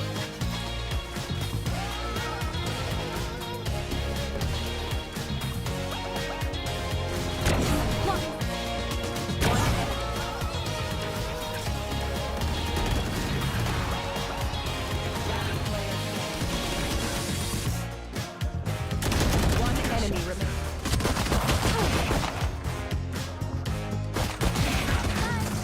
One enemy remaining.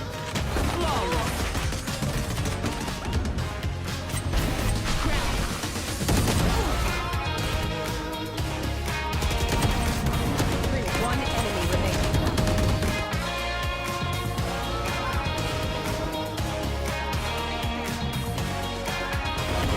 remaining. One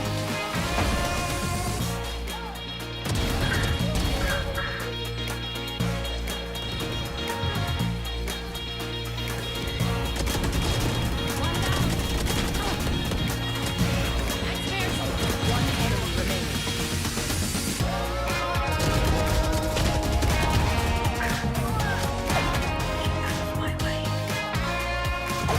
remaining. Spike down A. Spike down.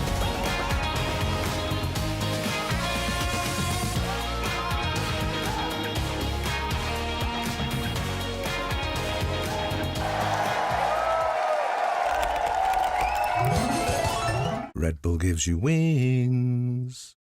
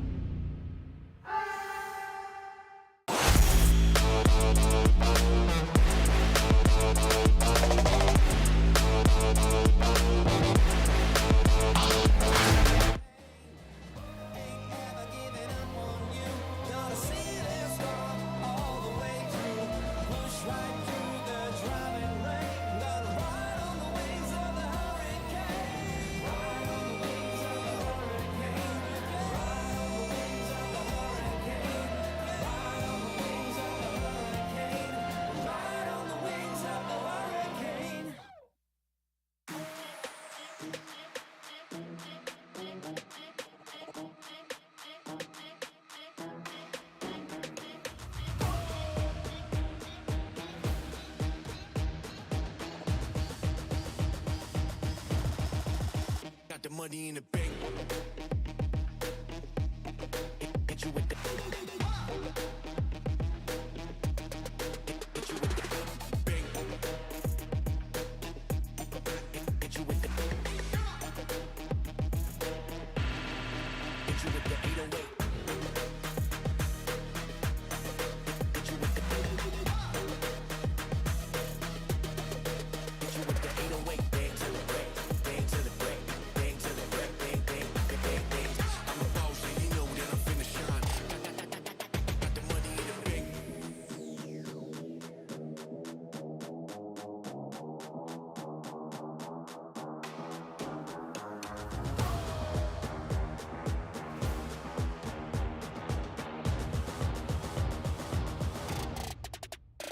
money in the bank.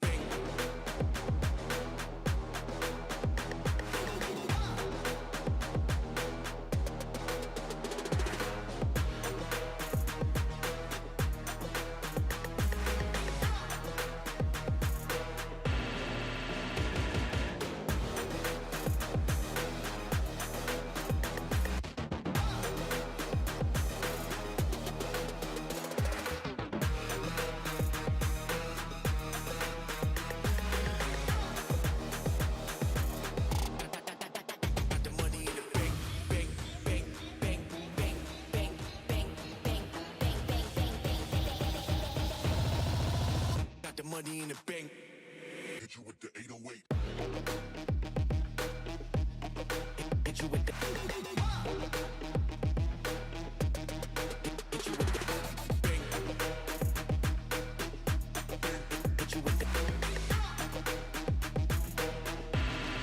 Hit you with the 808. Hit you with the. Hit you with the 808. Bang to the break, bang to the break, bang to the break, bang, bang, bang, bang, bang. I'm a boss, and you know that I'm finna shine. Got the money in the bank.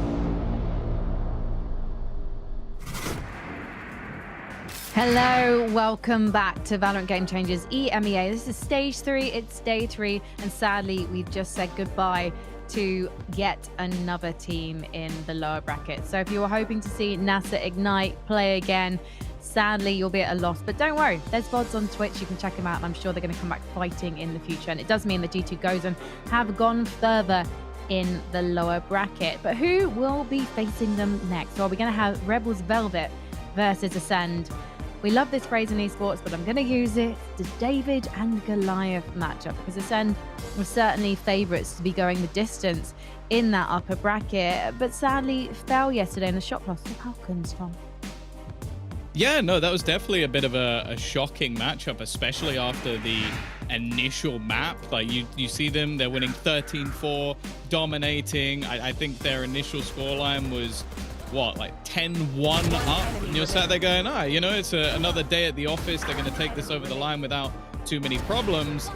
And then Falcons came back swinging. Really impressed with the performance. Sandra especially had a fantastic sort of finish with Mad V as well, really performing. And I think for Ascend, it might be a bit of a nasty wake-up call, because they are in a spot where they are still within qualification, not just based off winning, but also based off points. So slip-ups like that could easily cost them a chance to go to Brazil. Yeah, and they need to obviously make this run through the lower brackets to gather as many points as they can. Obviously, within the group stage, they were first in Group B, a very impressive performance. They've made it into every single stage of the playoffs. Every single time they placed third, so they're looking to at least make it further than that. But if they want to, they need to win today's matchup. It is a bit of a rematch, which pretty much turned out very dominant the last time for Ascent. But then obviously that gives the opportunity for Rebels to, you know, take their revenge today. But Ascend, they are regarded as one of these teams that beats the teams that are considered beneath them ranking-wise, and then challenge the teams that are at the top. Is this a team you still think is at the top, Tom? Yeah, definitely. I think they've been one of the more consistent rosters. They've definitely had blips here and there, but the fact is, I think everybody, until Foot sort of came back in with Ness and Smurfer, I think everybody was looking at BBL, Ascend, and G2 as the three who are fighting to get those 2 spots. Foot maybe threw a bit of a spanner in the works, but I do definitely think that Ascend are still up there. And, well, by the looks of it, if they get through this, they're going to get another shot at G2 once again. Stats-wise as well, they've got some really well-performing players. I mean, Amy is currently 5th highest in the ACS of the playoffs. You got Schnell on 8th highest of ACS, and Jelena on 12th. So 3 out of 5 players on this team are in top 12 of the ACS of all remaining players in playoffs. Those are some really well-performing players. Well, I spoke to Spidovka because, to be honest, if I'm given the opportunity to talk to her, never going to turn it down. So here's what happened when we chatted earlier today. Spidovka, thank you so much for joining me today. Last time we spoke, you've been with Ascend, I think, for about 2 weeks, but now you've had a lot more time to settle in and work on things with the team. How would you say things have changed in that time? I think, first of all, thank you for having me. But I think what happened is that we definitely synergized together all this practice time we've had. And I think it's just better and better with time as it is. And tell me about your approach this time to the playoffs. Now you've had more time. Have you developed any kind of rituals or protocols you didn't have before? Because I suppose one of the things that's changed since last stage is you're not on boot camp together this time. So in some ways that could be more difficult. Yeah, I think right now we got these kind of rituals, as you're saying, as a team. Like we're thinking about outside of the game more rather than just practice and doing the schedule. We do things together as people, basically, and I think that's what helped us to develop more bond and stuff like this. And as you said about bootcamp, yeah, we don't have it right now, but it doesn't really change a lot. Obviously, it would help to have bootcamp, but I think we're still doing great to adapt to this, I guess. You are one of the few teams that could actually go through to Worlds in Brazil by not winning. It's between yourselves and BBL. Should G2 win the tournament, and then you'll go through, but depending on the points that you've earned this time round. Or, of course, if you win the flipping thing, then you go to Brazil as well. Is that something that's on your mind at the moment as you enter the server? We have this on our minds the way we like the second we wake up, basically. Like we remind ourselves what we're here for all the time as a team. And yeah, basically this means a lot to us. We want this very bad. I mean, everyone wants this, to be honest. So I wake up, I think about it. I go to sleep, I think about it. This is basically what it means to me. How do you stop that, though, from putting you off your game? How do you make sure that you stay within the zone and just focus on the task at hand? What is important is that everyone is on the same page. So we remind ourselves, we do like a little sentence, maybe, guys, remember what we're here for, keep focused in the game. I know there's distractions probably, but the most important thing is that we're here for each other and we're focused, because at the end of the day, if we lose focus, then it's just going to be harder. You had such a great start against Falcons yesterday, but once you got to Fracture, it did look like some of the structure that you're known for maybe faded a bit, and you were gifting some jewels that you didn't have to do. Do you think that maybe that was where the focus did start to slide a bit? It was such a long match after all. Yeah, I agree. I think after the first match of Lotus, we got a bit ahead of ourselves. We kind of thought we got it, to be honest. It's not really the best kind of thinking because the game is still going. The energy got a little bit lower, I would say. It's like we put 200% in the first game and then it kind of went down. So yeah, I think that was the main problem. So now you know this. You're going up against Rebels Velvet. You are expected to beat them. Were you going to be taking a different approach to this match in terms of your approach yesterday, but also the way that you've approached Rebels Velvet in the past? Because you had a very successful 2-0 victory over them in the group stage. But this is now playoffs, and this match really matters because whoever loses it is going out. We definitely have this in the back of our minds that it's going to be all in, basically. And since the match starts a bit later today, we gonna definitely have a little bit of a more motivational talk and stuff like this.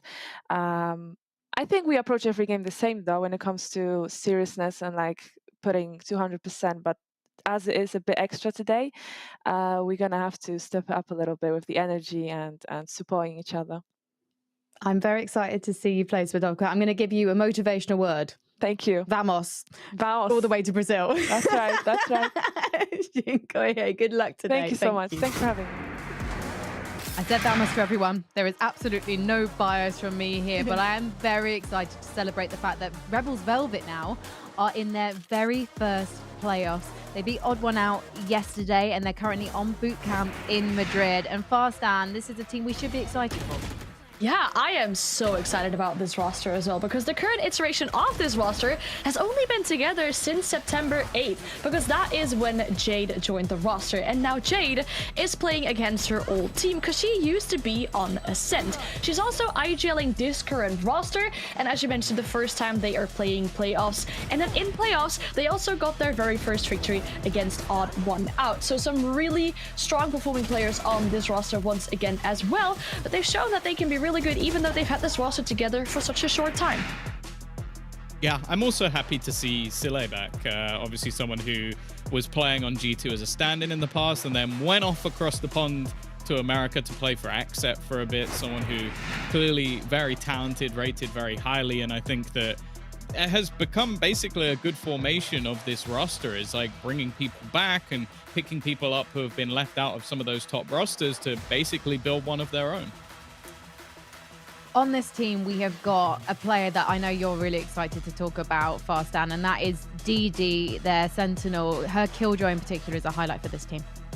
Oh yeah, for sure. I mean, she's a very strong performing player on this roster. She's got the 4th best ACS of all players in playoffs, and she just played at Sentinel lead, as you mentioned. The Killjoy, very much successful, and before this show started, we pretty much discussed that she might be the best Killjoy in Spain, but then again, she's also going up against the best Killjoy, maybe an EMEA of Game Changers in EMEA, which will be a very cool head-to-head, I guess, in regards to see that one.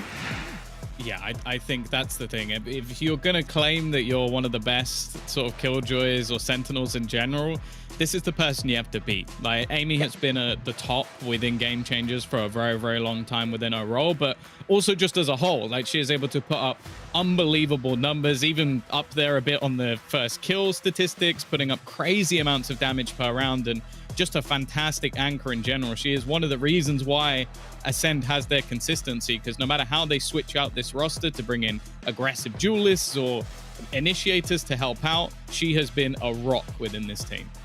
Well, looking to be a rock for her new team is Jade, and I spoke to her earlier about being the new leader of Rebels Velvet. I'm delighted to be joined by Jade right now, one of the newest members of Rebel Velvet. Hello, Jade. I got a little wave. Yeah, I don't know. Personality. I love it. It's like I have brought the weird shirt that I probably need to burn, and you have brought the lovely waving to the interview. I want to ask you, though, about what happened with Ascend, though, after stage 1, because it was a really big shock to us, you leaving that team. And I wanted to ask what happened from your side of things. I mean, it's never easy to say things, just give a simple answer. But I mean, it was, I guess you can say, like, kind of different vision. I don't know. I tried to employ a system as IGL. It wasn't really working out, and to be honest, like, I don't think I'm not upset they should have kept me or something like that. I think it was reasonable, and you know, it made sense for both parties, and we can both succeed in our own ways with other people. So. And you are now succeeding with other people, because in Rebels Velvet, you've made it through the lower bracket, past the first hurdle, and you're leading for this team despite only being with them for a month. So tell us about how you ended up in Madrid with the team. Yeah, well, I think it was originally I had tried, and I was maybe going to play with them in stage 2, but contract-wise it couldn't happen. So we came now into stage 3. I basically instantly came in when we could get Frax started, and like after my time in Contenders, I had a little run in Contenders with some team. I came in, and we kind of devised a system where on some maps I'm employing my structure, and on other maps I work more with their structure. You know, and we combine the two to make something where in a short time we can build a strong structure across a lot of maps and have some depth and diversity, and overall it's working well. I think this Rebels team has worked with a lot of different IGLs, so they understand how to do things on their own as well. So it's like when I'm, like, especially now I'm playing Viper a lot, I'm on the lurk, so like the main core, like they know how to make their own decisions too. So it's not like I came and changed everything. Which maps are we seeing your structure on? I mean, it's not as strict as it started as, but I think more like Haven, Ascent, Bind. I think it's more from me, and then the other maps are more from the others. But I think we kind of, that was just at the start. We more kind of now mixed the two, and other people came with different ideas and yeah, these kinds of things. Sounds like you're a bit of an old school FPS player, Jade. You prefer the older maps? I mean, it's just those were the simplest maps and the maps where I had the clearest idea of what I wanted to do, to be honest. So that's why it was easy for me to. I'm so sorry. I'm just so excited. I want to ask you all the questions I can, but I don't have much time. So I just want to ask you one more before I let you go, Jade. Sure. Confidence-wise, you've been working on this with your new coach. How have things improved, and where was your confidence at the start of your time with Velvet Rebels? I mean, the confidence has always been high here, to be honest. Like, maybe some others haven't seen it, but everyone around me, no one's here right now, of course, as I'm saying that, but you know, like everyone here, they're actually really, really good players, and we just needed to add some more structure and be able to prove that. And I mean, now I think we're doing our best. I think, I trusted this team a lot from the very first day of tryouts, so yeah, I'm very excited to play. I think we have a lot to show. Are you excited to play Ascend? Ascend, I mean, the obvious answer is yes, I want to destroy my old team, but I don't mind, honestly. We're here to play our game, have our own fun, and take it step by step. We're not thinking about anything more than that. Let's just play. But you will destroy them. Well, we'll do our best. We will play our best level, and if that's good enough to beat them, then that's good enough to beat them, but we'll see. We'll see indeed. Thank you so much for talking to me, Jade. Thank you. She wants to destroy them, Tom. It's quite obvious.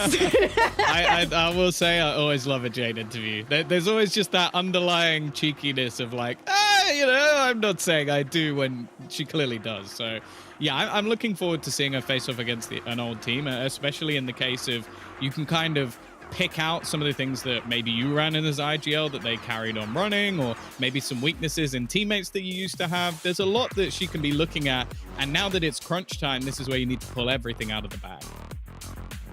For sure. I mean, considering it is indeed a rematch of what happened in groups earlier on, I think the main thing that Rebels need to do is track down Schnell, because if you look at her performance when this was the initial matchup, she almost dropped a 20 bomb on Split, and then she dropped a 25 bomb on Haven. So they need to make sure that they shut her down so she can't go and free reign all around the map, because she will go and drop another 20 bomb if you're not careful.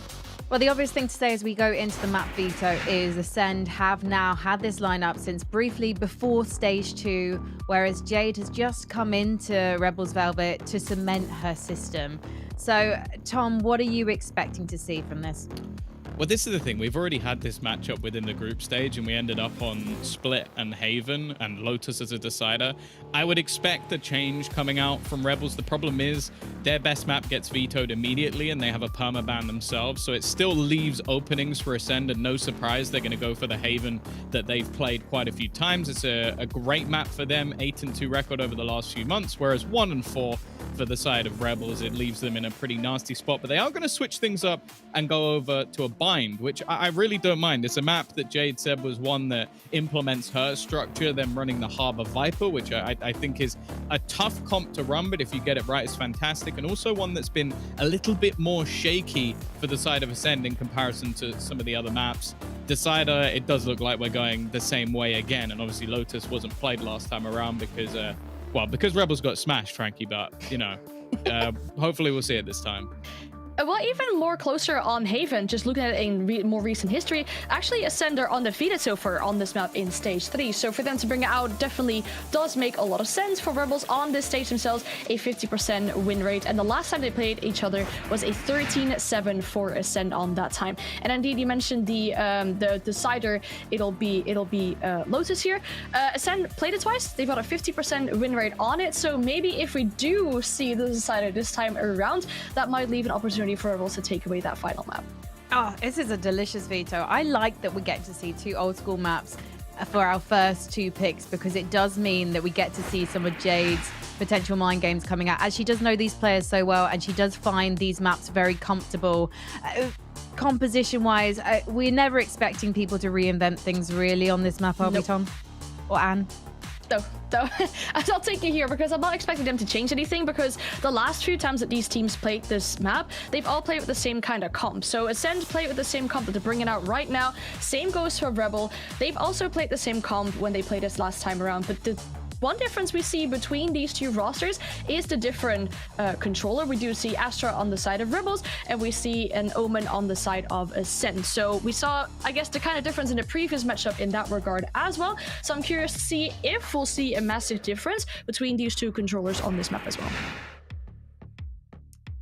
I'm wondering if we're going to then see a bit more of a drawn-out, kind of slower approach from Rebels Velvet to see if Ascend get over-eager, as we saw them get over-eager against Falcons and then end up in the lower bracket. But we know Ascend are a team that have the experience and they're going to start out strong. So let's head over to our casters, Zach and Ash, to open up this best of 3. Series number 2 for today. Thank you so much, Alice Dusk and Ash. We heard it from both sides. A lot to prove, a lot on the line. A victory for Rebels will send them to Game Changers Championship, but it has to be a win. There's no way they can do it off circuit points, so there's a long road that they have to walk in for Ascend, right? The closer they get, the better for them. So super interesting match is going to be coming up. But before we head into it, I do think we are very, very close to jumping into the action right now. So let's go.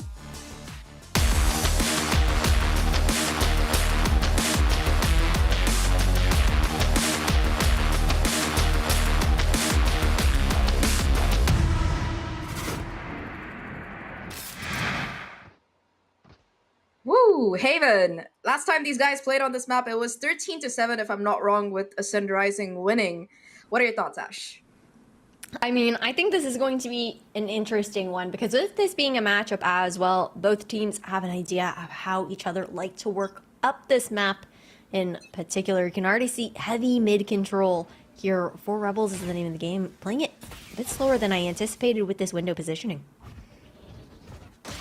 Ooh, already early kill to come out. Schnell being shut down, and I think that was one of the factors that the analyst desk mentioned. They really want to take her down early on or figure out a way to curb her potential. And it is exactly what Rebels have successfully done in this pistol. They just walk up towards B, they get the plant down, and even though a couple of player gets spotted out, there's going to be enough backup to force Ascend back towards that side opener. Ooh, nice shot. Nice delay as well. Jade having to fall back outside of Garage. But Sight fully given here a great aftershock to delay this defuse. Dark cover is on the spike itself, but they have to actually start to try and stick it. Julina goes for it, but the Astra utility again buying a little bit more time, and that dark cover is going to fade pretty soon. The recon dart comes in, but doesn't quite spot anything. Julina tries to stick half, but it's not going to work out. It will just be the kills coming in favor of the side of Rebels. Just one player left, an attempt at the knife. DD wants it, and DD will get it. The pistol, it will come in for Rebels, and the Spanish team starts quite strong there. Oh, that looks so funny.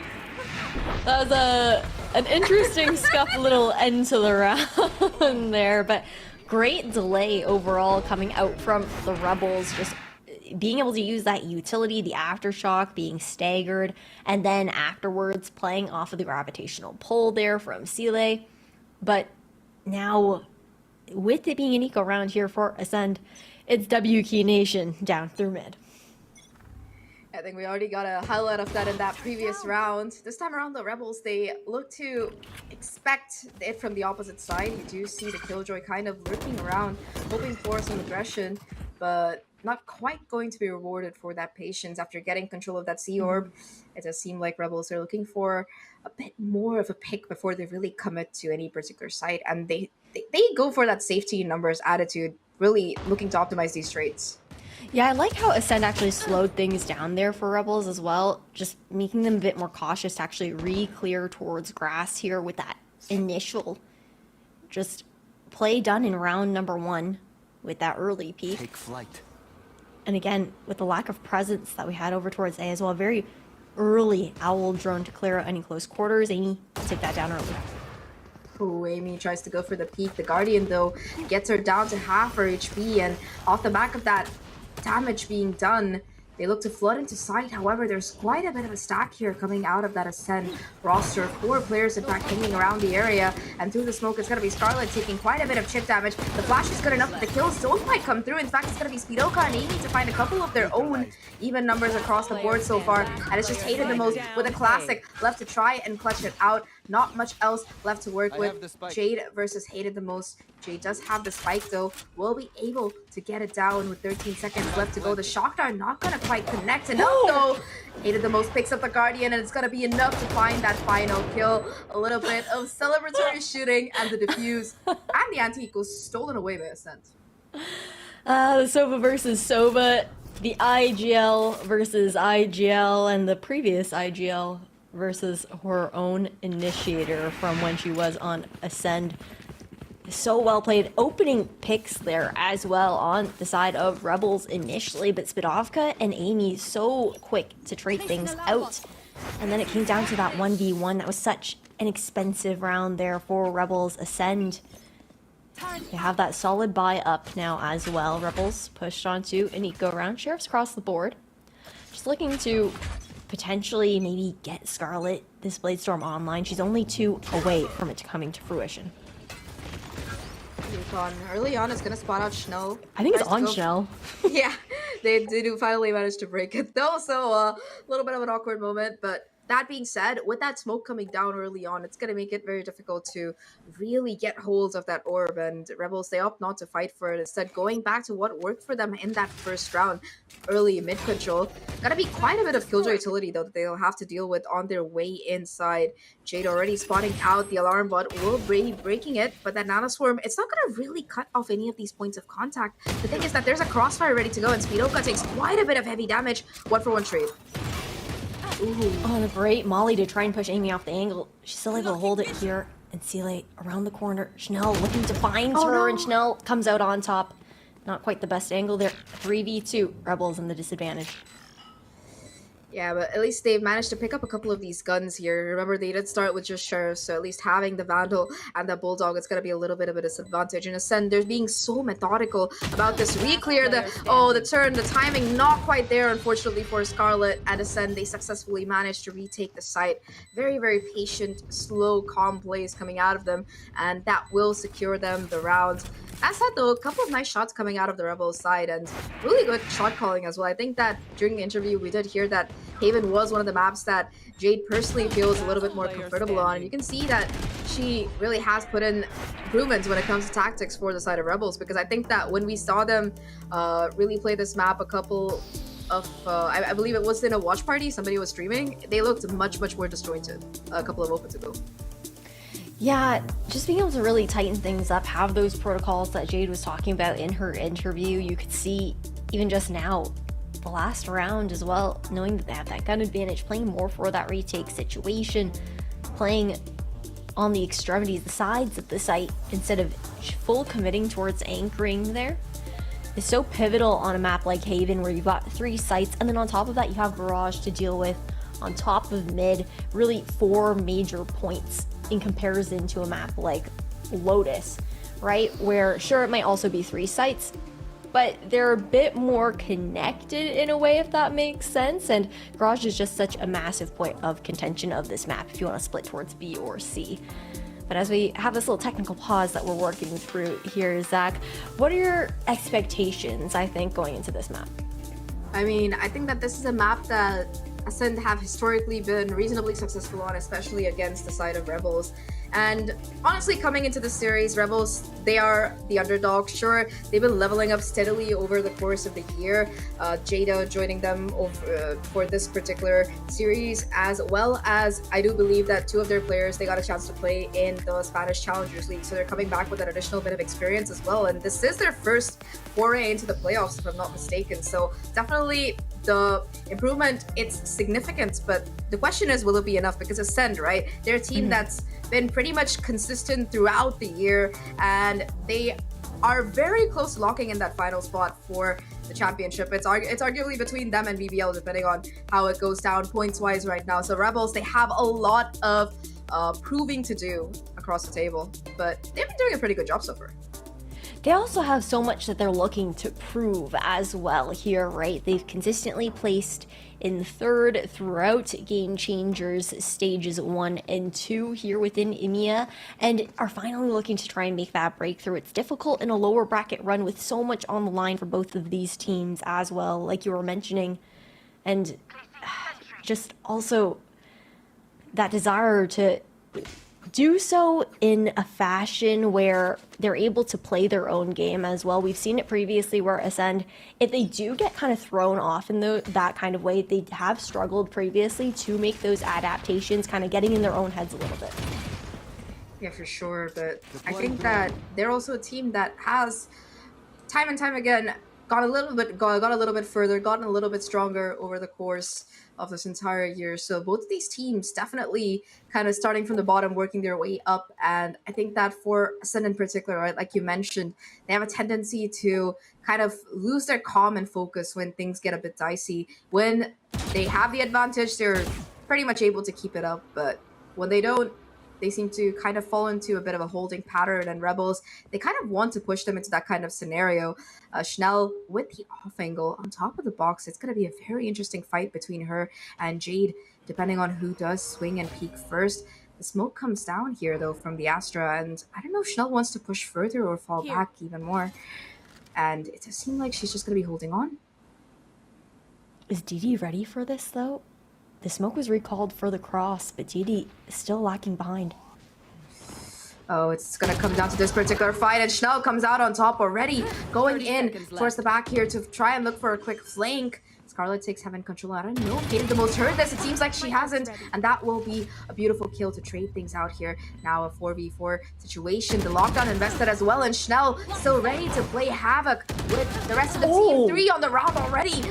Coming right out of the dash for the kill, and the lockdown connects. Amy ready to take Scarlet down, and it's just going to be the breach versus the world. Just caught in place by the lockdown. There's just no hope at all, and LSL will just try to hold on to this rifle at the very least. Very nice round coming out of Ascend. They were ready for that retake scenario. Amy was just holding that lockdown in her hand, man. She was like, when can I put this down? Please plant the spike. Thank you. Yeah, they're so prepared for it. On top of that, she didn't even throw down either of her mollies there actually when she had her other utility, the turret and the alarm bot, over towards C and Garage. So really trying to save those for the choke points as well, those lineups that you know over towards that double box that doesn't usually get covered by the lockdown retake on A. And that was all enabled by Schnell as well, just being able to keep that short positioning, nowhere to go for Rebels, and an operator to peek here C long. Oh, Schnell, beautiful kill with the help of the operator, although Scarlet at least finds one of her own. And Schnell still playing on the side, trying to play spoil sport here. Lots of utility being dumped at her, though, and it seems to be very difficult for her to really get her way through the shorty. It's going to come out, and Scarlet finds the kill off the back with the Hunter Sphere. Another to come through for Jada as well, just like that. For Ascend, their defense kind of falls apart here. Speedoka looking to push out a little bit, find a kill or two, and it will be the wallbang to just take her down after Jada tags her with the drone.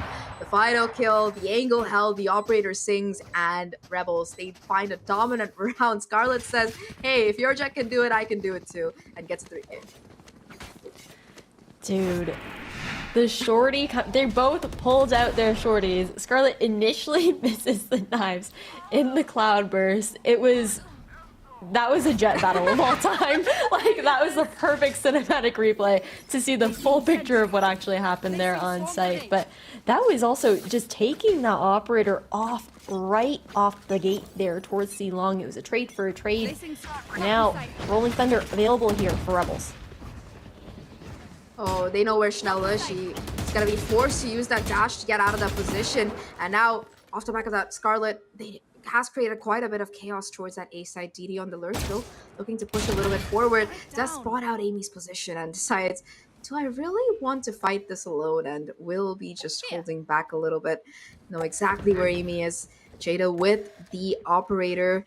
Not on the jet, but still looking to kind of just make this weapon work out. Could be good for a wallbang as well. Now that they know that Amy is probably positioned towards this garage area, they're going to be able to smoke her out here. In fact, willing to push in. Amy still finds a kill, and the trades come through off the back of that paranoia. Julina looks to get a little bit more. It's going to be DD, though, on top. 3 kills on the round for the Killjoy, and that will open up the C site 2v3. Right there. Even more massive here for the side of Rebels. Devilassa has the Rolling Thunder still available into the post. Playing Though from Schnell, it comes in quickly. Already finds the first headshot. This time, though, there's going to be an immediate trade. No multi-kills coming in. And with that, it does seem like the team, they're just ready to try and play for time here. Hater the most position does get spotted out. It's all going to come down to how well VALORANT can buy time for their teammate to kind of come through Garage here, doing a bit of chip damage as well. And Hated the most, not really able to smoke out the positions of these players. The shot misses, but maybe it's just on purpose, you know, a bit of a warning shot coming in. Hated the most tries to stick it, but there's just no hope at all. Where do you even look when you're caught between a rock and a hard place? And Rebels, they tied things up 3-3. Do you think that was a whiff or a miss? That was a whiff. That was Sile aiming for the head, and it Hated the most was not, or didn't actually get off the defuse. I think Sile expected that it was going to be a tap and then immediately get off situation. Just wasn't aiming low enough. But I mean, even after whiffing that, still like being able to kind of like play with their food in that sense, where it Hated the most now has that pressure on her, right? Knowing that both angles are covered. And now again, back into an attacking round here for Rebels. We consistently see DD protocoling, particularly towards Grass and Garage. She has learned Amy's setups on that side of the map. Amy has shifted over towards A this time around, but it's been really strong to be able to just immediately take out that turret and that alarm bot, leaving Ascend with less information to work with. And you can see how they've really pulled things back into this round, playing a lot more together, considering the majority of the team is onto this eco with a hero weapon only in Amy's hands.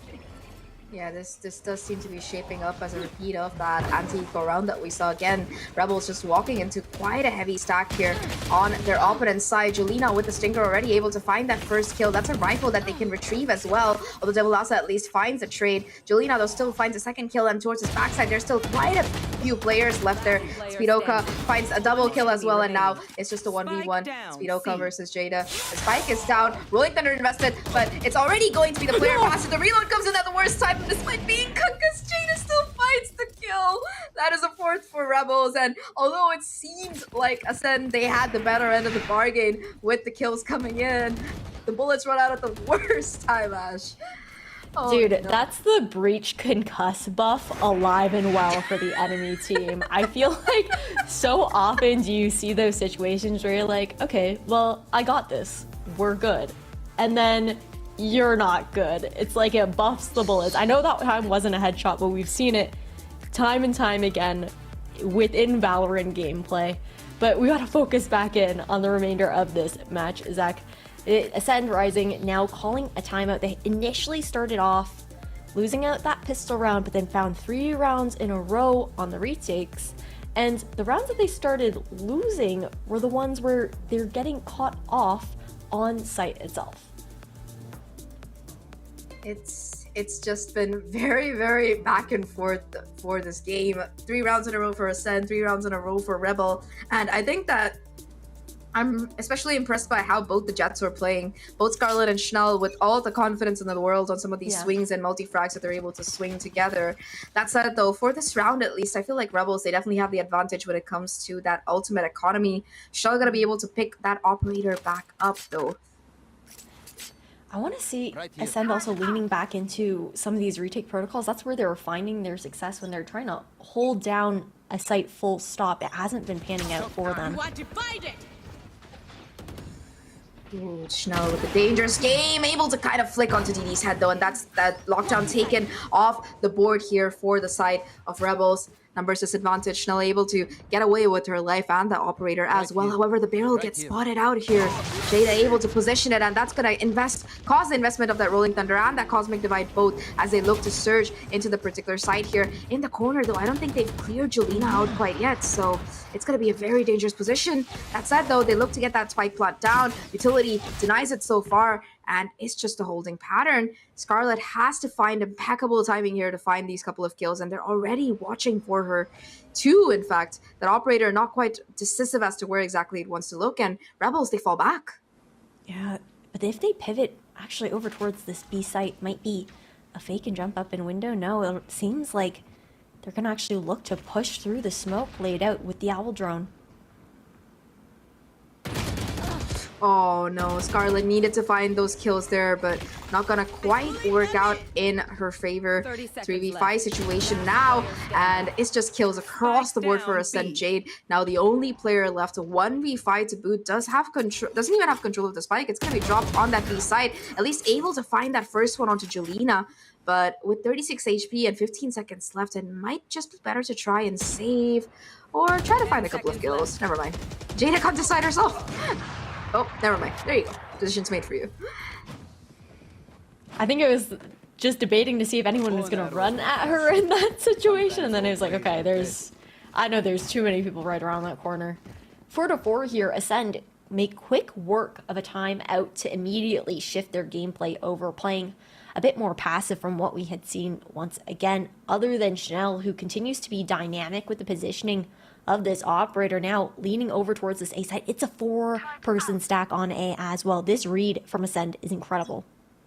They've been kind of doing that throughout the game, like in these anti-eco rounds where they have the economic disadvantage. Their stacks have been huge, and now they're just kind of running up towards this A side. Schnell in the smoke, looking to find some damage. The paranoia connects, but Scarlet still finds the kill, and it's going to be numbers swinging in favor of Ascend as Schnell takes that kill with the operator. Spiroka looking for a little bit more and is rewarded with it once again. It's just Jada left at the end, a 1v2. She knows that Chanel has the operator, not aware of Amy's positioning, and with the possibility of that flame kicking in, she has to be very careful about how she wants to play this 1v2. Yeah, that's the thing. Amy's made the rotation over, though, so not close to her utility towards C and B. Not recalling it either, knowing that if she does get back in range, it could give some information depending on how Jade rotates, but that read was so good from Ascend, just knowing that Rebels would want to try and make that execution on A with that lockdown. Now Jade trying to find something, expecting Amy to actually be closer to C with that alarm bot having been alive, and potential garage position to try and play for this Hunter's Fury. The problem is that that turret is still there, so it's not like Jade can cross around and go for the reflank. Has to try and win out this fight, and the offshot misses, but so does Jade. This diffuse is just coming in. Schnell, the distraction, will find the kill to boot, and with 16 HP left, she will stay alive to take the operator into the next round. Ascend, they find the diffuse. Spike not quite planted for her. There was nothing, unfortunately, that Jade could really do in that situation. Very unlucky. You can't even play for the Hunter's Fury there. I know I had mentioned it. That really came down to if it turned into a 1v1 situation, but it's just that risk of getting flanked. You have to get that initial pick before you can rip it. And at that point, Amy was just like, yeah, I'm sticking this bad boy. Like, don't sweat it. We're chilling. Schnell has got me with this movement. And now it's Rebels' turn to call this timeout here. It's like when we talked about it, a game that's been quite active that yeah. With Ascend looking to have gotten control back, Rebels, they need to figure out an answer to Chanel's operator, because so far she has been absolutely slaying out to be able to find those picks consistently across the map. They really haven't had much success in smoking her out, so that's going to be their first real thing that they want to try and figure out here, especially considering that this next round, it's going to be an eco. Scarlet, not quite close to that Blade Storm. It's going to be a bit of a challenge to get it online. And despite the ultimates from Rebels, I doubt we're going to be really seeing them unless they get that spike down and buy enough time. For Ascend, they're slowly but surely building up the lead here in this particular half. And their economy, it's getting quite a bit of a boost the more rounds that they win. Yeah, and it's another lean towards A, that 4-1 split that we know. DD, of course, on that lurk. Amy's back towards this CB setup that we saw last round and previously as well. Operator here, Chanel actually manages to dodge the fault line, falls back to be able to play on site with Hated the Most. It's gonna be quite a bit of information as well garnered by Hated the Most. The offshot though doesn't quite connect, and Devilasa is quick to be able to find that kill. First blood going in favor of Rebels here. Jelena uses the From the Shadows to teleport over towards this A side for some additional backup, but Rebels, they're already looking to fall back here. Joan invested to perhaps create the impression that Rebels are still looking towards this area of the map, but they're happy to just try and rotate over to another part. Maybe see where Amy is going to be the only player even playing close. She has all her utility there though, Ash. Yeah, Molly to be able to cut off that C main choke, delay the push off the information from the turret because they're moving back as well, but not committing too far towards site until Jolina makes her way with her. But it'll be a C split here with this garage control being sought out for Rebels. If they can maintain garage, it could be a great spot for the lockdown in some sort of post plant. Oh, the Hunter's Fury as well going to be invested here by Rebels, but not quite able to connect with anything. Amy playing inside the dark cover, already able to punish Scarlet for her positioning. That said, though, the trades still come in favor of Rebels, and now it's a 1v2 situation. Speedoka trying to clutch it out, and this time around won't be able to do so. It's a bit of a breach of there as Devilessa takes it through with the Sheriff. Tries to reposition, but not quite succeeding in Rebels. That's Thrifty coming in for them. Beautifully played throughout. What, they're 2-2 on C-long Thrifties at this point?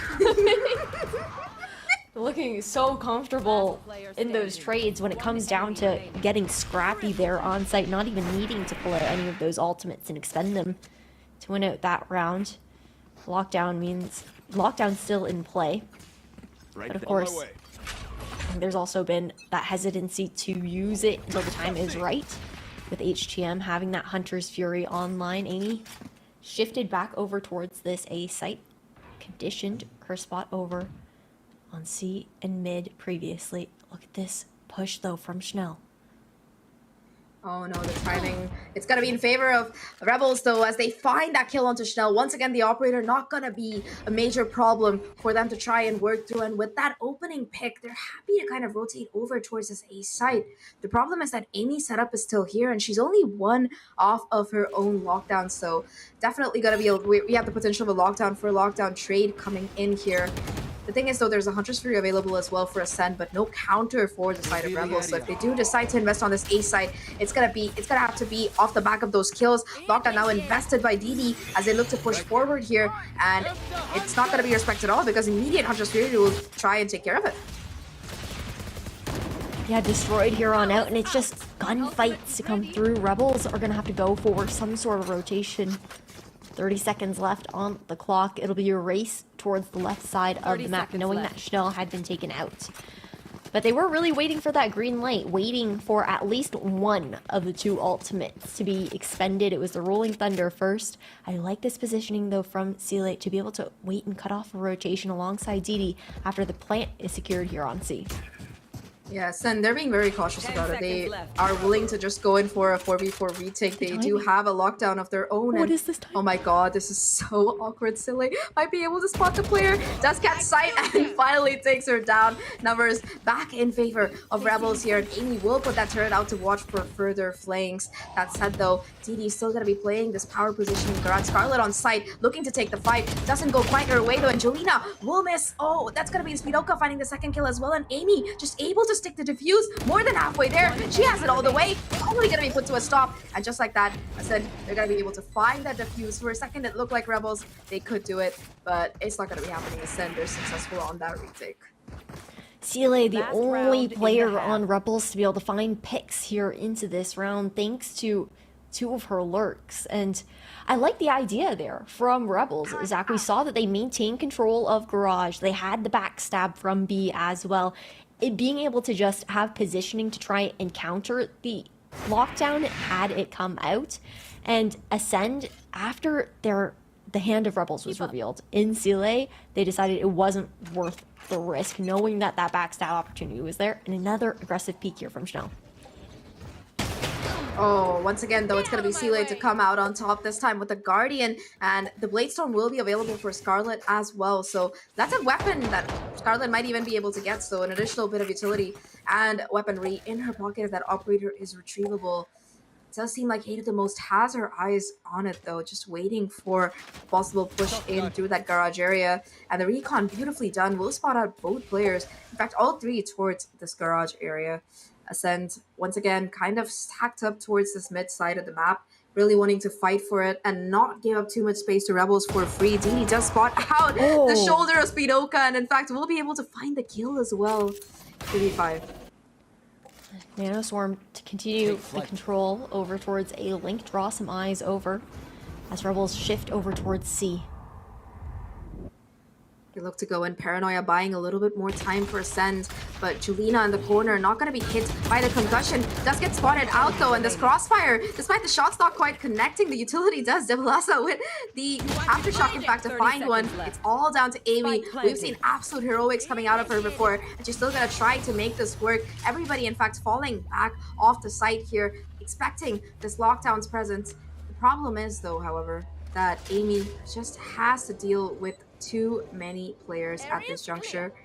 Does manage to clear out sight off the back of the utility, but now with the spike planted where it is, with the Astra still remaining alive, the Rolling Thunder on board as well, it's pretty much impossible for her to really pull off, especially with the work coming in from DD as well. She's just going to be taken down by the operator finally, and we're looking at a tied up 66 half.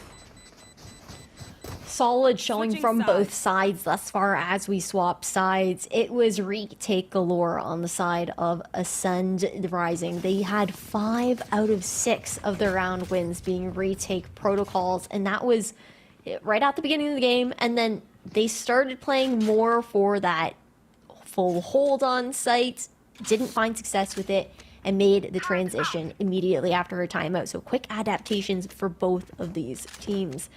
The Rebels, now onto the defense here, have an interesting setup. Look at the way that they're posturing over towards this B site, anticipating Ascend to be going for this mid control.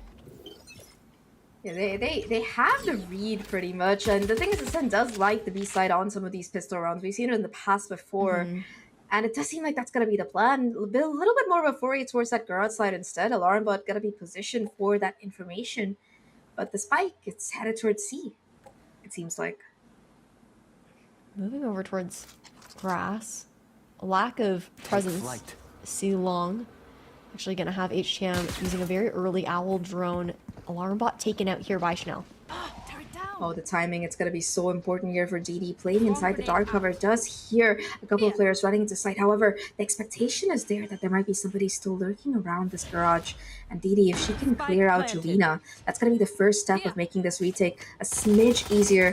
Instead, though, it's going to be them looking to just go in through CT towards that site. Stun on the ready. Devilasa with the flash as well, trying to really open up the site, and does succeed. Chanel goes down. That's the opener. DD with a second to boot, looking for a little bit more, and Killjoy versus Killjoy. It's going to be DD to come out on top. Now defuse attempt comes in the flank around there. Julina with 2. The tower of the spike, it's still going to be stuck through the smoke, though. Hated the most. That's going to be the kill. And now it's just going to be 1v1.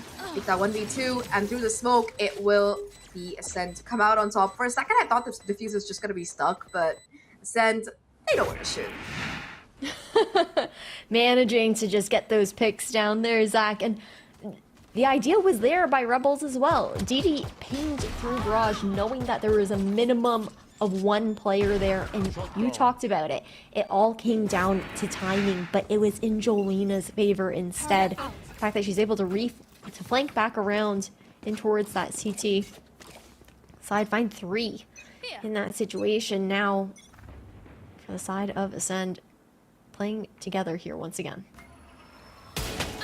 The Marshal for Scarlet here has invested a little bit in this round and will be caught by that concussion, so they pretty much have backed her into the corner. It does seem like Ascend still want to push the issue on this particular site as they look to go forward. Watches the cross, and in fact Scarlet will find that kill. Once again, in the Battle of the Jets, it's going to be Scarlet to come out on top. Takes quite a bit of chip damage in the process, but that said, it's going to make creating space for the side of Ascend a little bit more hard. Yeah, difficult there. It's been so important to have Chanel be that tip of the spear. Another wallbang situation. HM down to 5 HP now with the Sheriff of Jade. And Amy sought out here in towards short. It does seem like Rebels, they want to take a little bit more space on the short area. Amy, though, watching for it. This... Hello. Yeah, it's just going to be so difficult for her to really win out both of these engagements if it does come down to it. That said, though, she might just be that late lurk that we've seen coming in the past. The rest of the team, they're looking to aggress in towards this long area. They put in the paranoia, but look to go in, and the shotgun from Jade is perfect here. Able to find the kill with the Sheriff as well. The Marshal singing in, and it's just gonna come down to Amy. She was holding down the fort, but didn't really have a chance to make an impact, and with the spike dropped on the side, they really have to try and take her out before she becomes a menace. All three of them swing her, and Amy just can't do much aside from find that single kill. You know, in the first half, Ash, it was Sen stealing away that anti-eco, and Rebel says, hey, you can do it. We can do it better, because you wanted it a 1v1. We wanted 3. We had more players left alive at the end, so we have the numbers. There's a whole payback situation there, right? But man, what incredible calling to be coming out here from Jade. The fact that you had that positioning here towards C, the rotations called out, or towards A, to have the rotations being called for 4 players to be there. But now, again, Scarlet looking for something aggressive. It didn't pan out well for her in the last round. Or it did. I mean, she did manage to find that opener onto Schnell with the Marshal, and this time around she has a little bit more to work with, so definite advantage here. Once again, we've been seeing quite a few of these massive stacks coming out. However, it's just gonna be a 1-for-1 trade. Make that 2-for-1 as Devil says. Aftershock does get quite a few here. She even manages to get a 3rd kill thanks to that quick flick onto Schnell, and now it's just going to be Amy once again in a 1v3 situation, looking to sneak back onto that A side. Though Sile has the timing and the kill. Rebels, they take the lead once again. Looking so confident and comfortable here. Both teams, though, it's been neck and neck thus far. You expect them to win out that round on the side of Rebels having the advantage, being in that anti-eco position. The utility coming out from Rebels has been so good thus far. So much experience coming from this team. You also have to consider that you've got Devilassa as well as Didi, who have been playing with the open Rebels roster, being Rebels Gaming. So getting that experience within the open scene that they can bring here into Game Changers as well. Yeah, they... Oh, okay. Jada reconsiders the taking of that A orb, brought down to 16 HP, no way to heal back up, but at least still going to be able to stay alive and keep that Hunter's Fury online. But yeah, like you were saying, Ash, that Challenger experience really coming in clutch, like we talked about, right? Rebels, this is the first time that they're making the playoffs, and I think that the roster changes as well as that added bit of experience have really given them a leg up in that regard. Early Hunters for you gotta be used. In fact, catching out the player hated the most using the Sova drone. They're hitting 2 of them, in fact, and while there aren't any kills that come through, that's gonna be quite a bit of damage done. Yeah, because pause. Jade literally stuck that orb A-long while being absolutely gunned down, like did not care whatsoever, and then finds 2. And HTM and Amy are so low now as of a result, and she's playing passive outside A. A quick flank is possible as well there from Sile once the execution is heard, but it won't be the call. Sile actually looking to fall back, and everyone's going to retake here from spawn.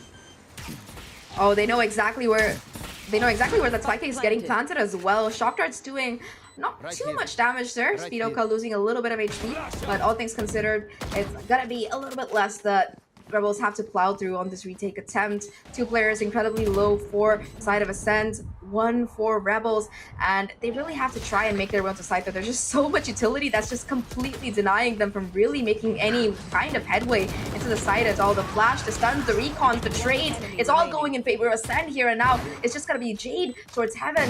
First player to take damage, the last player left alive, and with 16 HP, the call to just save that operator is gonna be there. It's gonna be Jade running for dear life, barely making it away alive, and she will be able to hold on to that operator and Ascent. They tie things up once again. Okay, but like I still can't believe that she's still alive. To be completely honest, the fact that she starts out the round getting down to the 16 HP, somehow ends the round, sure, in a loss, but still being able to save the operator, get out despite the fault line and everything. But you can really see how Jade also is playing for the team as well, consistently trying to survive as long as possible, to be up for that Sova utility, to be able to assist on these more retake style protocols as well, even though she does go for that early aggression, plays the ebb and flow so confidently. And that operator, it's gonna be available still for Scarlet. Tries to take a bit of a power position towards short, but immediately gonna be denied thanks to that nanoswarm coming out of Amy. Early drone once again to be invested by these defenders, smoking out a couple of players on this ace side. It looks like they still want to invest though, and invest they will right into the operator as Schnell will be taken down once again in that jet to jet head versus head. It's going to be Scarlet to come out on top here. Jade in the corner now, not quite detected by the alarm bot, able to find the kill off the back of it, and she's still alive somehow. Never mind, Shotgun finally takes her out, but she's done quite a bit of damage in the process. And Didi, while all this has been going on in A side, look at where she is, Ash. Yeah, pushed all the way out. This is perfect positioning for where Ascend is looking to drop down outside of window.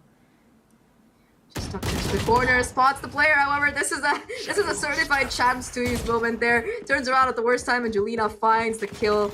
3v3 now. Numbers equalized. The C side completely open, and the spike itself should be going down.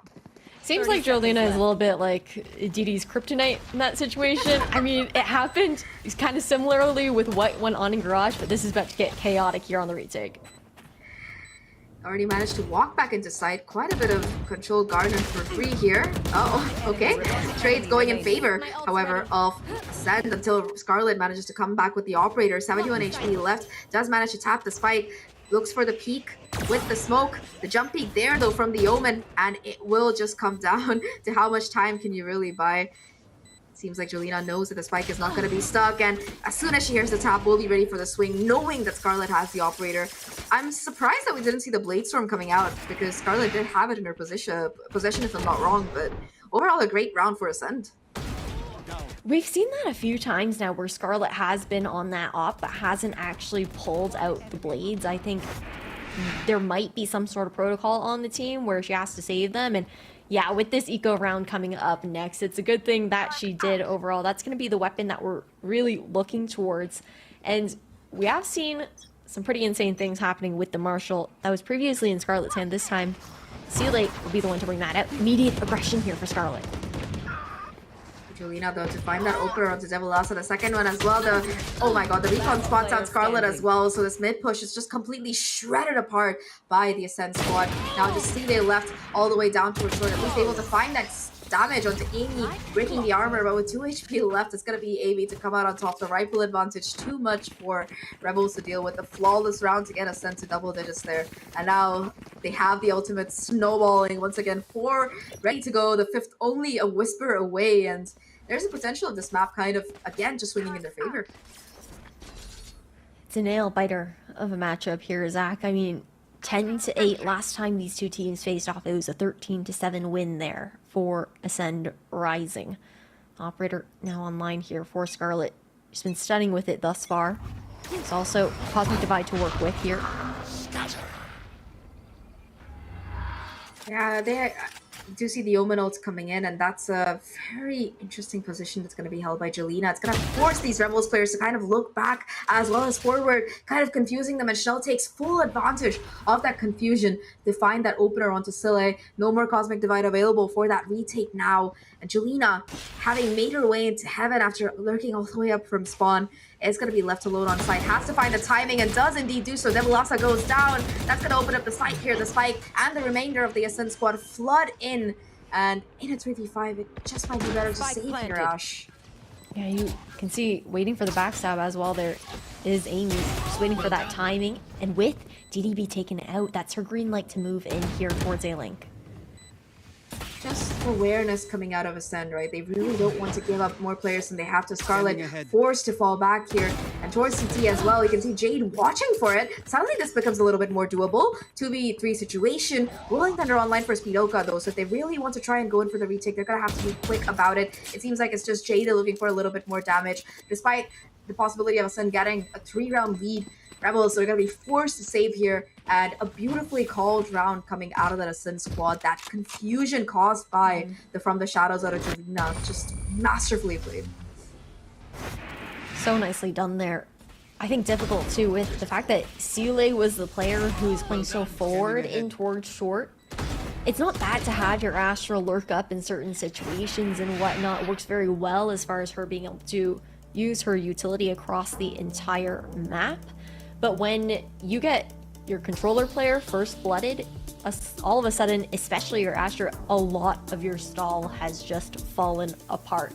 So a timeout to be called here for Rebels, the second one for them of this map. They won't have any more to work with unless they hit in overtime. Yeah, they got to push for that OT now. 11-8, like you mentioned. Ascend 2 rounds away from taking their map pick home. That said, the Rebels, they've been putting up quite a fight. It's been a lot of these very timing-related circumstances that have kind of had them being taken down so quickly. And I think that they need to kind of adjust to how Ascend has been playing this map so far. There's been some pretty heavy stacks coming out and some really, really quick rotations as well, except for when it's like a 4v4 and you know that Rebels might go to the opposite side but also lurk back. So I think that Ascend have just been better at finding the read of their opponents so far.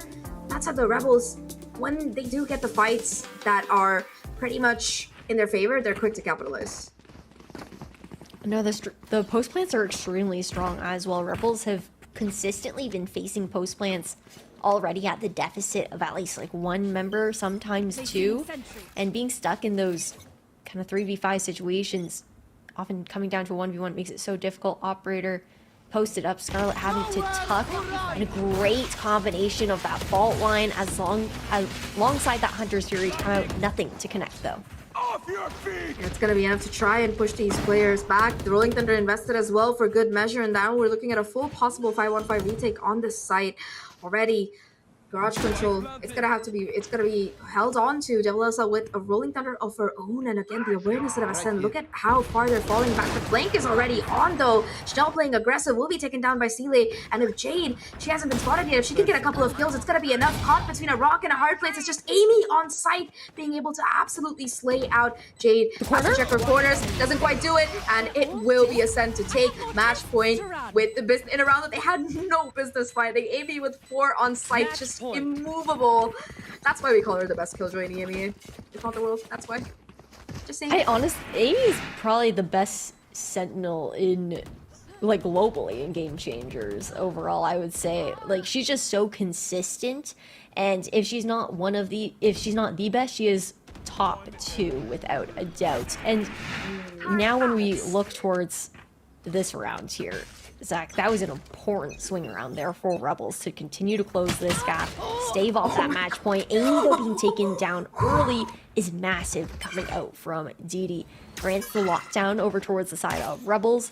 Then you've got that Cosmic Divide and the Hunter's Fury to work with as well. Ascend, 3 players sticking together, heading towards C, and look at the read. It wasn't, oh my god, it wasn't even like a recon and spamash. It was just a free fire through the garage wall. Like, absolutely cracked work to find that opener. Right click, gonna be missing, but the utility doesn't from the side of Rebels. Jade finds one with the help of the Hunter's Fury, and a second one as well for Edie here, who has that lockdown available. 2v4 situation now. Julina breaks the turret, at least trying to cause a little bit of havoc. You can see Spidoka looking for maybe another kill before she possibly decides to think about where to commit that spike. But in this 2v4, right, it's gonna have to come down to them somehow breaking these crossfires, because Rebels, they seem pretty disciplined. Last player standing. Oh, okay, okay, Didi. I take your points. Didi with the Guardian is just safeguarding the entire site right now. It's all down to Julina. Does have the paranoia to work with, but does not have the spike. And look at how Rebels have positioned themselves all over it. She's gonna have to get through all of them to get even close to it.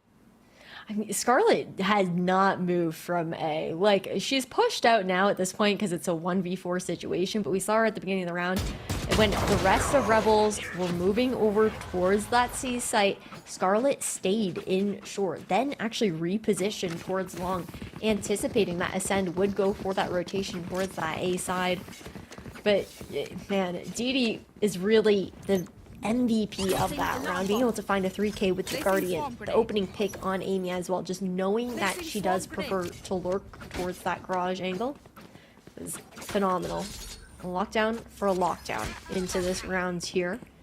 Zach, whichever one comes out first will be countered likely by the other. Pretty much so, and no Hunter's Fury available either. Once again, you see the attempt at the wallbang, doing a little bit of chip damage, not finding the kill this time around. Although Didi's still going to be able to hold on to that off angle. Does get spotted out though, but thanks to that recon, so it's just going to be spam for spam. I remember last round she saw Vandal, but she didn't really pick it up. She was like, you know what, I'm going to stick to the Guardian and try to keep these cheeky wallbangs coming. Gonna be repositioning over towards the CT though to watch for this flood in through Garage. In fact, very quick rotation coming out of the entire Rebels roster. A side looking pretty much uncontested with the exception of that Jet. So in this Garage area, Sen, they're gonna have to be very careful how they want to play this.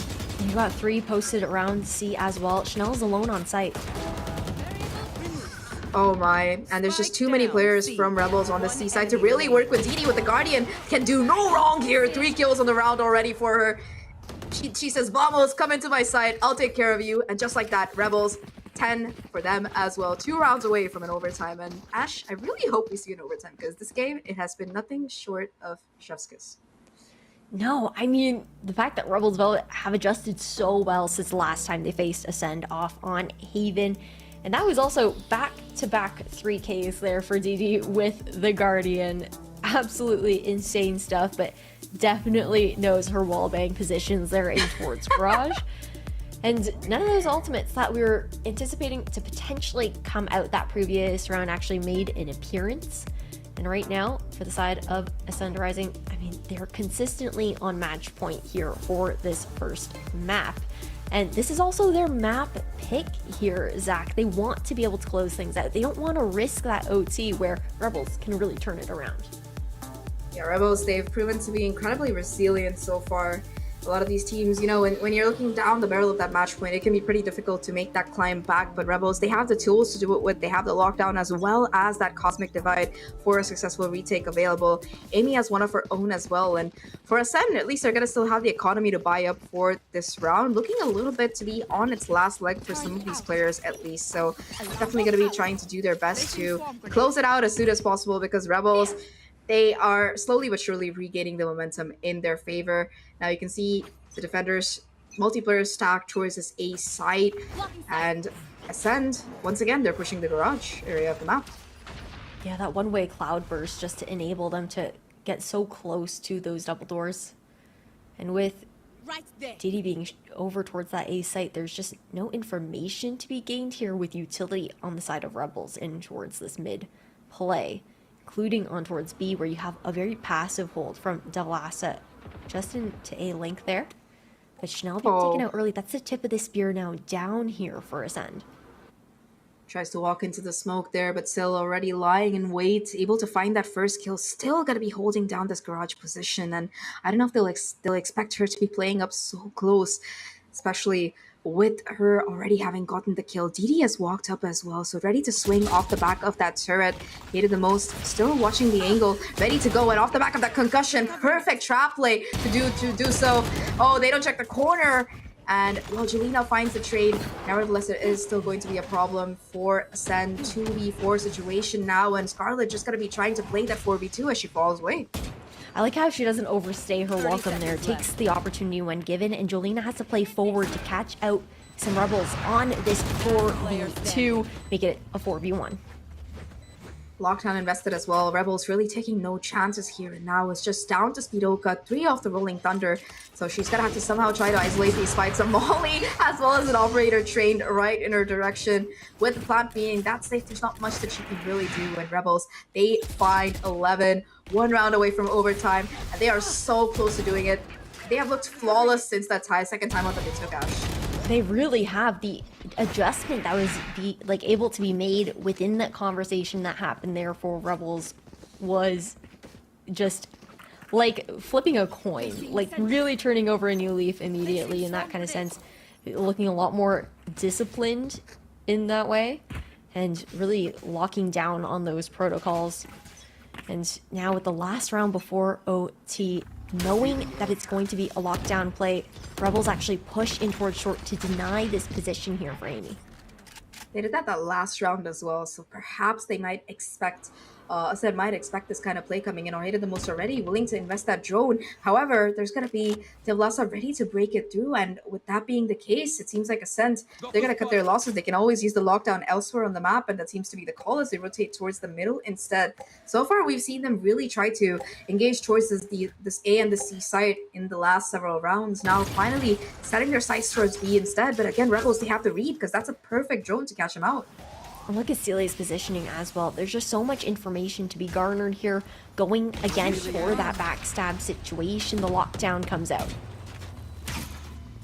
in the smoke. It's gonna be G trying to find the spray, find the damage here, but through the gap in the smoke, it's gonna be Schnell to find that first blood instead. Like you mentioned, though, Sile's position really coming out huge to be able to take down Hated the most. And Velasta caught in the corner. Amy gonna be able to shut her down. The trades come through, but they're still in favor of Ascend here, and now a 2v3 situation, an awkward retake to try and make work, especially with the operator in the hands of Scarlet. She tries to dash in, but Jelena takes her down with the spray, and now it's all down to Sile. A 1v3 to keep Rebels' hopes in this map alive. Finally gonna be seeing that Cosmic Divide coming out. Has to isolate these fights, but does spot out the Omen. Gets that first kill at least, but Schnell is able to swing through and sweep it home. 13-11. Ascend, they take map number 1, but my god, it was so close. I feel like this series, it's gonna be a treat.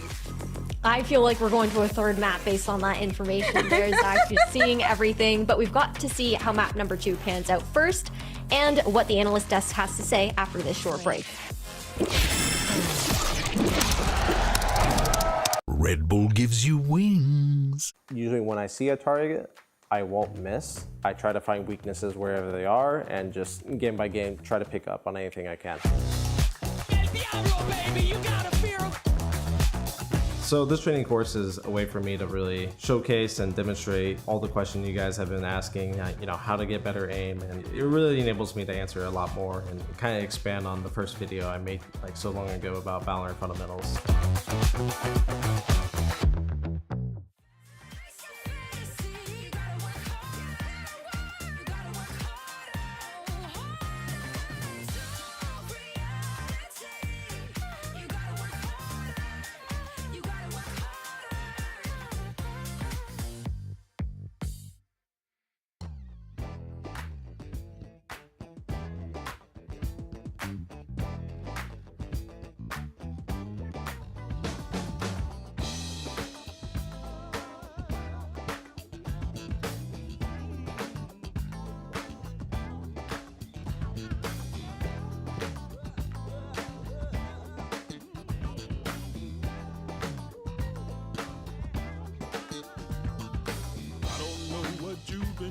But it's time to come alive. If you want to party, babe, got to feel it deep inside. All I really want to do is the things you just can't hide. Put your funk around it, babe, and I'll take you for a ride. You know that feeling. You know that feeling. You know that feeling.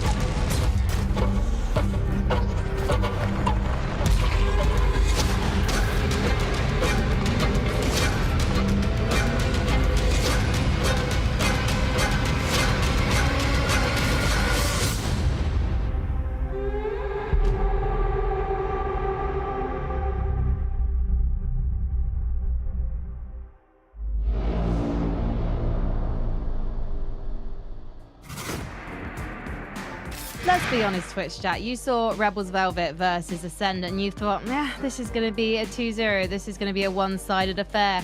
Tom Biz pretty much said Twitch it himself. Chat. I thought and that. yet, he was wrong because we very much nearly ended up in OT there. Jade decided she wanted to destroy Ascend, and she didn't quite achieve the victory, but she's definitely set out her stall here. She is coming out all guns blazing for Ascend. Sometimes maybe slightly too blazing, but there was definitely fire in the server, and I loved every moment of it, Anne. Yeah, for sure. It was very good to see on the side of Jade. Obviously, as we mentioned, maybe a bit of a grudge match, I guess, for her against her older team. You know, coming in as a fresh addition on this roster, being the IGL for that team as well. She definitely stood up to the play today in regards to the gunfights, but then some other moments I feel like maybe she went a little bit too risky in regards to some gunfights, especially round 2, for example, when she had a Vandal, took the gunfight with the final remaining player on the side of Ascend, unfortunately lost it. I feel like you'd see on the side of Ascend as well, there was some kind of extra feeling to that 1v1 as there was a bit of a Guardian spam on the floor after. So yeah, good showing from Jade. I'd imagine that sometimes, you know, not really being able to predict where these Ascend players might be. She has the information on what Ascend would do previously, but when you've just only joined a team as an IGL a month ago, it's gonna be so difficult to run through every single strat and get them ready. I think also she had some great mid-round calls. Like there was a lot of sort of moments where they find those openings on that attack side and were sort of like falling back, pulling on those rotations. I think Sile as well with a few backstabs here and there. They seem to have a great read, at least within that first half. And honestly, I think they could have probably got a couple of extra rounds here and there. So it's going to be a heartbreaking loss. And I'll be honest with you, Frankie, I think one of my major worries for this is in the past, it was like a bit of a blowout and then you can sort of reset and go into the next map. Now you come so close and still lost. Well, now everything's on the table. Your tournament survival, your game changers for this year's survival is all on the line, coming down to a map where it's not your greatest. I still have hope for the side of Rebels Velvet. And to be honest, as you mentioned, Tom, it was a very close affair. And actually, the first half might not have been so close if it was not for Chanel. Yeah, no, I wanted to pull a few sort of highlights from her defensive side because I feel like a lot of her aggression and her operator play of just basically getting up in the faces of our opponent was one of the main reasons that they were able to actually get some rounds on the board. Like the half ended level, and that's the thing for the side of SM Rising. That's all they really need. Their attack side on this map has been stellar. It's where they were incredibly strong versus their opponents last time around, but I genuinely think they might have let this game slip if it wasn't for her having such a fantastic start to that defensive side. Yeah, especially with the operator on defense as well. I typed in our Discord like, oh, Chanel plus operator is danger. Unfortunately, I jinxed it there and she died a few rounds after. Yeah. Yeah, but she looked terrifying with the operator and being able to obviously dash away herself to safety after, really helping to pull up some rounds on the board for Ascend in the first half. And what did we think then of our two Jets? Because, of course, Chanel was absolutely deadly, especially with the operator in hand. But also on the flip side of things, we had Scala, our England lass, also putting up certain numbers, particularly in the first half. Obviously, her momentum slightly slowed in the second. Yeah, it's actually a bit of a weird one because I think especially when you're able to get things done on the attack, that's normally the tougher half for the Jet. But I think you can see her value just from the first blood percentage. Like they had the majority. I think it was 17-7 in terms of first bloods, and with her getting the land share of those, it's impressive. So I would say as a Jet, she did exactly what she needed to do. It was incredibly close, so I've got no real critique there. But Ascend managed to pull things together in that first half. Should we take a look at round number 11 and take a look at how they were able to approach those post-plant situations? Yeah, I love the post-plant situations that were coming out from Ascend or their own retakes in this regard. When we have a full site retake, I guess, from Rebels going to plan on C, and then there's good control in B as well. Now, AB comes through, CT puts a turret in here to make sure she can't get pushed from that side, and then they obviously understand there are players in Garrett and have good control over with that. What I like to see from Ascend is they kind of peek everything with a buddy system. They make sure there is a refrag opportunity in case they have a player falling on their side, using the paranoia obviously as well to cover up Garage, to cover the player that is going for the spike defuse. So using their utility very well and working with that buddy system when they go for a peek in the retake, it's been really helping Ascend in those retakes. Yeah, I think a squad that, as sort of said, they're always going to work well off of each other. Definitely had a few shaky moments here and there with some of the players starting a little bit quieter, but it does seem like everybody on the Ascend squad has started to wake up, which I think going into a bind is a little bit of a worry. I'm very impressed with the way that Rebels Velvet are using their timeout so far. A criticism we have in multiple different esports titles is that teams often forget that they have them, forget how to use them. But actually, there were a couple of very impactful timeout conversations. I wish we could have been on the wall listening in on them for the side of Rebels Velvet. Obviously, in the first half, understanding how to try and deal with Chanel and prioritize taking her out. And also in that second half, that timeout they took that nearly got them all the way to overtime. Tom, did you notice any difference in how they adapted in the second half after they took that call? I think a lot of it, if I'm honest, was just almost slowing things down a little bit. As you said, there were quite a few risks taken earlier on, so maybe just calming down the team, making sure that everybody's on the same page. I think in most cases, even just ending the momentum of Ascend was going to be one of the major differences, just making sure that they're not just going to run away with it. And I almost wonder if they had one more pause in the locker, if it might have been enough to get things over the line. Something I'd like to see as well on that final half was Didi with the Guardian. Absolutely insane. There was an opportunity, I think, for her to pick up a Vandal, but she just decided not to do it because of how well she was playing with that Guardian. I think that one round as well, when they were looking at a 12-9, I believe it was, if they would lose that round, it would have been over. That round, she killed Amy up on entry, like towards B. So that was absolutely insane to have that kind of confidence with the Guardian as well. And yeah, it was really close eventually. It was almost an overtime. I feel like Rebels really might be kicking themselves for this eventually, but there is obviously the chance for them to retake themselves on the second map. Tom, you were concerned about this second map for the likes of Rebels Velvet. We're going to Bind. They have a 67% win rate for this event. That's 2 wins and 1 loss if you don't want to get your calculator out. And the interesting thing about the way that Rebels approach this map is it's slightly different to some of the other teams we've seen here. They like to run a Harbor on it. Does that ring any alarm bells for you? I think Harbor Viper on this map is definitely viable. It's just very difficult when it comes down to synergy. It's not as simplistic as just placing a smoke on an angle, but it's a much more layered approach. I think your Sky is also going to have a lot to do when it comes to these sort of compositions, but on defense it has the potential to be nasty, especially the fact that they've paired it with a Sage. The amount of delay that they have on their defensive side is absolute filth. My only worry is that on the attack side it really does come down to synergy, and if they're not able to synergize properly, this comp can very easily fall apart. Yeah, I think last stage around, I think it was G2, one of the very first teams to show us that combination of Harbor and Sage on Bind. And I would like to see it being used as a way to like cut off the side and make sure you use the Harbor walls to create some kind of safety for yourself upon entry onto site to get the spike down and stuff.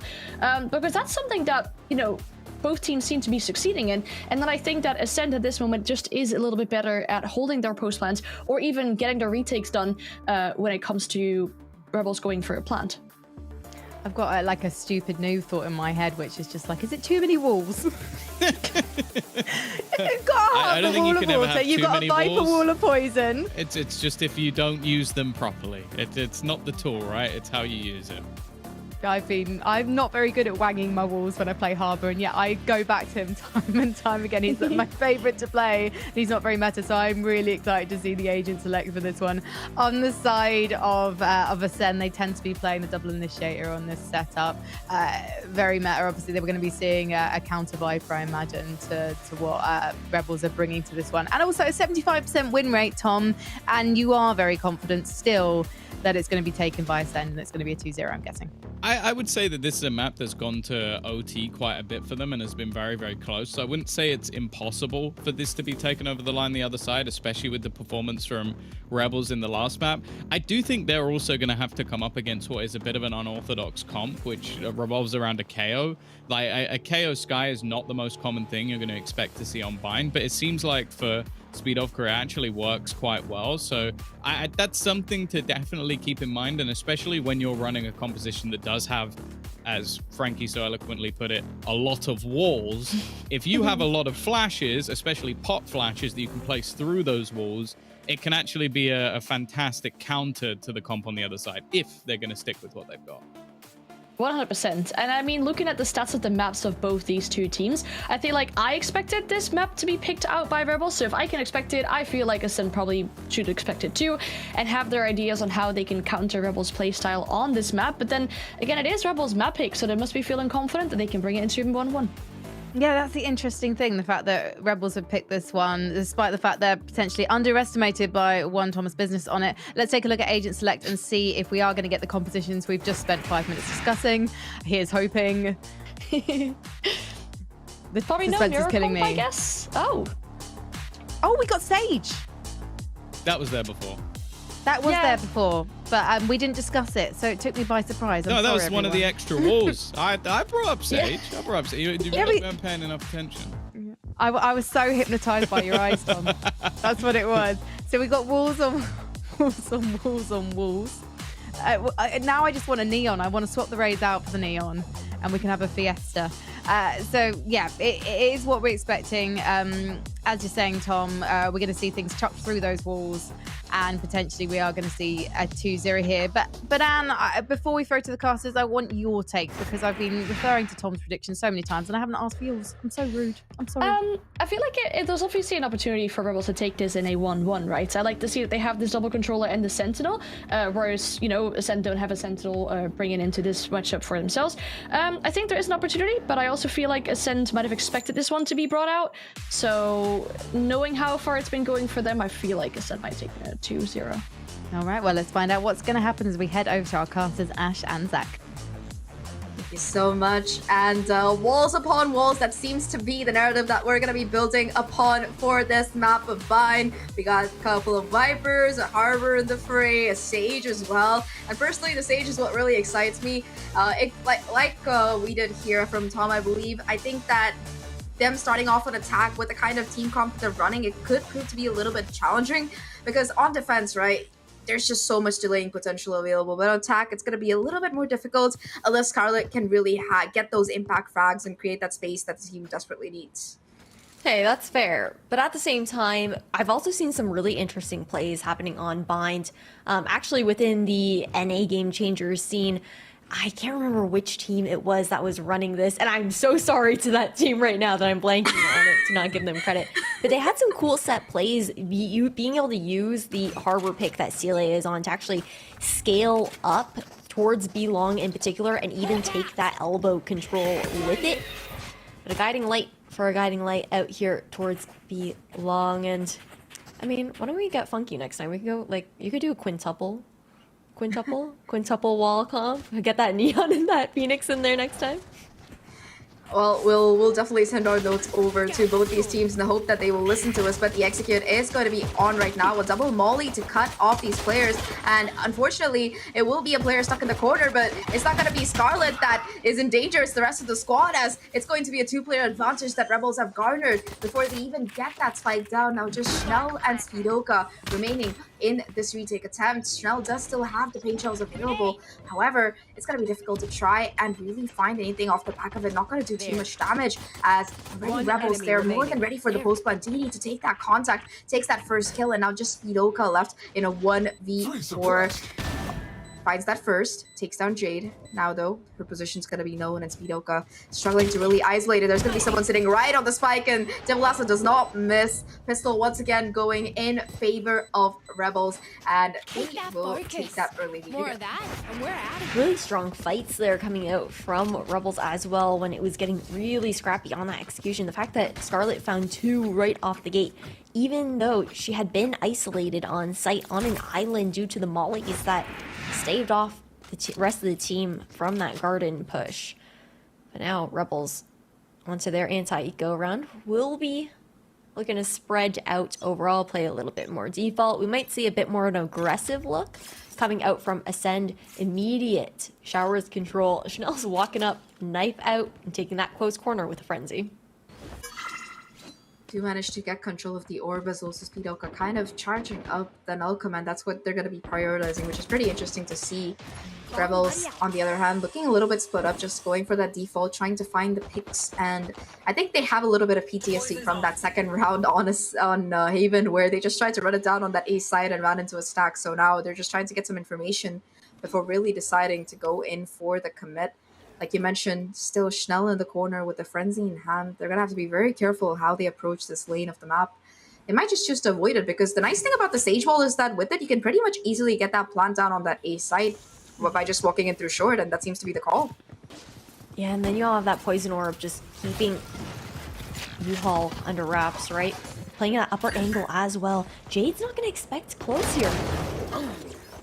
Oh, does not indeed, and Schnell and Jelena both find a couple of kills. Didi on top of the wall, trying to find some kind of damage, but the Poison Orb is just not really working out in her favor as well. And with that wall used, it's going to be so difficult to not just take more control in U-Haul, but also get that spike down. 20 seconds left, they have to go for the commit, but these plastics, they're ringing out. There's too much to deal with here. And although Soleil finds that first, once again, it's a Thrifty coming in for a send. I think that's like, what, 4 anti-ecos that we've seen stolen away, Ash, over the course of the day? I'm not so good with numbers, Zach. 4 or 5. It's either 4 or 5, but at least 4. And just a testament to how much damage a free gun can really do. No, it's true. I mean, just being able to get that close angle initially there for Schnell opens things up. Then you've got Jolena finding a pick of her own on top of that as well. And from there, Ascend, they play that numbers advantage. And for the side of Rebels Velvet, Scarlet's going to be the only one going actually for this hero rifle. It's going to be on the other side of the map, though. And again, Showers control seems like something Ascend will continue to default towards. That specifically being Speedovka and Schnell looking for that space. Something to keep an eye out for Rebels to take note of that pattern. Ooh, cheeky little wallbang there coming out from Scarlet. Does a decent chunk of damage to the Viper. Still, though, a couple of players hanging around the side of the map, so it's going to be difficult for them to really make headway into the site, especially with the stall utility out of the Viper, as well as the Raze here. Bit of sustain coming out of the sky. Another Molly coming in towards long, and once that smoke fades, it seems like they're going to be jumping in early on, in fact, not even waiting for the smoke, and despite the flash, it's just going to be the spray down. Amy with 2, Julina for the last, and very convincing conversion coming out of Ascend with that weapon advantage. All off the back of that initial Thrifty win, right? Now, opportunity for Rebels Velvet to actually get that full loadout through. Looking over towards the ultimate economy as well here. Jolena is not too far away from that orbital strike, looking to get that online. Unfortunately for Rebels Velvet, their ult economy not looking as strong at the moment. Everyone just about halfway through, so unlikely to see anything come alive into this round. But the Guiding Light actually denies this space off the gate. Rebels wise to the fact that it's been conditioned for that Showers control there for Ascend, and the Molly to also even push him off that angle. Just poking and prodding thus far. Buy versus buy here for both sides, so really Rebels are having to kind of try to win this out to even things up and also keep their economy in a good position. That said, though, they haven't been able to take too much aggressive control so far, unless it's all or nothing. Sure, they managed to get into the side off the back of that opener and pistol, but after that, Ascend, they've just been playing so far back. They know that they have a lot of utility to try and stall with, and they're happy to just let that clock round down. Again, we're halfway through the round, and Rebels, they have no real control now. Finally looking to go towards B, but that's a beautiful Guiding Light, and hated the most, she knows that there's going to be quite a bit of presence towards this B long.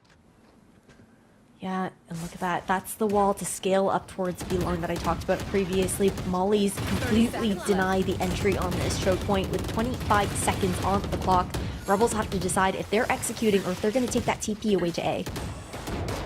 Might be a good call considering that you already do have 3 players, a fourth and towards CT as well to come in. Schnell, though, again holding down this power position, only able to find 1 before being shut down, and Scarlet will be able to lead the rest of the team forward. They have to get that spike down. The wall comes in from the Sage, and that will provide a modicum of safety here. Scarlet trying to find some damage off the top of that corner, not able to quite find anything. not connecting the shots, and with the Seekers having smoked out that most of these players are towards CT, I think that Rebels know there's not much potential of a flank. Oh no. Amy finds that kill. Trade though kindly comes in, and both Devilasa and DD are able to find crucial kills of their own, and now it's just going to be a 2v2. Jade trying to play in for that post plant, runs away, goes for the bait and switch. Hated the most though, still finds the kill, and now it's all down to Jade versus her old team. Not much that she can really do though, and Hated the most with a 3k to find the defuse and a third round %. So nicely played there by Hated the most. I like the idea from Jade. Use the opportunity to reposition, but unfortunately wasn't quite ready for that angle to play the crossfire together, and allowed HTM to actually isolate those 1v1 situations. It's a great idea, especially with the fact that they took that TP over for the rotation. Not expecting Chanel to have stuck around that showers space for so long. Rebels lean back over towards this A side. They haven't really started out on A before with initial aggressive push. It's usually been defaulting and then ending there. And this time, not looking to let Ascend even get comfortable with the space that they take. Oh, Scarlet braving the molly to try and push forward, and is rewarded with the kill for her efforts. That said though, Chanel still able to find the spray down 3 before Scarlet finally shuts her down. And that's going to be the damage done for the side of Ascend. 3v2 situation, make that a 3v1, and it's just down to Scarlet. Has a showstopper, but no HP to work with. Spike dropped in an awkward position as well, so it's just going to be how much more damage that you could really find. It's going to take a miracle for her to clutch this out here, and Ascend, they know exactly where she is. They're just going to be lying in wait. Speedoka, a little bit of a whiff there, but will connect the shot at the end. A perfect headshot to boot, and Ascend, they extend their lead even further, 4-1 now, and just Scarlet is able to get that first kill, yes, but they were not ready for Chanel. No, Chanel has had the A site on lock the entirety of this half thus far. Timeout now to be called here by Rebels. Velvet for Ascend, though. They're coming up on a snowball of ultimates. 3 already bloomed, the other 2 on their way here, Zach. And overall, Ascend, this is momentum that they found off of winning that thrifty round against the anti-eco of Rebels. Velvet and Rebels have yet to stop the bleeding. Good timeout to come out though. Like you mentioned, momentum building up, so they got to do something to break it. And Rebels, they aren't without ults of their own. In particular, that showstopper from Scarlet. We've seen that she's been able to kind of been hit or miss when it comes to jumping into sight and finding those opening kills, but with the help of the showstopper, she's definitely gonna be able to get quite a bit of space. TD also one off of that resurrection, so definitely an ultimate that could prove to be pivotal. Celia as well, the Harbor ult, the Reckoning ready to go, so gonna be interesting in that post spot to try and smoke out positions. Either way, Rebels, they also have an arsenal to work with, the full buy to boot. All they have to do is really convert off the back of it. I think that one of the things our analysts that did talk about was the awkwardness and spacing that you often see with this comp, and it's exactly what's been happening with Rebels so far. In that first round, they were pitch perfect, but since then, it's just been them being cut off by utility and not being able to clear out these angles properly. And Ascend, they've been having a heyday. Yeah, they definitely have. The thing is, unlikely to see that showstopper at risk of it just being shut down by Spidovka, but that's also why we see Rebels moving towards B. They know that Spidovka plays towards that A shower side alongside Schnell. So looking to avoid that util coming out from the KO player for now. Instead, just trying to draw out some utility, farm these orbs up, and there's the Reckoning now online. Could see a little bit of a question as to which ult to prioritize, the Resurrection or the Reckoning, but they finally do decide upon that Harbor one. The 1-2 swing comes out onto Scarlet. She's gonna be stuck in the corner, and a beautiful orbital strike, but it's not. Oh, it is gonna be enough to take her out. And this is when you really, really wish that you did have that Resurrection in play. That said though, while all of this is happening on B, you can see the work from Jada has found so much value towards the Lamps area of A side, and I don't know if they're going to expect this. The confrontation coming in any second now, and I think we're going to see a full rotation. Oh, there you go. Showstopper up as well as that null command here for the side of Ascend. But look at the positioning of Jade right now, already in U-Haul. Yeah, I think that was why they decided to rotate in the end. Now, early Reckoning gonna be called. Finally, though, Jada gonna be taken down by Speedoka. Huge kill there. That gets them that little bit of aggressive positioning away, and with the clock having ticked in, they're gonna make another try and attempt to rotate over towards this B side. Hated the most, tucked away in the corner, more than ready for it, gets that first kill, and is able to net that second to boot. All the ultimates in the world, and it's not enough for Rebels to be able to find it because Ascend, their positioning, it's been pristine throughout this defensive half. It really has. Really no opportunities for Rebels to really even get their plant situations down. It's been, I think, maybe 2 rounds, if anything, that they've actually managed to secure a plant there. But on the side of Ascend, they're doing so well just to buy time with this team composition. For the side of Rebels, just looking to find anything that they can. That was an important swing round for them before they were pushed onto an eco. Early information from the guiding light. We'll actually have HTM now falling back to play towards elbow, knowing that Amy's not actually playing sight to be able to help her out. Instead, playing for more of that stall, more of that utility, and looking for that retake as team. Showstopper gonna be coming in finally for Scarlet, not finding any value, though Sile, with the help of that Sheriff, finds that first kill, a second to boot as well, and that's gonna be 2 rifles available for retrieval here for this team. They finally have control of the side, and now they're going to be able to get that spike down at the end. Hated the most, 19 HP left, trying to kind of smoke out the angles and the fights here. DD still on the top of her own wall, trying to find some damage, but not quite succeeding, especially with the sustain coming in. Scarlet's position spotted out. They don't check the corner, and it's going to be just Jada able to find that first one before being shut down. Now, a 1v1 situation at the end, and once again, the bullets run out at the worst time. A thrifty for Rebels, and they make a statement in style. They bring it back. Sure, it was 5-1, but now they're showing renewed signs of life. Really shifting gears into that round as well there, Zach, right? Just being able to speed things up, take the site overall together. Beforehand, when they were looking for those executions, they got stalled out by those mollies. Amy's positioning this time around, though, had been different. She was playing farther back on site, unable to actually delay that initial push towards B long, and that was a big difference maker in the ability for Ascend to just buy that extra time. For sure. I think that Rebels were also looking a little bit more confident. They're kind of just sending it in, and despite that Showstopper not finding anything, it did the job of finding value. Chanel once again tucked away into the corner here, tries to dodge the flash, but it's just going to be a bait and switch play as Scarlet is quick to swing and find that kill. Resurrection still available for DD. The stage wall comes down now, immediately going to be broken though, and it's going to make planting that's just a little bit more rough. I mean, you got a snake bite on there as well, just buying so much time. Devlasa trying to find a sliver of the site to get that down, and out comes that Viper's Pit. The Cove doing so much, but actually, Jolena still being able to spray it down, denying that plant.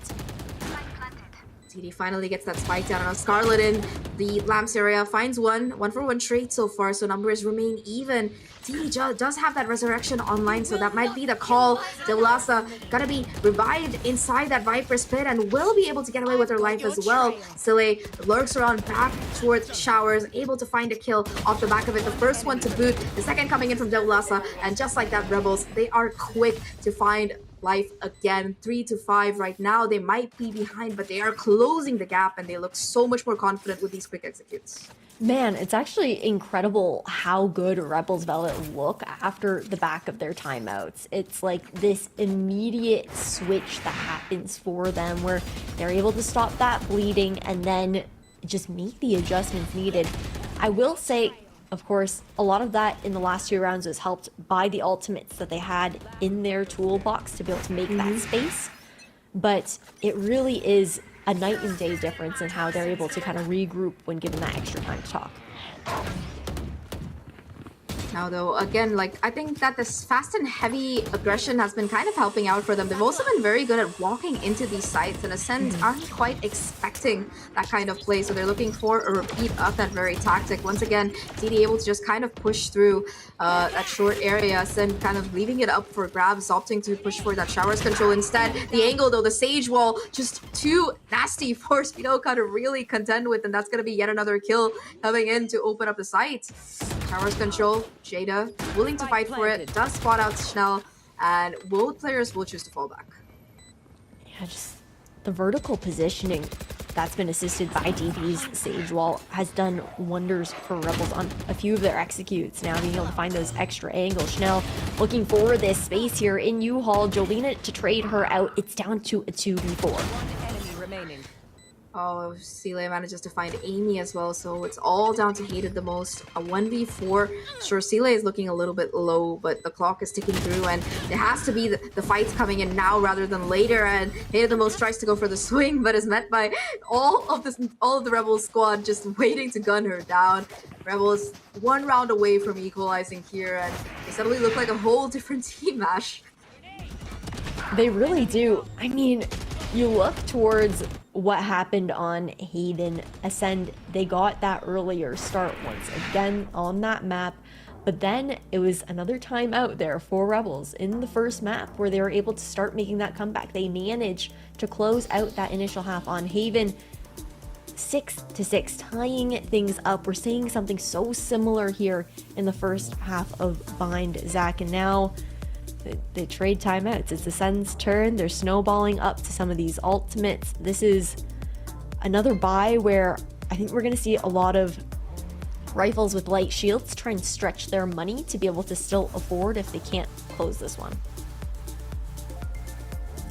Yeah, I think that it's going to be bit difficult for them because Ascend, so far from what we've seen of them, they seem to be a very momentum-based team, and exactly what you were talking about on Haven, right? In that second half, once they lost that thread, they found it very, very difficult to catch it again, and they barely managed to keep the game from slipping into overtime. So Rebel is definitely looking a little bit more confident. This is their map pick. You can start to see some of those strategies for the executes that they've tested and practiced coming out more and more. In particular, these executes have been working out great for them. B-side, not exactly what has been successful, so they're happy to keep their sights trained on his A side, this time opting for a garage fight, and off the back of that Molly able to find that opener onto Chanel. Huge work. Oh no, Julina tries to go for the refrag and the swing, but Seele more than ready for it. Just like that though, it will be 3 players down for that Ascend squad, and the A side completely up for grabs. Okay, they get the spike down. Amy has lineups for default plant from all the way over towards B. It's Amy, man. It's Amy. I know. Why are you surprised? But just like, it's just hilarious to me. The fact that it still lands, you know, she's not even there. She's disrupting everything. But back to what actually happened on that execution. We just saw Ascend take a timeout there, right, Zach? And then they go back to what had been working for them in the first quarter of this game, that early showers control. And Rebels, ever since that had been initially conditioned, whenever they do go for early showers themselves, they've been throwing out that snake bite, throwing out a flash to deny that, and it works so well. And it's just so nice to see them continue on with that protocol, knowing that it is a pattern that Ascend had fallen into. And unfortunately, now it just doesn't work since Rebels have that read. I think that Rebels, they've been incredible at adapting as well. Sure, it took them like 5 rounds, but after that, they've been quick to smoke out not just the defense positioning, but also set up for an incredibly successful post plan, because even on the rounds where it was close, like 3v3 or 4v4, they've been able to kind of just set themselves up for success in these fights. And now once again, they have that showstopper and that reckoning. We've seen the kind of potential that combo can have. While the last time they were used together, it didn't go super well. It might be a different case on this A side. The adjustment though, it's gonna be there from Ascend as well if you look at where exactly they're playing. Finally, showstopper popped, but the orbital strike once again catching Scarlet in the corner. Nothing that she can really do, and unfortunately, that's going to be that for the race. That was an incredible response coming out from Ascend just to try and counter that. And Scarlet's been a big part about getting onto these sites alongside those walls, being able to make that space. And now you don't really have anyone who can create that in the same way. The Reckoning comes out though.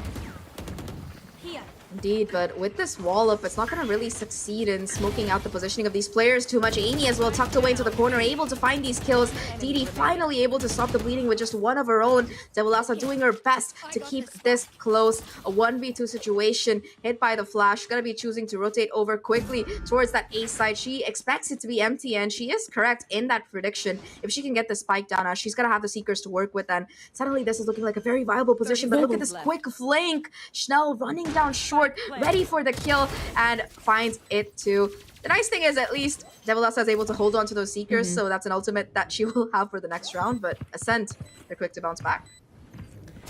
Man, just great timing coming out from Schnell there.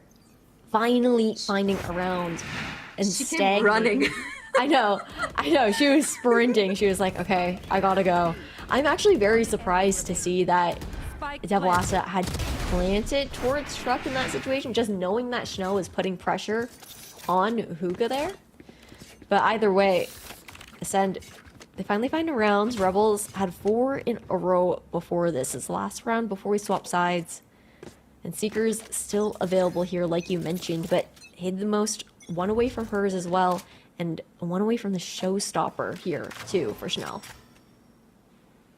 Again, Rebels, they found success on this A site. Apart from that pistol, I don't think they've gotten a single round on B quite yet. No, they won that Antico. They won that Thrifty as well, but A has been what has been working for them so far, and now they're looking to repeat that tactic. Seekers come out as they walk up through that short side of the map. Speedoka gonna be, in fact, hit by one of them, but there's still quite a bit of side control that this Rebel squad has been able to take. Now, Scarlet looking to take a little bit more space here, forcing Schnell off the angle, and Speedoka, oh, that's some nice movement coming out of the Viper. Yeah, Jade just being able to get out in that situation. Devilasa able to stick this plant as well. 4v5 situation. Schnell low, though, at the very least, and 3 players stuck here in U-Haul. One of them with a shorty, so it's gonna be a bit of an awkward fight here. The sprays come out, the shots not quite connecting, and Sela in fact tanks the Boombot to be able to not give away that she has a shorty in hand. They look to push forward. It seems like Ascend, they're completely avoiding this U-Haul area, expecting a Dr. Shorty to be a problem. Amy, though, able to take down Devilasa. So that's the first kill coming in. Scarlet wraps around looking for a little bit more, not quite connecting to the spike defuse. Finally gonna be stopped. A 2v2 situation here, and now a 1v2. Jade tries to do a little bit more, but it's not gonna work out in a sense. They will close the half with an eventual lead, or oh yeah, they do. For a second I thought that Rebels had it, but yeah, 0.45 seconds. That's all that remained, but it was enough. It was enough. It was right down to the wire there. I think difficult because they have been expecting this backstab now from Jade. It's been conditioned with those more aggressive A short takes, with that 4-1 split. Jade mostly waiting for that timing to do the poking in the post plant, and Ascend just had that read. They cleaned things up. So not quite the 6-6 we were anticipating going into this half from how things were initially looking, but great adaptations there from Ascend as they head over towards their attacking side. And the double wall is going to be annoying to deal with. You've got a decay with the toxic screen, and then you've got the slow there for the high tide as well there for the harbor. And yeah, like you mentioned, the non-smoke wall, the one that full stops you, the stage too. So it's gonna be very slow starts, I think, for Ascend as they work on how they want to approach getting through all that cover. Yeah, I mean, there's just so much utility available in the hands of Rebels, and you know, even before Viper became meta on this map, it was pretty defender-sided, but yeah, now with the kind of comps that you see from both of these teams, right? Both of these teams, they do expect to do a little bit better on their defender side, at least in theory. That said, though, for Ascend, a lot of this pressure is going to be falling on the shoulders of Schnell and Speedoka alike to be able to kind of take up that space and just enable that spike to successfully take down. I think that one more thing that has been incredible throughout this year, not just this tournament, from Amy, has been her lurks. We've seen her time and time again get these multi-frags, and she's already starting. Look at her on that A site. It's all about the timing, though. Going for showers is a much longer flank around when everyone else is going here towards B. 30 seconds left. Oh my, Steelay just gets spammed in through the smoke. Devilasa still playing inside the tube, only able to find one though before he being shut down. Schnell, in fact, with a double kill to make things even more difficult. DD goes for the right click, is able to find it, but the immediate trade gonna be there, and now it's a 1v3 to come out of Scarlet to win this pistol successfully for the Rebels side. Does spot out Speedoka, so able to at least find a little bit of damage on the first kill. Takes out Amy on the flank, so that's definitely a huge opener to start things off with. It's all gonna come down to timing here, and does get that kill. A little bit of a accidental whiff, but still, all things good. And oh my god, that was an almost clutch. 4 HP, that's all that's left for Jelena. But Ascend will convert that pistol and take it home. I really thought that Scarlet had that there, Ash. I really thought it. No, I saw the full vision. I was just like, yeah, okay, 1v3, she's got this. Especially after it was like, Amy just got towards CT spawn. She looks behind her and just obliterates Amy on that flank too. That was just crazy as far as like the micro reads coming out from Scarlet there, but well played there by Ascend. It's unfortunate that the hand of Amy had to have been shown though actually in that round on the flank. Yeah, now they're going to be pretty much expecting it, keeping an eye out in the back, but that could also work in favor of Ascend because, you know, they don't have to send Amy on the flank every round. They just have to create that pressure. So definitely it could go out either way. That said, though, for the side of Rebels, not much to work with. A couple of Sheriffs, a Ghost for Devilasa, but aside from that, not much to really try and contend with here. Ascend, on the other hand, they're wary. They know the damage that these pistols can do. They've done a quite decent amount of damage themselves. Finally, they'll hate it the most to find that opener. Guiding Light doesn't spot anything out. I think pivotal, like you mentioned, Svidovka, with the 0 point in particular, just being able to shut down these controls, and that's something that we're going to really have to look towards as far as how Rebels look to position themselves on their anti-eco rounds, on those full loadouts, to avoid having that utility shut down, because for them, it really is all about the stall. Their util not quite as strong for those retake situations. Just DD and Jade left right now. Attempt to satchel into heaven here. DD there for the punish, but that will just be the one kill before Hated the Most is there for the swing and the trade. Jade now, a 1v4 against her old team. A lot to do and not much time to work with. It might just be better to try and get some exits, pass away to the spike, and that does seem to be the call. Ascend, though, everyone's taking the teleporter here. No risk of losing any of these weapons, and Jade, resigned to the prospect, will be going down to the spike. Ascend, they extend their lead even further. 9. Oh, never mind. Jade takes the TP as well. Was not expecting the firing squad to be lying in wait, but it's okay. She picked up the Sheriff and she was just like, maybe I get one. Maybe it's possible. And either way, she doesn't. Dying to them actually powers up that Viper's ultimate that now costs an extra ult point, as opposed to not having it up as soon because Dying to the Spike doesn't grant one. But Ascend right now, they've done really well with their defaults thus far. Just looking for that information, seeing where Rebels are looking to play. An aggressive Sage Wall, though, actually going to be broken down immediately. But with the angle that it's been used at, it becomes so much more daunting, even with that dog, to try and cross through this barrier. Also going to be backup there available for DD. They're going to be able to take space off the back of the paint shells, but it's a lot of utility that they've expended to even make it this far, and they're just going to be falling back off the back of it. That said, though, Schnell was able to pick up the orb, so that's the showstopper online now for Ascend. Remember, this is their bonus round, and they have a decent amount of guns to work with as well as the ultimate, so if they convert this, it might be the last nail in the coffin for the Rebel side.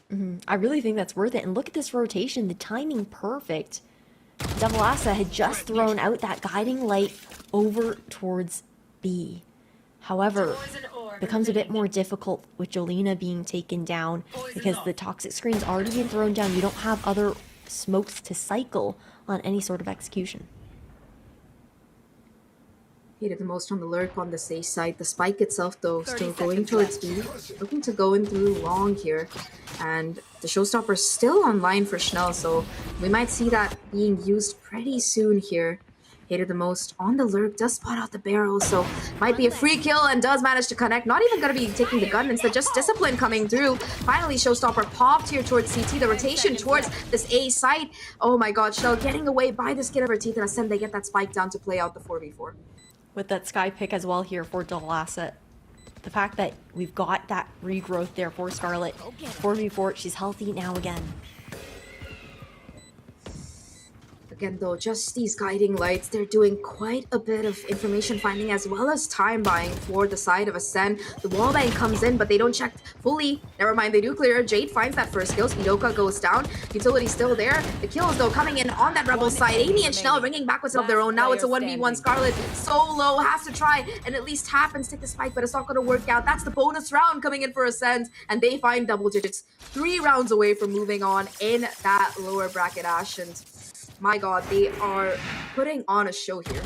It's a massive bonus round to be able to come through with as well. That's 5 rounds in a row if you take a look at that first half as well here for Ascend.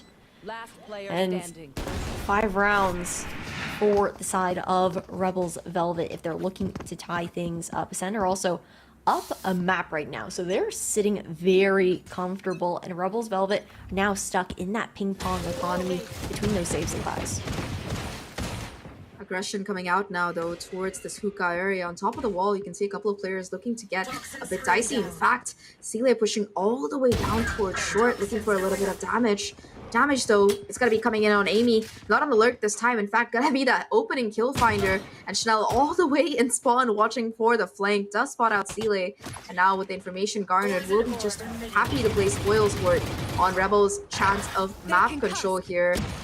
Nevertheless, at least able to concuss a player. Amy still barely getting away with a sliver of HP as the Sheriff shots don't quite connect in the smoke. An awkward fight between Julina and DD, and as it fades away, it's just the kills for Julina. 2 already on the board. Scarlet and Showers looking to do a little bit more, but it's just going to be her versus the world here. 1v3, and the double peak is too much for her to deal with. 11 for Ascend here, Ash, and this last round, finally a bye for Rebels. They have to win. There's no buts about it.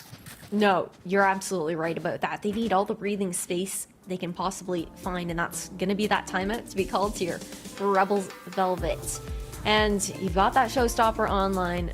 Scarlet has the op in hand as well on that raise, so gonna be relying more on those satchels to try and reposition. Hopefully being playing alongside Devilas as well, so she can help her out in the sense of being able to throw out a guiding light, buy a bit of time for that reposition if absolutely necessary. But it's tough. I think that right now for Rebels, they have an idea of what they want to be accomplishing as far as using the stall utility and everything like that, but the fact that Ascend are running that double flash now on the attacking side, Tom was the one who was talking about it. Those are the perfect counters to a wall composition like this, just being able to flash through and disrespect those smokes. They've definitely been doing a great job of that as well. And you know, looking at Rebels, their ultimate economy, it's pretty good. They have a lot of those charging up very quickly, might have them ready to go. Scarlet with the showstopper as well. The problem is that all of this, it has one single answer, and that is Spidoka. Her 0 points so far have been incredibly impactful in just letting her team flood through. And now with that null command active, it's going to make all of these retake ults impossible to use for a good half of the time available for the retake. So Rebels are going to have to be very careful how they want to play this. Look how far back Ascend play now too, especially towards Belong, anticipating Devilas throwing out that guiding light now, looking to jiggle, and then they go and peek after it's already been used up. The deep poison orb denies the vision at the very least. Ascend, they do well to play slow. They use their flash as well to just push the players of Rebels off those angles. I think something that we haven't really touched on either is I feel like some of the Rebels players have been also being caught out of the timings from Ascend thus far. They've had a really strong lurking presence, and like you mentioned, it was Amy. They had that just paranoia, that chip on their shoulder in that kind of sense, and GM's been the one to take that place instead, kind of disrupting with her Sky utility. Pain shells come out as well, so that's one less piece of utility available in the kit of this Rebels roster. You do see how aggressive Jade is playing though, so that's some information towards Hookah at least that has been garnered. Now Command finally comes out though, and all the walls, all the mollies, it's not going to be available at all, and it's just going to be a free entry for the side of Send onto this B side. They're going to be able to get that spike down as well, and they have so much utility left to work with even in this post plan.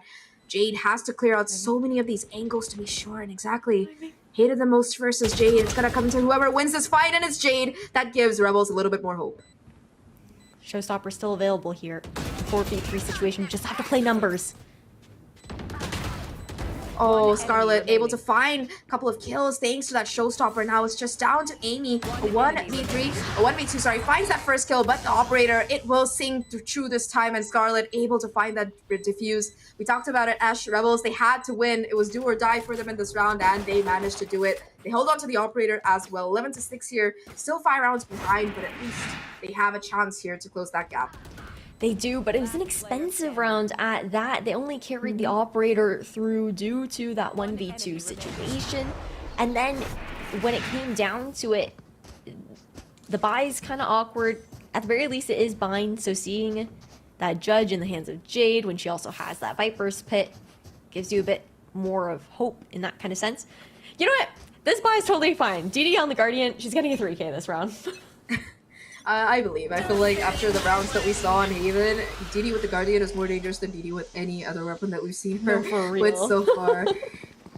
I think that there are a couple of wall bangable spots on this particular map as well. Maybe not as many as that garage in Haven, but a couple of them here and there. So we might see that come into play. That said though, Ascends, they've kind of slowed things down here, especially with the Viper's Pit shutting down short by itself. It's going to be a little bit more of a tall task to come in, because not only do you have that Viper utility, but you also have the operator as well as all those walls remaining to deal with. So definitely looking a little bit more difficult for Ascend to take some space. You also, for Rebels, want to be able to stagger your ultimates here. They don't want to get stuck in a position where they feel like they have to throw everything in the kitchen sink under it for the round to just be able to close it out. The Seekers do come out for that information because Ascend have been playing very quietly so far this round. Not really giving away too much. They're just trying to, maybe they're hoping for Rebels to make a mistake, because they have been pushing out every now and then. It's been very hit or miss for both sides here when it comes to these pushes.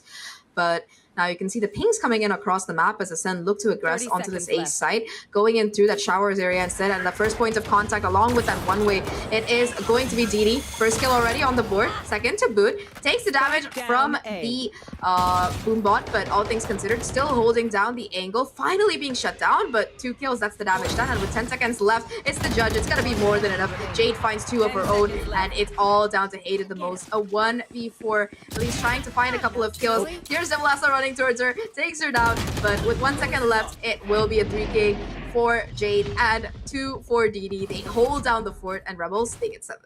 I was close. I was 1 shy from the actual number, but DD did damage there too. DD 100% got at least 1 to 2 assists for the damage done with the Guardian on top of that, but so well played here on the side of Rebels. 5 rounds I don't know why DD plays with anything else, man. She should just play the Guardian, honestly. No, honest, like, it's so good. It's so ridiculously good. But that was also more ultimates than I think Rebels would have liked to have to expend that round, having to use 3 to secure it. They still do have something in the reserve tank, at least, like you were talking about, both that Reckoning as well as the Resurrection available. But Ascend, they've been kind of stacking up some of their own as well. Devlasa now towards Long, trying to fight for her life here. Finally will be falling back, and I like how they spot the Guardian, and you can see Hated the most thinking, do I really want to push this? Do I really want to go here? Oh. Crisp shots, 1-for-1 trade towards Long, and Ascend, despite the trade, they're not left with much map control. No, they really aren't. It's been difficult. I think it's been an interesting wall setup alongside that Poison Orb, something that we've seen being used more frequently over towards A short, just to deny any of that information towards the A players. But Rebels also play it well, where they don't play in U-Haul to get isolated, they play a bit further back towards backside, to be able to play a bit more with each other. Now, Lean, 30 seconds 30 back over seconds towards B. We've seen Ascend do this before and then TP away.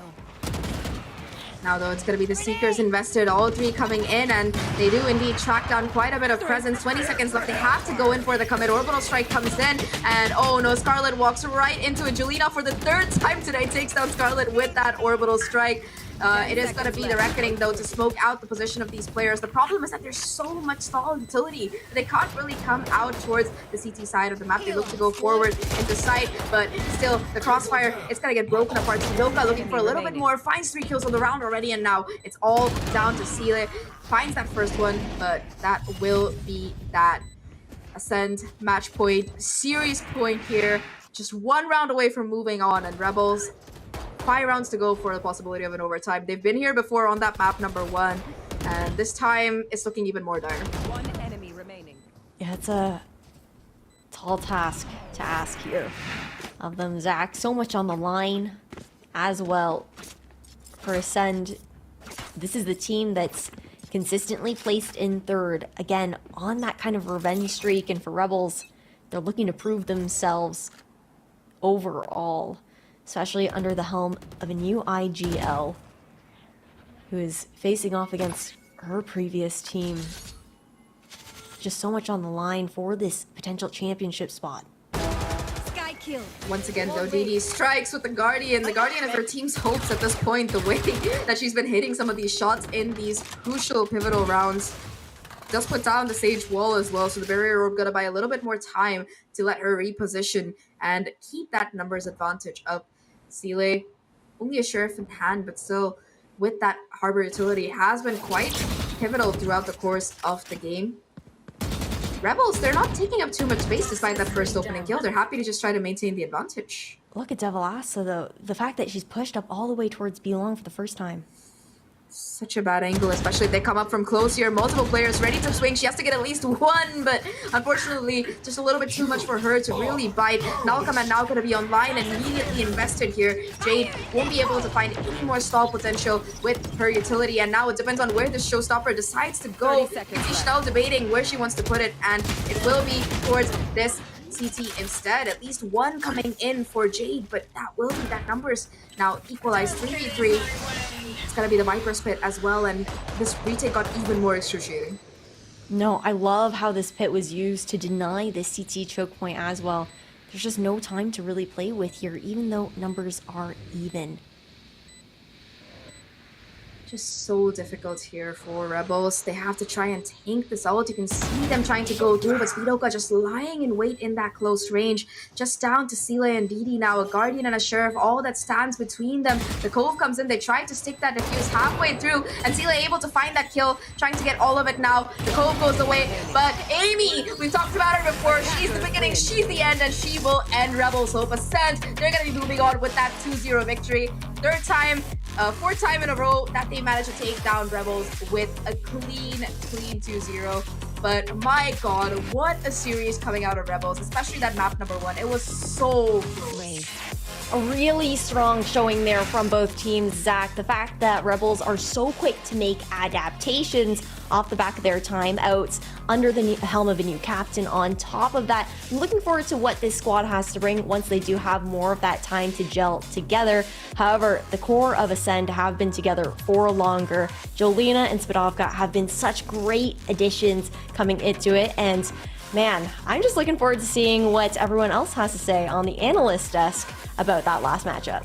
Thank you, Zach and Ash. And Ash, you make such a great point there. Ascend have developed so well since Delina and Svidioka joined them, and now they've had the luxury of time, and that is just something that Rebels Velvet haven't had. So the destruction didn't come their way today from the likes of Jade and co, and yet it was definitely something promising that we saw from the Scotswoman and her team, Tom. Yeah, I think we're seeing gradual improvements from a roster that ultimately has come quite a long way and still probably has quite a long way to go. And you know what? You talk me through this while Tom learns how to unmute himself. I was just going to message him. He was muted in Discord, so he was probably audible on the stream. Yeah, I'm I'll just audible on the here. stream. I was just muted in Discord. So we might So have it probably sounds like you're interrupted. very rude to everyone else. Yeah. I wasn't I'm muted in only Discord. rude to you, Frankie's just Tom. rude. So, I don't mind people thinking I'm rude to you. Go on, repeat it, share it with the rest of the class as you were. I was just saying how Frankie's my best friend, and honestly, Aw. it would be horrible if she like said something mean to me in that exact moment. It's not often I'm lost for words. I just wish I was literally physically in a room with you right now so I could just stare you down. I don't want to distract though from that match that we just saw. In a way, it's a shame that it was a 2-0 because I was very much enjoying the action we saw. I was really enjoying the discipline from both teams. We talked about timeouts in the previous map. Yet again, we saw that Jade is a great leader for her team. And I'm sure the coaching staff is also something to do with the way that Rebels Velvet, despite this relatively short time as this formed team unit, are able to pull things back and rethink the situation, Anne. Yeah, for sure. I mean, obviously, given it's only been a month that Jade has joined this new roster and had to IGL for this roster as well, I feel like the sky is the limit for the team with how they've shown themselves today, getting really close to actually beating Ascend on their own map pick, and then struggling just a little bit more on Rebels, their map pick themselves. I like the creativity of their comp, of their lineup being brought out. Unfortunately, it wasn't just enough today, but of course, they have the opportunity to regain themselves for next year. Yeah, I think ultimately, again, we just see that Ascend are a very strong roster. I like a lot of the adaptations that they were throwing in when it came to this map in particular. I also think there's definitely a little bit of work to be done with like some of the spacing. I think the fact that we saw a couple of times the fact that SM were able to get in behind, and that was one of the main things I really thought was going to go well for this comp, was that defensive side ability to delay. But I guess if your opponents disrespect some of the utility you have, it's not really going to go as swimmingly. Yeah, if we flip to the second half and you look at the way that I said we're playing the attacking side, you could always see them covering their bases and covering their flanks as well. Looking here at round number 8, though, Tom, and the impact of that stage wall, we love to see it. Yeah, this was something I think Anne brought up that she wanted to talk about. Yeah, exactly. I mean, I love to see the creativity on the side of Rebels and the way they use that Sage and Herber on their own attacks. You saw the wall there, creating a bit of safety, immediately getting destroyed by Ascent though, but the high tide as well, just cutting that side into half, making sure they create some safety for themselves. And it really felt like they were using it very well on attack to create that safety, to split sides in halves and to make sure they could go for a plant. But once they got on defense, it didn't really feel as it had the same strength as it had on attack for Rebels. Yeah, I think one of the rounds I actually kind of wanted to tie in just after this, I think it was round number 11, was some of the adaptations that were actually made from Ascend on that defensive side. Because I think, as you said, the post plant was very strong when it came down to like the Sage Wall and having all of the utility to delay.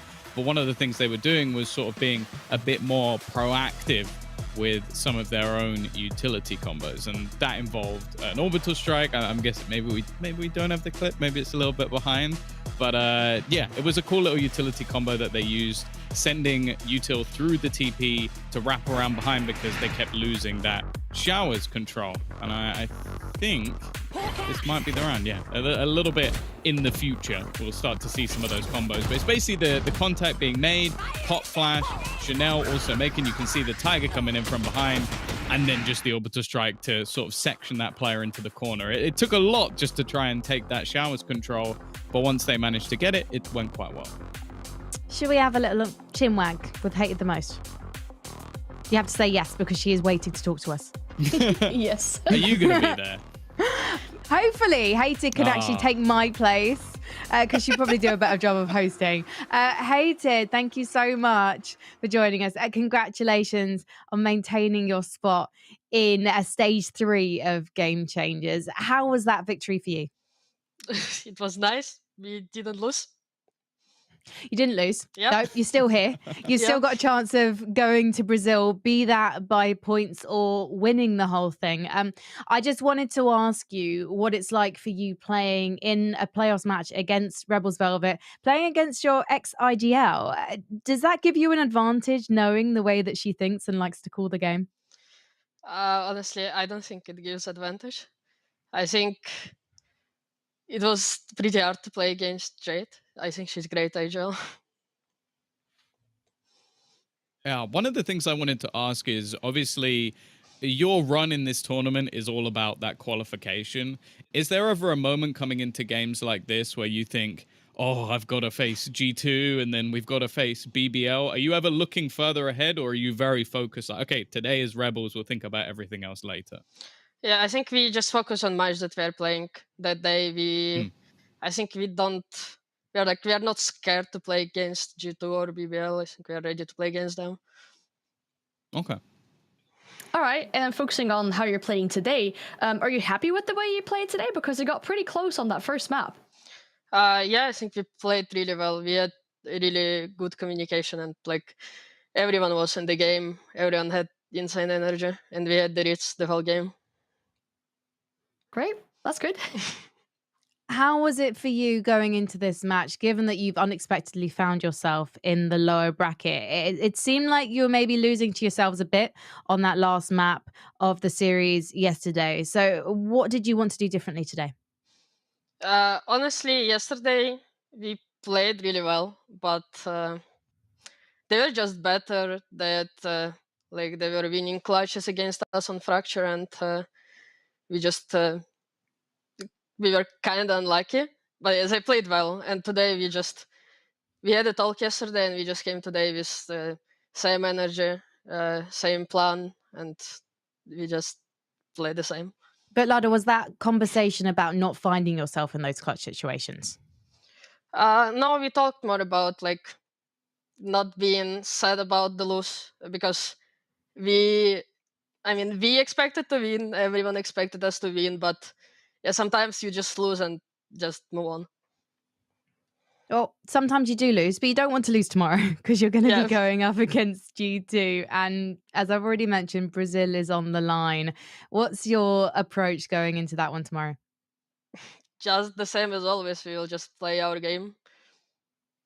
And win. Yeah, and win. Well, good luck. Thank you so much for talking to me. It's very late, so we want to let you go and get some rest. Thank you. Yeah, we love a cheeky HTM interview on Game Changers.